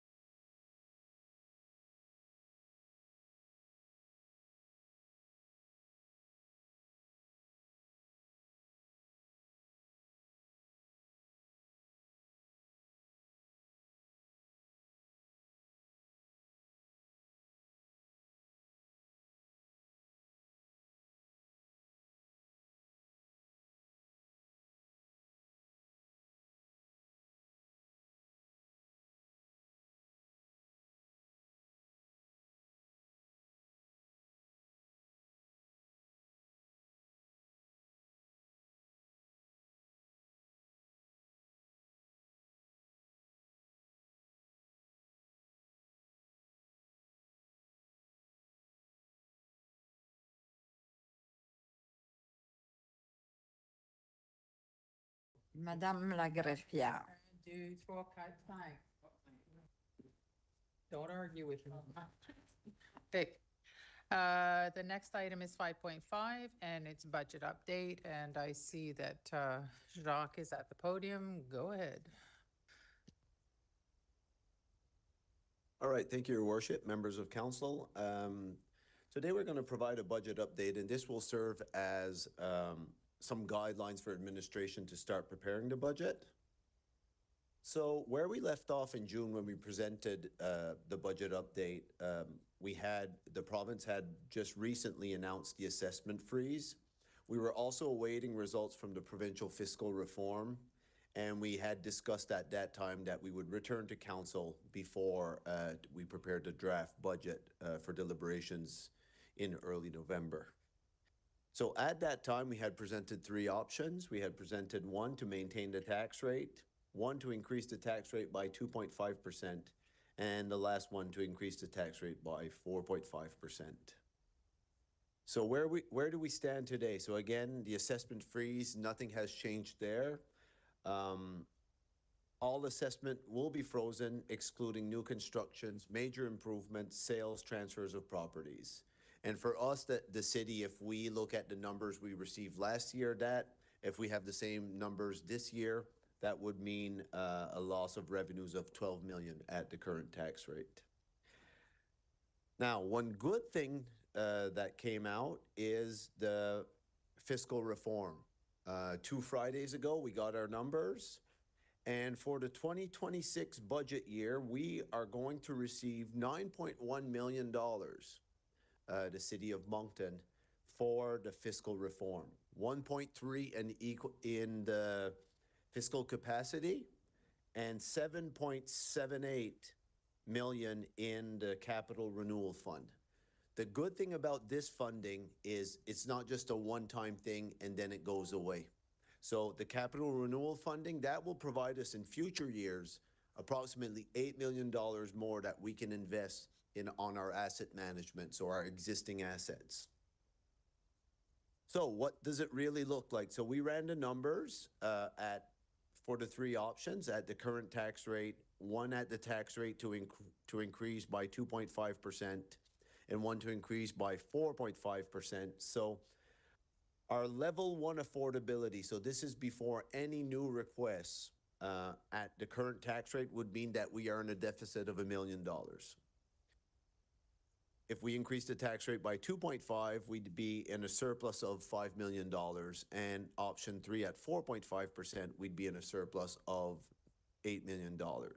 Then what we did for clarity, again, we'd have to do some accounting of reducing capital from operating, increasing capital and things like that. But overall, to simplify things, we're going to receive an additional $9.1 million for the fiscal reform. And at the bottom of the page, we're just showing the availability that we would have with the 3 options to be directed towards level 2s and level 3s, or an increase to the capital budget. So I think we would have different options moving forward.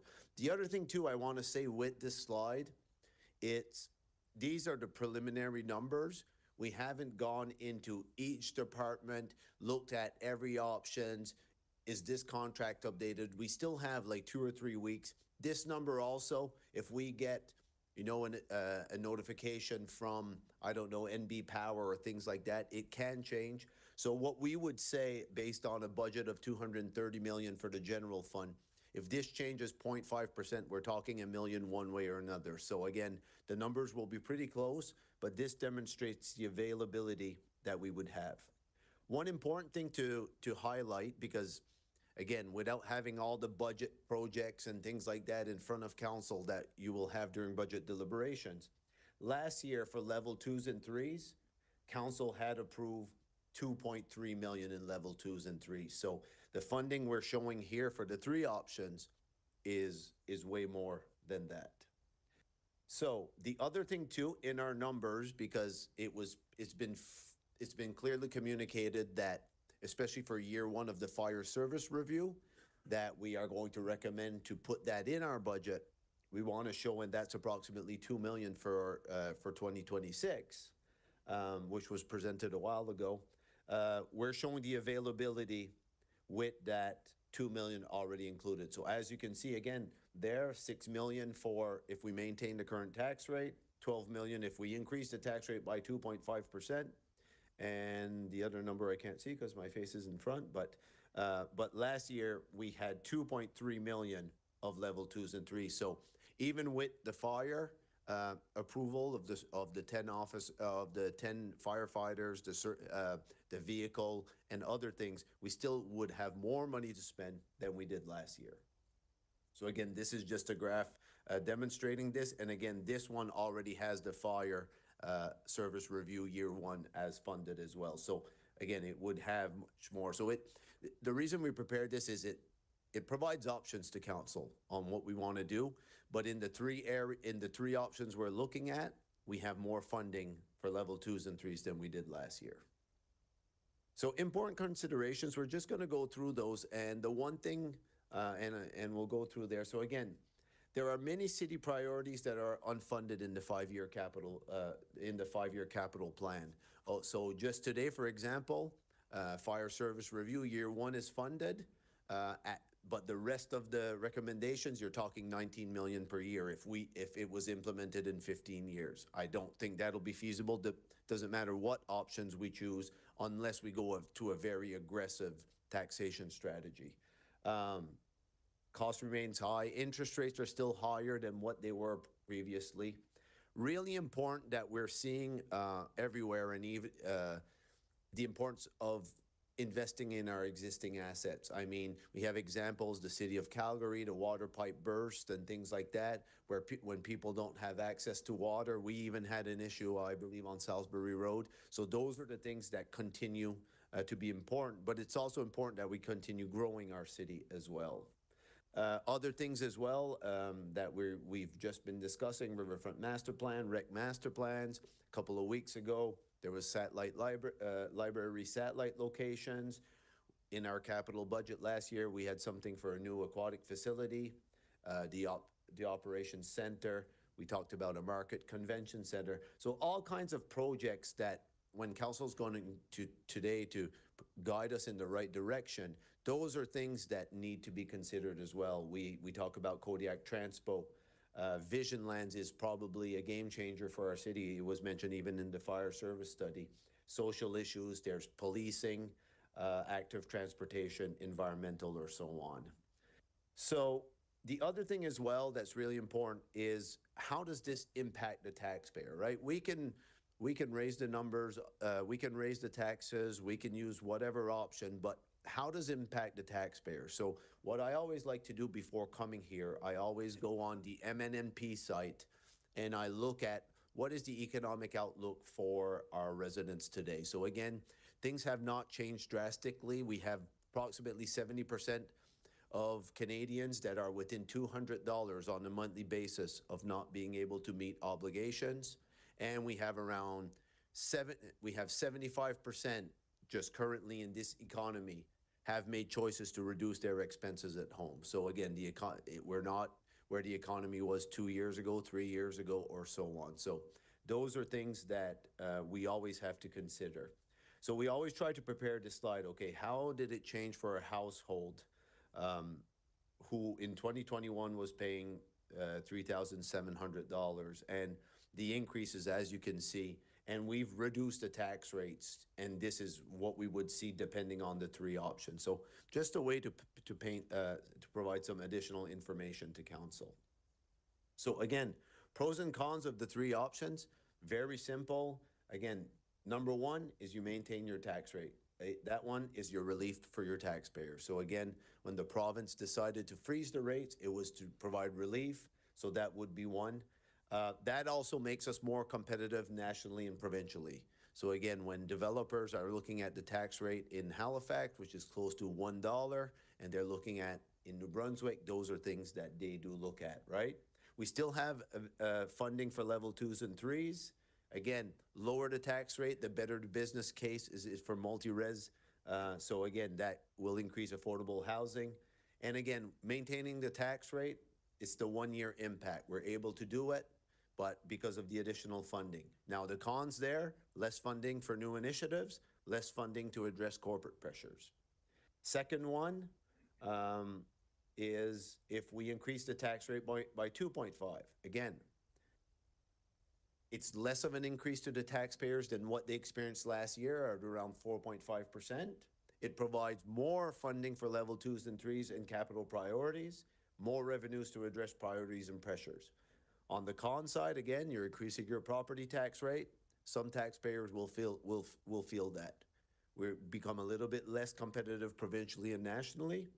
And the business case is less attractive for new housing units because they'll normally have to pass that to your renters. So again, and the third one, it continues. Again, this one is the one that would provide us the most revenues for level 2s and 3s and capital priorities. But again, it would, I believe for this one, the taxpayer would feel it. We'd become less competitive. And again, the business cases would not necessarily work in some instances for multi-res. So overall, just to recap if we leave the tax rate, which is in our recommendation, this is what it would look like. It would be on level 1, we'd be $1 million or so in a deficit, but we received 9.1 million. We would put 2 million in the fire service program. It would provide us 6 million to deal with other priorities in our city, if that is what council wants. So that's the recommendation that we have now based on the additional funding. It's to prepare the draft budget for deliberation, maintaining that tax rate.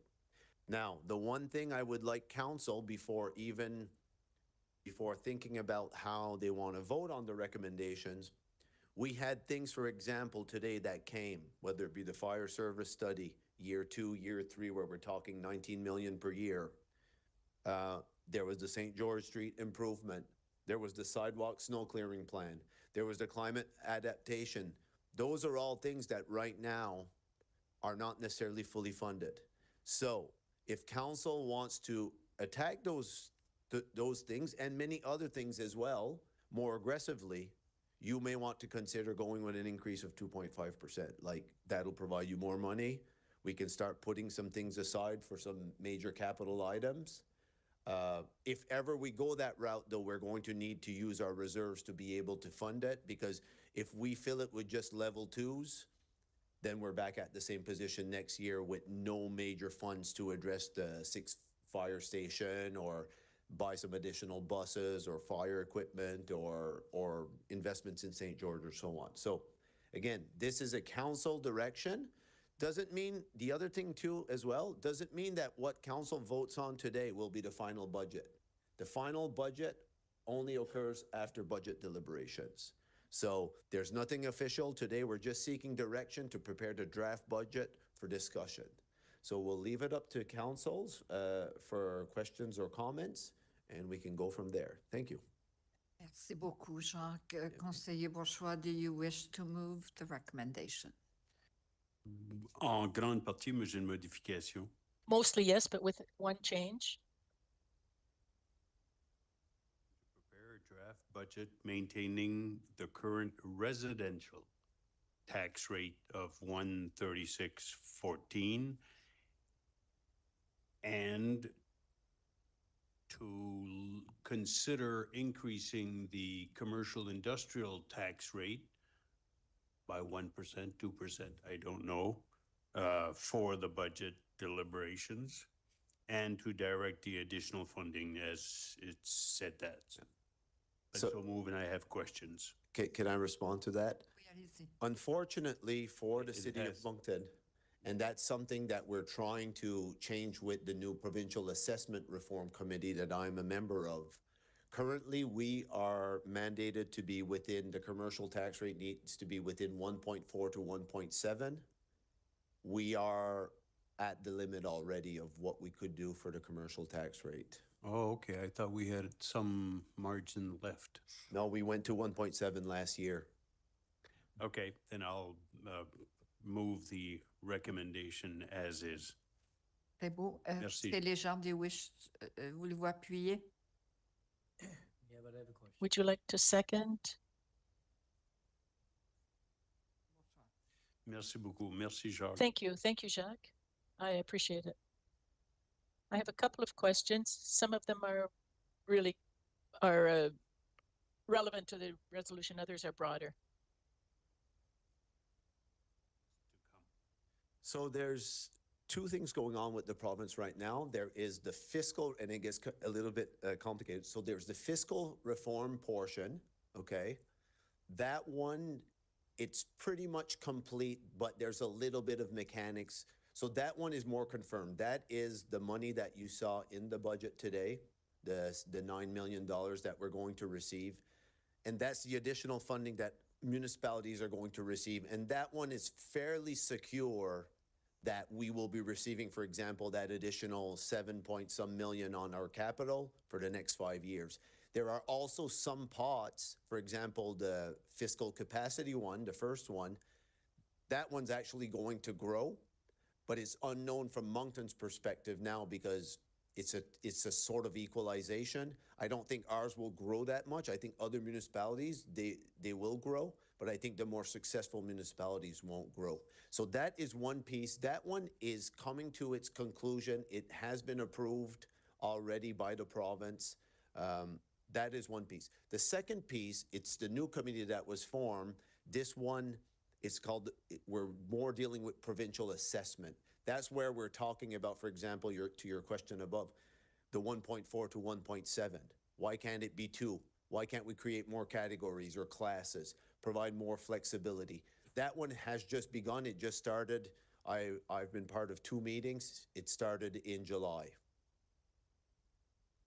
Yeah, thank you. So there will be other things. And because one of the keys to your presentation was this is a one-off. This is a special circumstance for next year. But there's nothing that stops the province. And we're sort of, one of the options would be, well, okay, if we have money, we'll do, and the rest will sort of park for the future. But if they repeat this next year and have other fiscal reforms, we're just going to keep scrambling every year trying to figure out how do you plan the long term if you don't know if year after year the province is going to change the rules again. So I think we need, I don't know, you're sitting on that committee, don't they understand how ridiculous freezing, I know why they do it. It's both for political reasons, but also to give a break to our taxpayers. But they sort of haven't done much of a great job doing their provincial finances. They try to freeze the municipal taxes. They don't seem to understand the impact it has on our residents who sooner, probably rather than later, will have to pay for it. But second question, let's say that this year, next item on the agenda, we might end up with $1 million surplus. Puis je crois que je sais la réponse parce que c'est dans les règlements de la loi, mais And I think I know the answer because it's in the bylaws, it's in our policies and in the law, but we have to wait for the second year to apply any surplus or compensate for it. I mean, we don't have to, but if, let's say we were supposed to have a deficit or a surplus, because the annual audited reports only come out in the middle of the year, I think, or isn't there a way to get around that? In taking this million, let's say we had $1 million, couldn't we take it and apply it to compensate for the deficit that we're planning? Well, that's exactly what we do. Yeah, at the end of the year, what we do is come down to council, usually at the last meeting in December. And if we know that we have a surplus, instead of letting it sit there, we'll ask if we can deposit it in the reserve, and then we have access to it right away. So it's an expense on our statements. So we come down to zero, but then we have a flexibility. We don't have to wait 2 years later in order to have the benefit of it. Yeah, that's what we do already.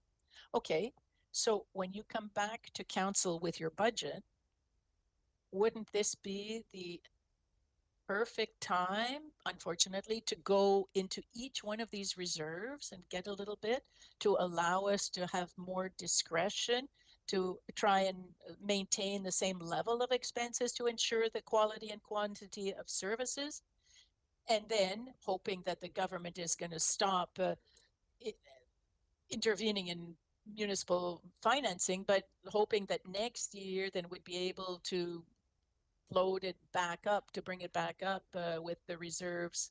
Yeah, well, absolutely. Based on the funding that we're going to receive, we don't think we're going to have to do that.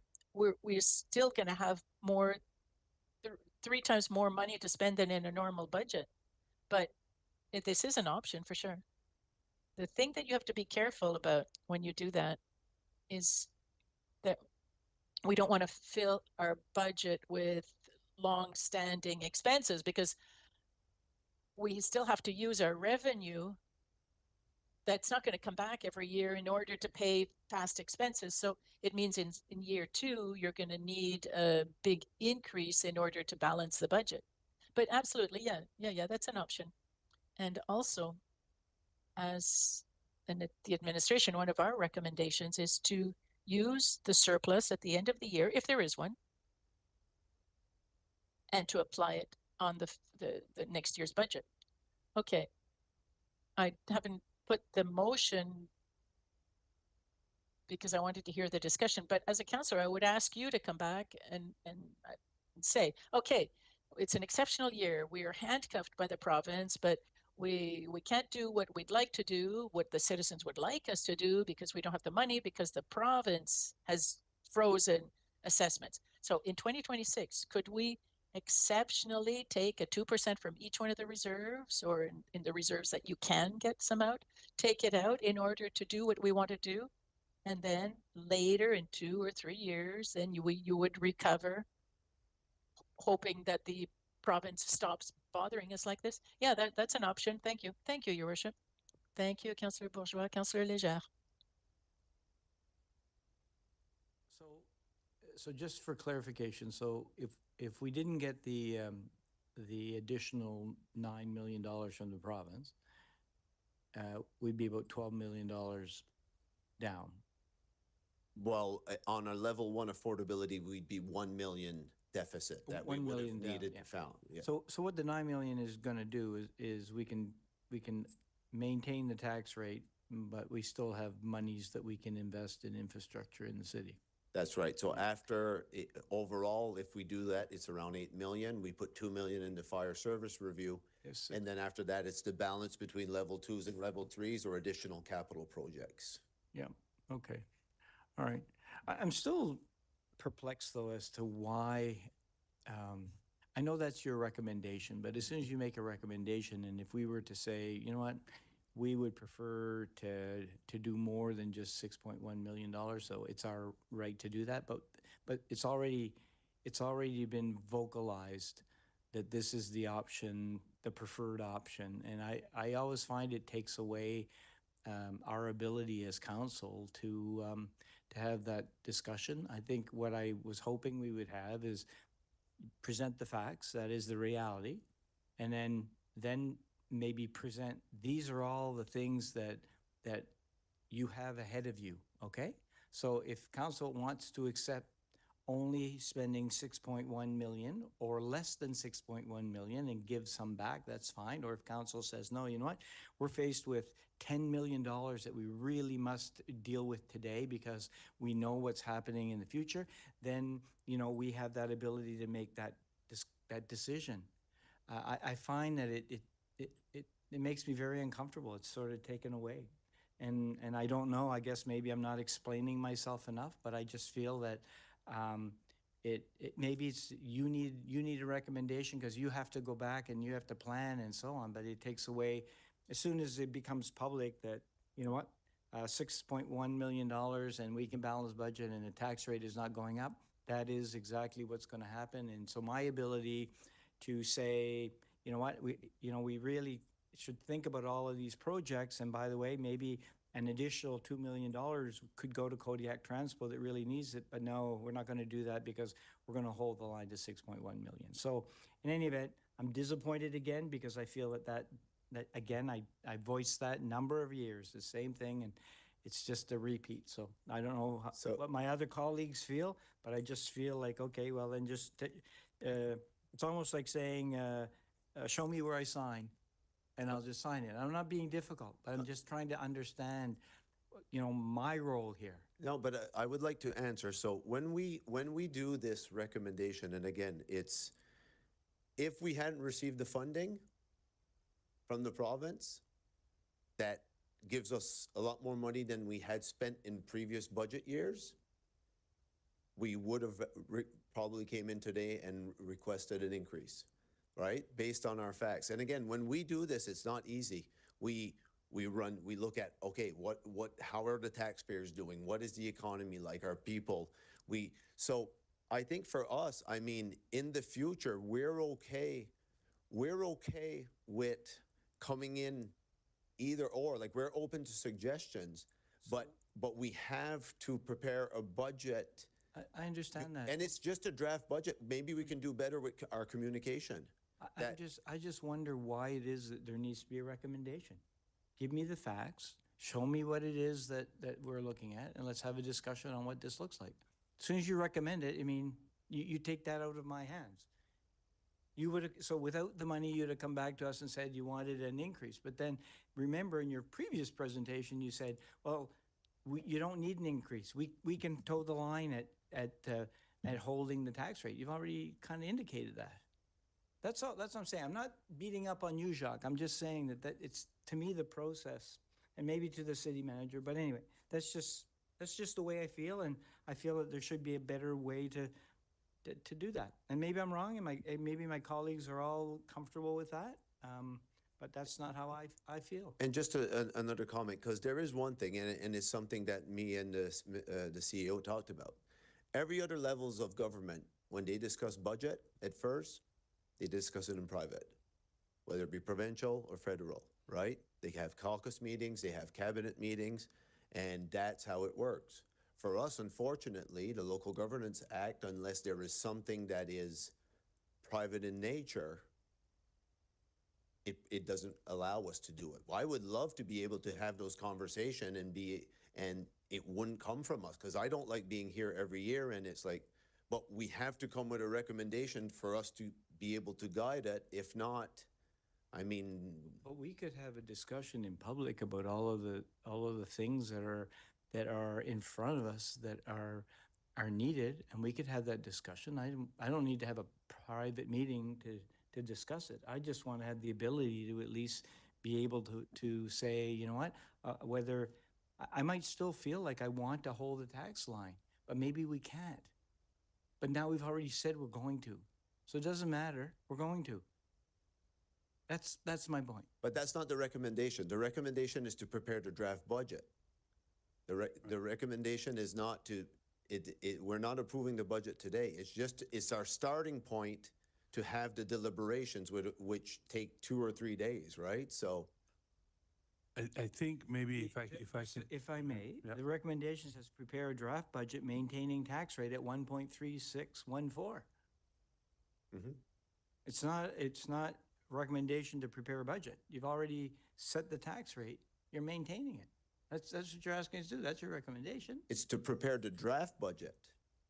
Because we have to start at one, like, unfortunately, we can't, unless we would want to go to an area where we start with just level 1, and there are some communities that do this and can do 2-3 weeks, and we go each item, and then the tax rate just keeps on, like, it's something, unfortunately, I get, but like we prepare a 500-page document, we have to set the guidelines, even the affordability of what gets recommended. I feel like, well, I do not, it's been 2 or 3 years, I do not have the solution. I think that's something that we continue to have conversations about. I know that it puts council in a situation, but I also understand the fact that administration requires that direction to be able to prepare a draft budget. Without that direction, then you know, it's difficult for each department to turn around and determine, you know, where some of those priorities lie, because it could go anywhere from, you know, if a decision or a direction from council, without this last fiscal reform, it might have meant that some departments would have had to cut certain aspects within their budget as well. So that's why I think that this direction is really valuable to staff and the different departments to be able to kind of have a sense of how to prepare and I guess bring a draft budget to council for consideration. So I know it's not the perfect solution. I know that it puts everyone into a bit of an awkward situation, but at this point in time, it's the best that we've been able to come up with, and we'll continue to try to find better ways to have those conversations. I think communication has a lot to do with it as well, as Jacques and I have had a number of conversations on what messaging goes out based on the direction provided, because it is not a decision, it is direction, not unlike the direction provided on the last item, which is St. George Street redevelopment. It's not, it's about providing us a direction so that we can provide the best advice that we can to administration when it comes to budget presentations. Oui, oui. Perhaps, if I may, and I don't know how much work this is, but you had 3 scenarios. So could you not lay out expectations of those 3 scenarios? This is what we told the line looks like, and this is what we're going to be able to offer. B, this is what the 2.5% looks like, and take a look at the things that are not part of that original. And this is C, if that was the case, which, you know, even if you did A and B, it's some way to have, because otherwise, really, it's, and maybe I need to, you know, you guys are trying to come up with a solution. Maybe it's council's involvement in trying to better understand sort of how we can work together. I just feel that, and I don't want to micromanage. You do a great job, but it's like all I need to do then is just show up and sign. And that's what I find. I'm no disrespect. I'm just trying to figure out where, you know, we've already landed at this is what we're going to do. Yeah, we can do one-offs, Jacques, I understand. So anyway, just, I'll leave it, but that's how I feel, how I felt last year, the year before. It's the same thing. It is always like, you know, and maybe this is the willingness of internal that this is what we're going to do. It's great, you know, but is it the right thing to do? You know, and one would say that, you know, we cut taxes every single year. Was that the greatest thing to do? I don't think so. Because now we're going to have to try to play catch-up at some point. And you know what? And maybe we will reduce some of the reserves, and then we'll try to chip away, and we'll hope that years are better. So anyway, that's kind of where I feel, and it really hasn't. No, and I appreciate that, Councillor Giron. And I think we will continue looking at options. I mean, I follow a lot of how other municipalities do it as well, like, you know, and it is the process, right? You bring a recommendation to council and they provide you guidance. And again, the last final budget is only approved when it is approved. And last year, if we look at all the changes that was done in the 3 days where we deliberated, we added funding for seniors. We reduced the tax rate and the LSD. We added funding for many different items. We added a staff member that was at the Coliseum. So I don't think, and I think we've got to increase the way our communication, maybe it's to explain to the public how the budget gets set, because the budget is only set once it's approved at that last council motion. So again, we'll look at options. We'll continue, because trust us, we don't like this either. I mean, we recognize it frustrates a couple of councillors. We've looked at different options. We haven't found one yet, because it seems to be the way that the local governance tells us that we have to deliberate these things. But again, we'll absolutely continue looking into options. Conseiller Crossman. Merci, la mairesse. Jacques, thanks. Councillor Crossman, thank you, Your Worship. I'm sure that they'll watch it on YouTube or whatever. What we've seen is the assessment go up from the province over the number of years, and our tax rate has come down. So we have this gap, right? And they set the gap themselves, because we don't do the assessments, right? So all you do is your staff, they work Monday to probably Saturday trying to work on the budget to get it prepared for council for that 4 or 5 days in November, right? And I don't think the province understands what goes into this and the time and the dedication that you and your group put behind it. As far as the gap goes, I don't think the province has looked at that either. Because they do have some issues with Service New Brunswick on assessments. They've admitted it. Now this is the point that we're at. And every time I'm out in the public, I say that because I'm a citizen of Ward 1. I pay my house tax, and when I'm somewhere, people always look at me and say, well, the province froze it, you know, yay, thumbs up, right? And I'm like, wait, hold on. You had this go up during COVID, and you had us lower it. And we still gave you the services that the finance department, through approval of council, was able to approve. So it seems like it's a balancing act, quite honestly. When I looked at your presentation, this 8.1 from fiscal, or sorry, that's going to be left at 9.1 from fiscal, 8.1 is the leftover. We as a municipality, we can't run a deficit at any point, correct? That's right. Okay, so the province and the feds, they can get away with a deficit, but we, back to the taxpayer, cannot run a deficit. No, we cannot run a surplus, nor can we run a deficit. We have to be in a balanced position. Okay, and this 9.1 million from fiscal. Yes. You had just made a statement where it was, I'm gonna say it's a bonus. I'll say it. It is a major bonus. It's a major bonus, but are we talking for 1 year, or are we talking for, because I know you mentioned up to 5 years, but. Yeah, no, it's like with any other legislation, it can always change. But right now, the way it was approved, this will be ongoing funding to the municipalities. And it was a commitment of the province to increase their funding from, I believe it's went from around 65 million to 70 million to 135 million. Because when they did the analysis, they saw, okay, municipalities are not sustainable right now. There's not enough money going into asset management. Some can't even balance budgets. Like right now, there's 4 or 5 municipalities in this province. They can't even balance the budget. Some receive more revenues from the equalization grant than they actually generate in their own communities. And they were amalgamated, sometimes not to their choice, but they just can't keep up, so. And in this, you have a budget availability for level 2 and 3s. Yes. And you talk about it, 8.1 million. Yes. That's being drafted already, part of the budget that you have, right? So staff have already put together levels 2s and 3s. So we've received requests from the user departments. We have not worked on that exercise yet because we need to know the direction of council. Because again, if council would decide to go with an increase of 2.5%, the tax rate, you're well within inflation, like you're close to inflation, you get more funds, like we're not opposed to that either, right? So, Right. So we'll have those level 2s, level 3 discussions in capital budgets once the direction is set, because again, it's very different if you have 6 million available than if you have 10, right? Because you can do a lot more, but you also have to better plan for the future, right? Okay, and where does public safety come into this additional money? So as we know, we've heard a lot of talk about the RCMP lately. Yep.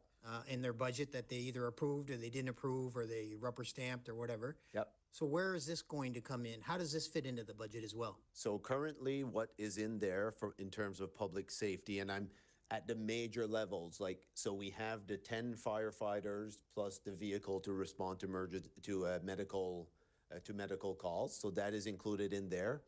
As of now, because council has not approved the CRPA budget, we have it at the 0 officers with the KPI, like the recommendation from council that the KPIs. So no increase. So no increase in bodies now. Now, we're also cognizant, though, that it's around $1.6 million of variance if we would go with what was in the news a couple of weeks ago. And again, that 1.6, I haven't looked at the detailed budget.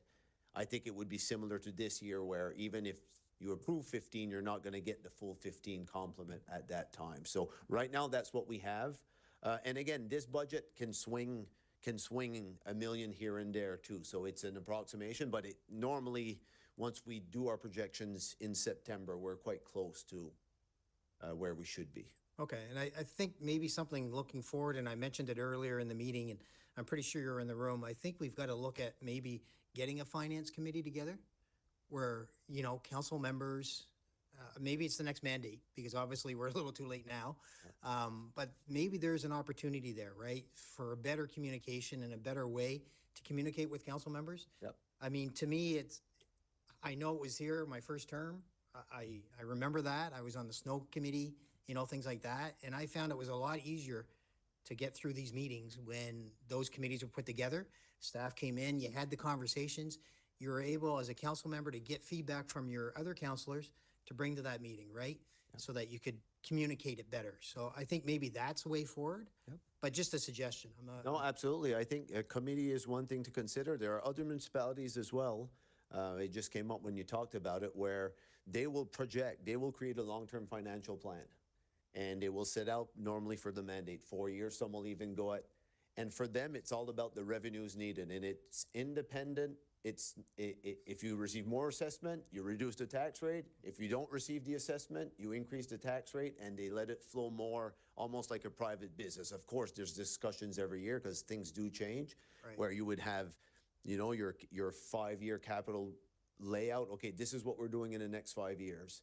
You'd have your operations. Okay, this is where we're going. Police is going from this staffing unit to this staffing, and you do that for all of your service area, but it also provides less flexibility for the one-offs or things like that too, right? So True. there's always pros and cons. So I think they're all good suggestions that we will certainly come back to council with.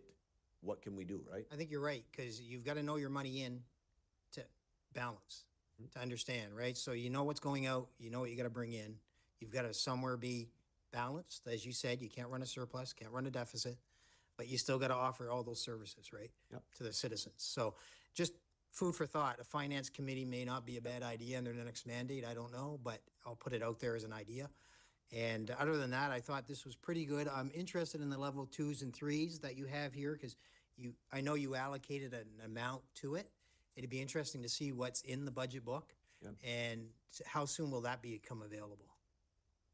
No- Don't say first week of November. No. So normally, I mean, we're going to be in the next 2 weeks or 3 weeks really refining all the line items, right? Because we look at every service area, what are the needs we need to update for contracts, new contracts that we've received.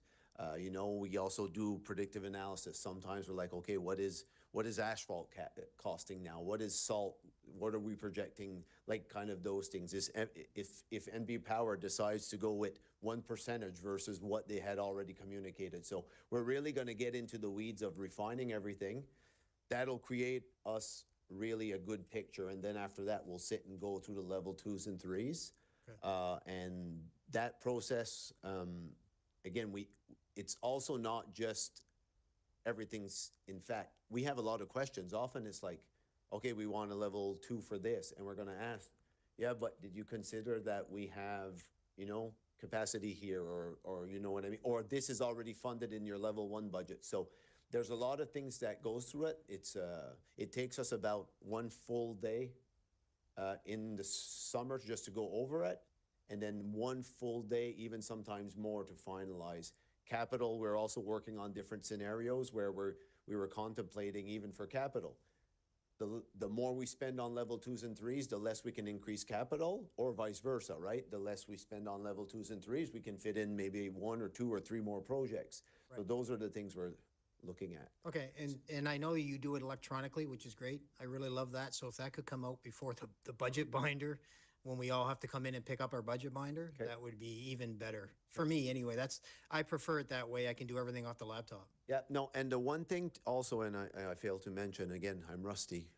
The other thing too, there's still one important number that is coming that is not at our actual assessment. Yeah. Which can come from October 7th to October 15th. So even before that number is, because we could receive 5 million in new construction rather than the 3 that we received last year, or we could receive 2, right? Like, so again, those are the components that, again, we try to set it up, and at the end, depending on the revenue, it's just, okay, this is our affordability level, and then after that, what we do and we bring to council, this is the B list, you know what I mean? We couldn't Right. fund or. Good, great. Thank you. I appreciate that. You're welcome. Thank you, Your Worship.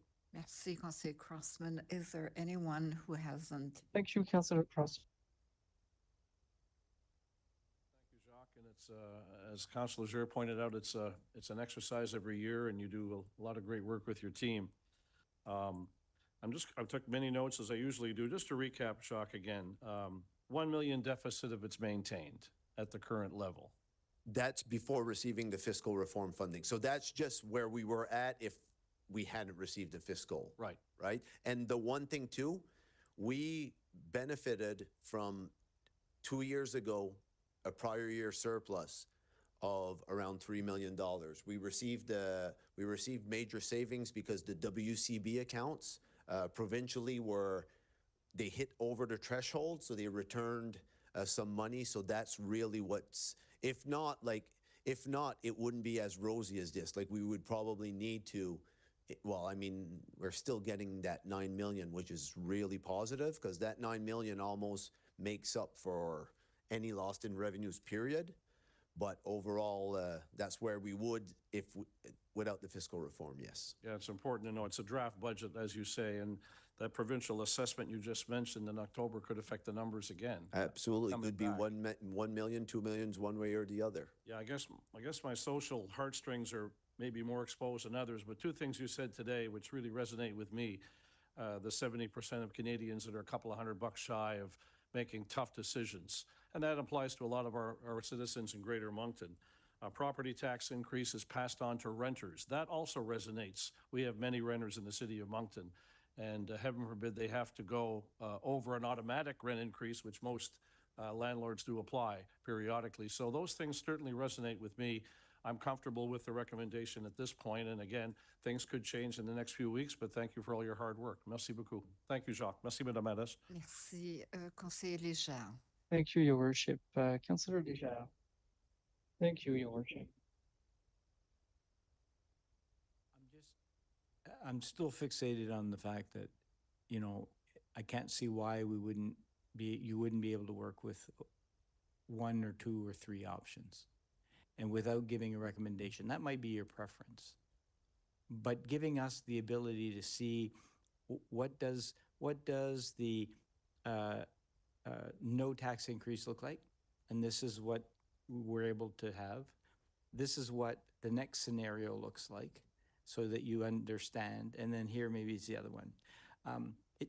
That way it makes it so that, you know, as all of us are elected, we hear from a lot of people, as you do too, but we hear it in terms of some of the challenges, and it would just give us the ability then to do what we do during a budget deliberation, but without having a preconceived idea that we're moving in one certain direction.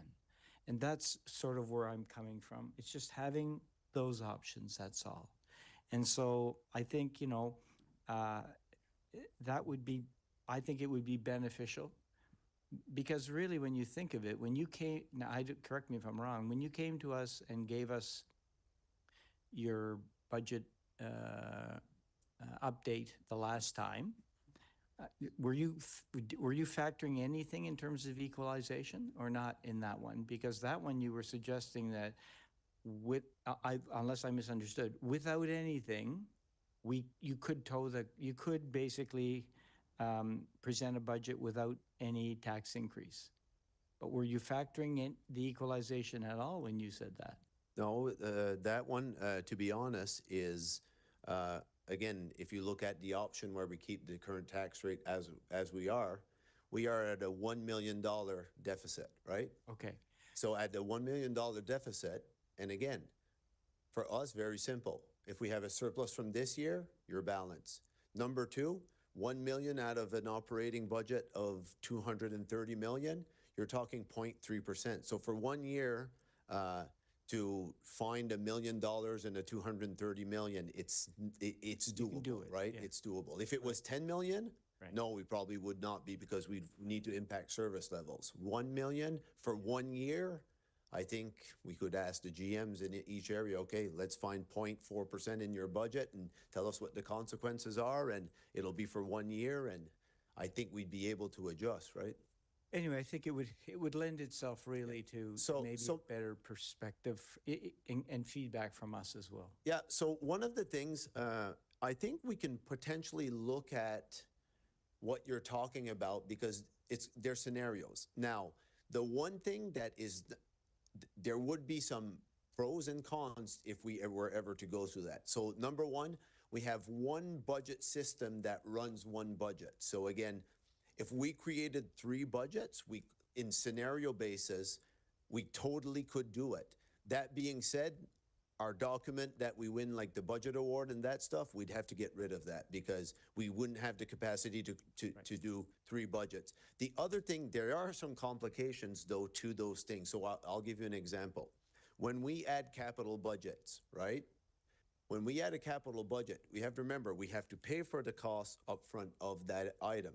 But then after that, if we add trail kilometers, if we add this or that, if we add a new recreational facility, then after that, there's operational costs too, right? So it's not just, okay, we prepare kind of your static budget at home or so on. If we decide to add a pool, that comes with $300,000-$400,000 of operational costs, which impacts your affordability versus if you don't. So like when you're running those scenarios, and remember, we receive our numbers October 15th, and the budget, everything has to be prepared and submitted to council a week in advance. We have like 2 to 3 weeks at the most, and it has to go to the print shop and to hit our deadline. So, but no, I think we understand. I think we're going to look at different options where we can potentially, okay, this is, if we do this, this is kind of what we could do, but I think we're. And maybe what you mentioned in terms of maybe a 4-year projection, this is what it looks like, and then you know, as you're going along, if you get more money, this is what we can do. If we don't,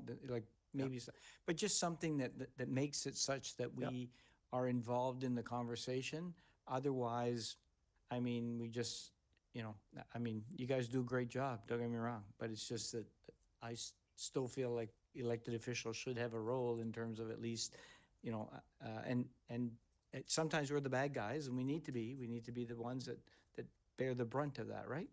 So if you were coming forward and saying, you know what, we're recommending you know, let's say a 2.5% increase, well, now you're the bad guy, and so it's, you know, anyway, just something to think about. And I think, like, to be honest, even for this year, a 2.5%, you're within inflation. Like, it's not, it provides additional money. So even during budget, if we get there, I don't think that's a bad news story, because last year council approved the 4.5% increase. So it would be almost half of what was approved last year, right? So.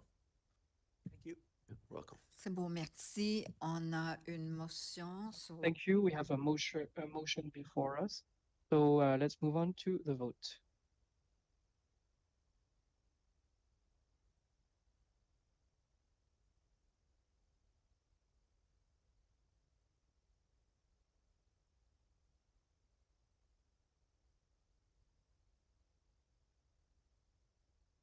We close the vote. la motion a passé unanime. Oui. Merci. The next item is financial statements as of October 31st, 2024. And Jacques, are you taking this as well? Okay, just push a button and I'll give you the floor. Right, my computer's just unlocking here. So I'll start the conversation and hopefully my screen shows up. But so what we have in the package today, we have the purchase acquisition report from the last 2 months. We also have the financial statements.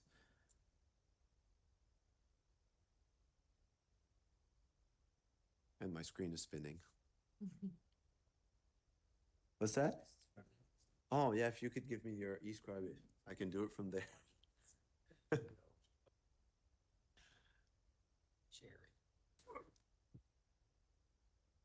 Sharing.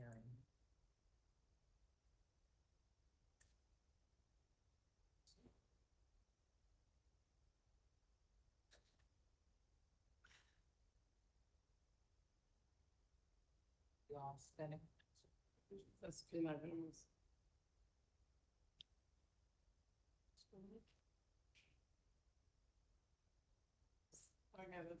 Does somebody have it? Yeah, Lati?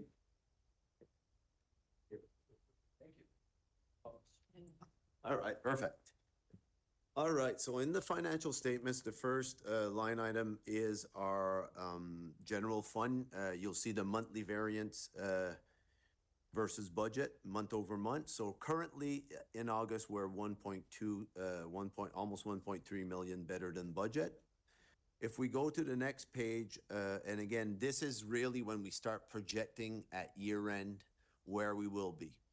This, of course, can change with an early snow year, right? Because again, if it starts snowing in October, normally this number will change, but we're in a position where we're better able. So on the revenue side, we are 723,000 better than budget. We have the details of the areas that are either over budget or under budget in terms of revenues. And on the expense side, currently we're 546,000 better than budget. I won't necessarily go into too much details. We've been here for a long time today. The comments are there. On the utility fund, we're 384,000 better than budget. One of the things that's a little bit different than past years here is our expenses are over budget. We had some water main breaks this year, and normally once those occur, especially on weekends and on evenings, it can impact your budget, especially when your budget is not that big. But overall, we're in a good position there, and we project a good surplus at the end of the year of 639,000. Also included in this package, we have the purchasing acquisition reports, and I can take questions on those ones as well. Any questions or comments? Est-ce qu'il y a des questions? Non. Questions? Anybody? No? Okay, great. Thank you, Jacques. There's no motion either, is there? No. So we're at 5.7, fees and charges by law. To give that update, Jacques, are you introducing? No, go ahead. Yeah. Oh, Conseiller Bourgeois. Si le reste du conseil, on commence à manquer de temps, là. We're starting to run out of time, I think. No, I don't know what other council members want, but I'm ready to move that we approve. This, everybody's read this, I imagine, that we approve the document. Except that I don't think that it's up to this council to commit for 2027, 2028. So for 2026, I have no problem. It's our responsibility, but it'll be a new council in a year. Thank you, Councillor Bourgeois. So you support the motion, but we change it to 2027. We eliminate 2027, 2028, right? And it's Conseiller Richard seconds. Okay, great. Good job. You've done an excellent job. Councillor Léger? Services for 2026. Okay, but I do have a question regarding fees. And so when we look at the different categories, I was wondering about fees for fire alarm calls commercial. And where is that captured? And if it's not, why not?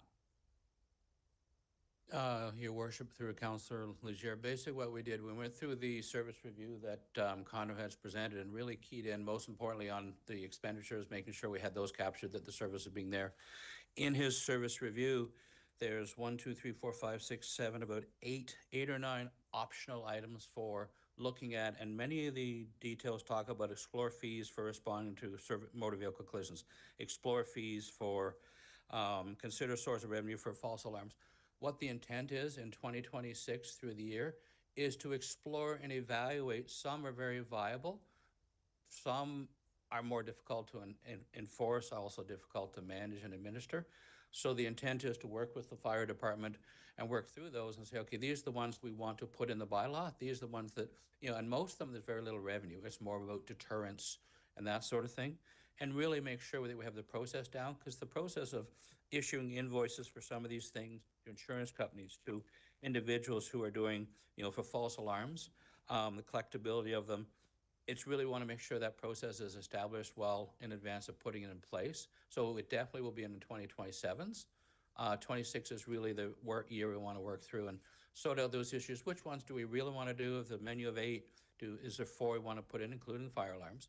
And that's really why they're not listed in there. If it's council's decision that they'd like to add these in, we can add them in as part of the bylaw.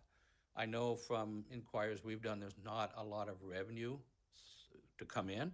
It's more the deterrence to put it in play. I'll try to hold back on my frustration.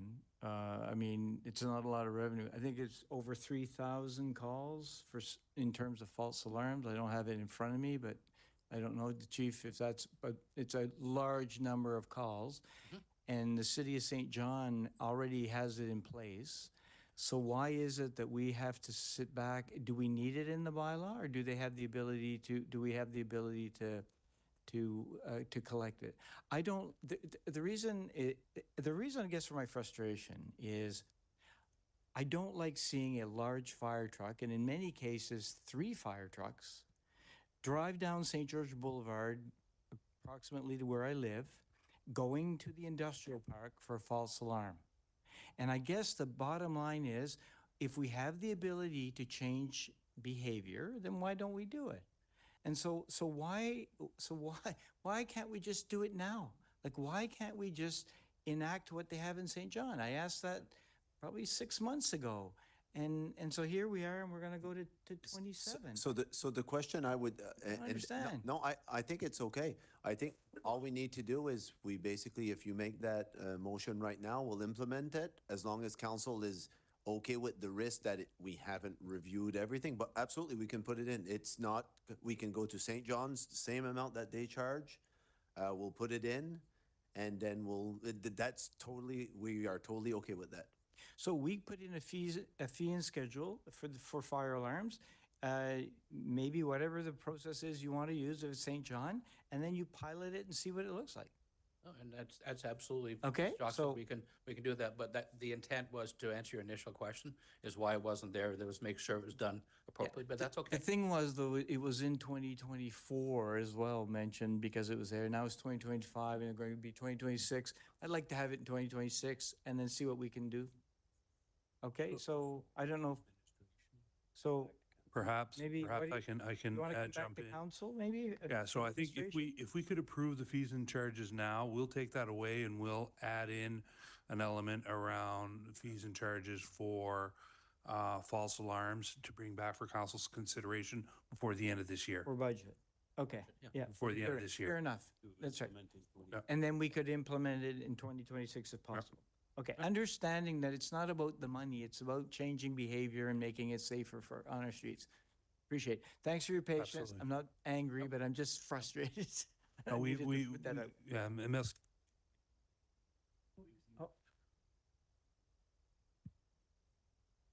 We knew we had the conversation last week, and we knew it was going to come up. We didn't want to delay the fees and charges to give certainty. And we had the conversation about getting the small group of us together to determine how to be able to implement fees around false alarms. So we'll have something before the end of the year. Excellent. Thank you very much. Appreciate it. Merci beaucoup. Il n'y a pas d'autres questions. On va passer au vote. No further questions, so let's vote electronically.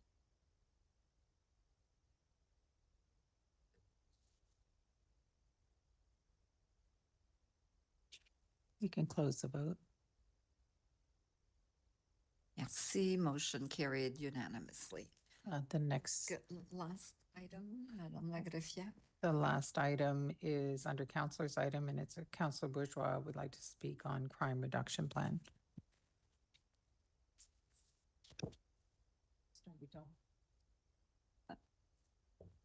Excusez, merci beaucoup, Madame la Maire. I'll be brief. 2 questions for council. I think we've deliberated and discussed it well enough for the past 4.5 years that just a show of hands on the first question would suffice. First question, should council adopt and implement a crime reduction and prevention plan? versus the status quo, which is piecemeal intervention. So just a show of hands to show whether I'm completely foul ball or if you agree with me that we need a plan. Show of hands, nod of heads. Okay. Is the second question. How do we do it? Is it a council committee?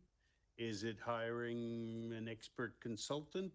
Is it a liaison counselor that Councillor Richard and I proposed 4 years ago and again 3 years ago, but it's okay, it was shot down, but maybe some things have changed that's a good option now. I don't know. Is there any other better way?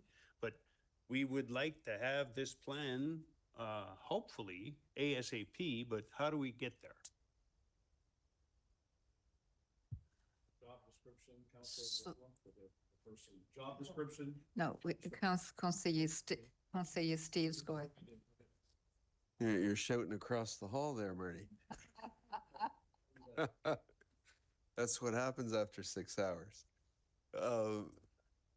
Councillor Bourgeois, is this, I know it's a follow-up of 4.5 years, but is it also a follow-up on the shoulders of the priority exercise that clearly came across with us on the whiteboard? And so just as long as it's in conjunction with what was talked about upstairs as well, just wanted to make sure that's all in line there. Yeah. Merci, conseiller Steves, conseiller Bourgeois. Est-ce que avez-vous répondu? Councillor Bourgeois, have you answered? Are we ready to make that plan? Because nobody else is volunteering to do it. So council has to take the lead. How do we want that plan? What is the next step in order to get the plan within ideally 3 months, but maybe 4 or 5, in order, especially for the social issues of coming up next year, that we have some sort of plan in preparation to deal with those issues, as well as the minor thefts, which are not caused by social issues. They are caused by petty criminals. How do we tackle? That's it. Merci, conseiller Bourgeois. Conseiller Leblanc. Est-ce qu'il y a peut-être d'autres villes? Are there, Councillor Leblanc, are there any other cities where this is being done? Are there other cities that have a plan? I don't know if there are any other cities in our situation, but, well, across Canada, well, it's everywhere across the world, but do other cities have plans? Well, yeah, exactly. That would be part of the work of this committee, to determine, okay, what are others are doing? It's no use reinventing the wheel each time. I mean, maybe they're doing something in Saskatchewan or in Ontario that we can use, or in Europe, I don't know. But at the end of the day, like right now, we're like 10 or 11 headless chickens here. I mean, we get emails, but nobody knows how to react because nobody's leading it. Thank you, Councillor Leblanc. Councillor Steve.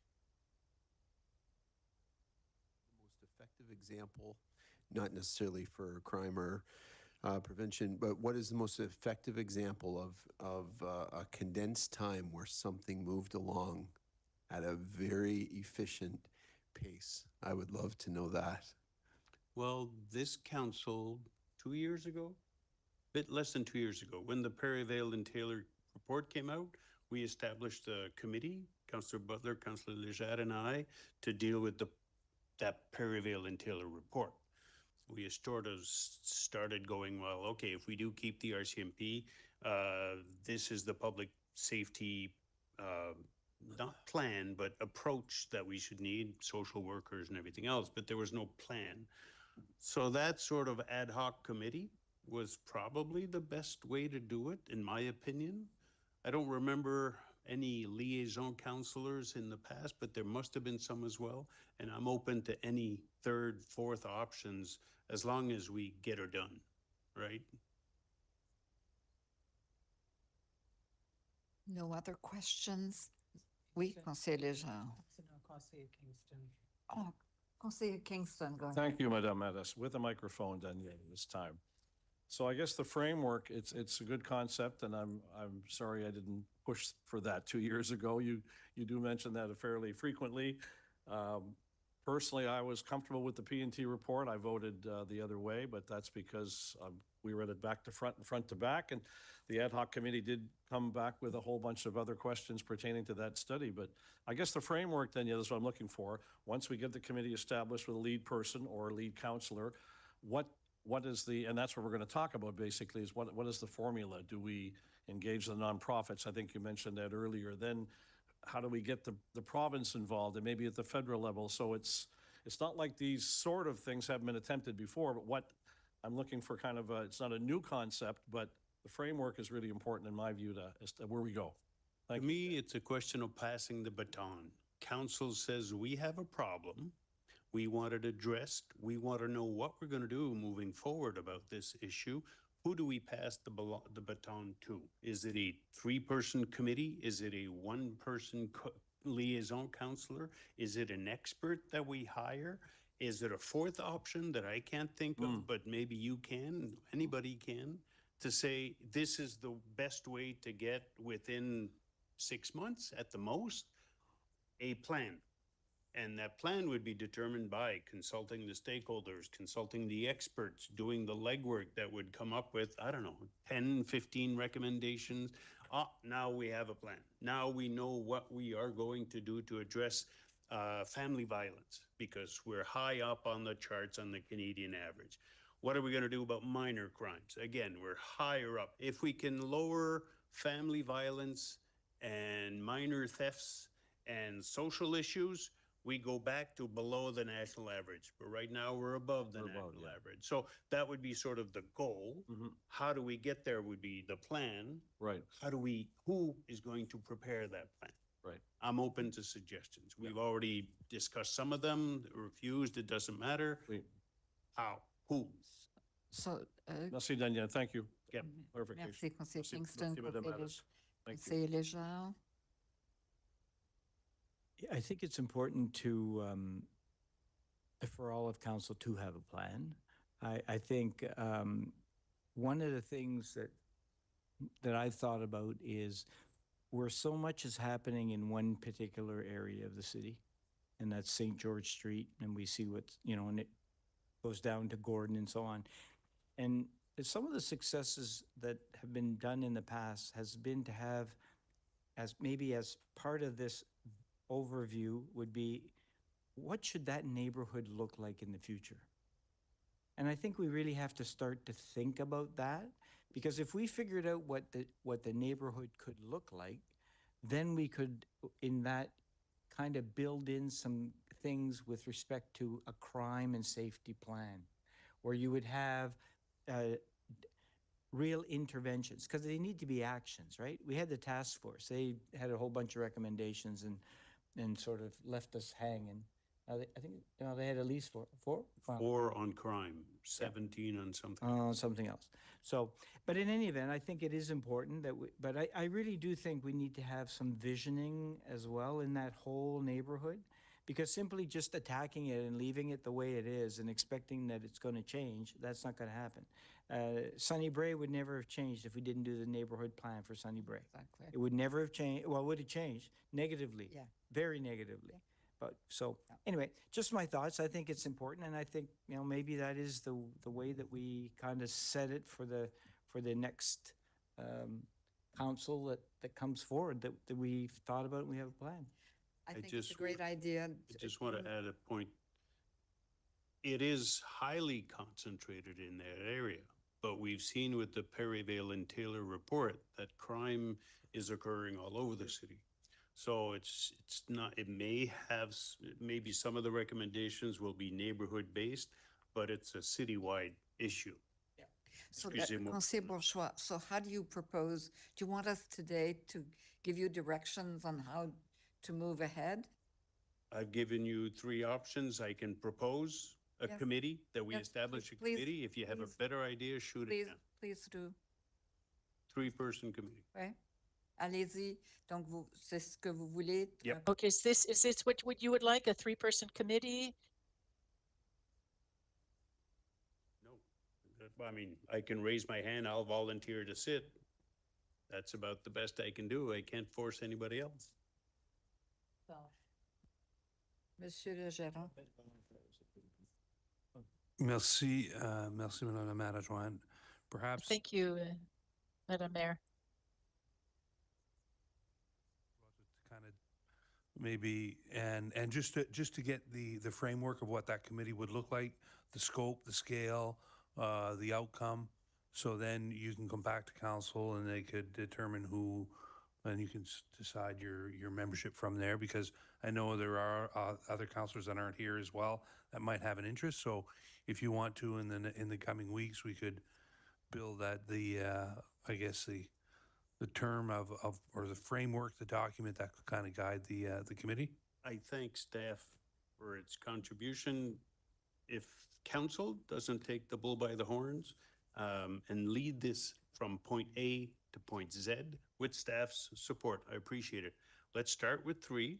Let's inform Councillor Edgett and Councillor Butler, who are not here, if they want to join the group before member committee. I don't think there's any of us that says no.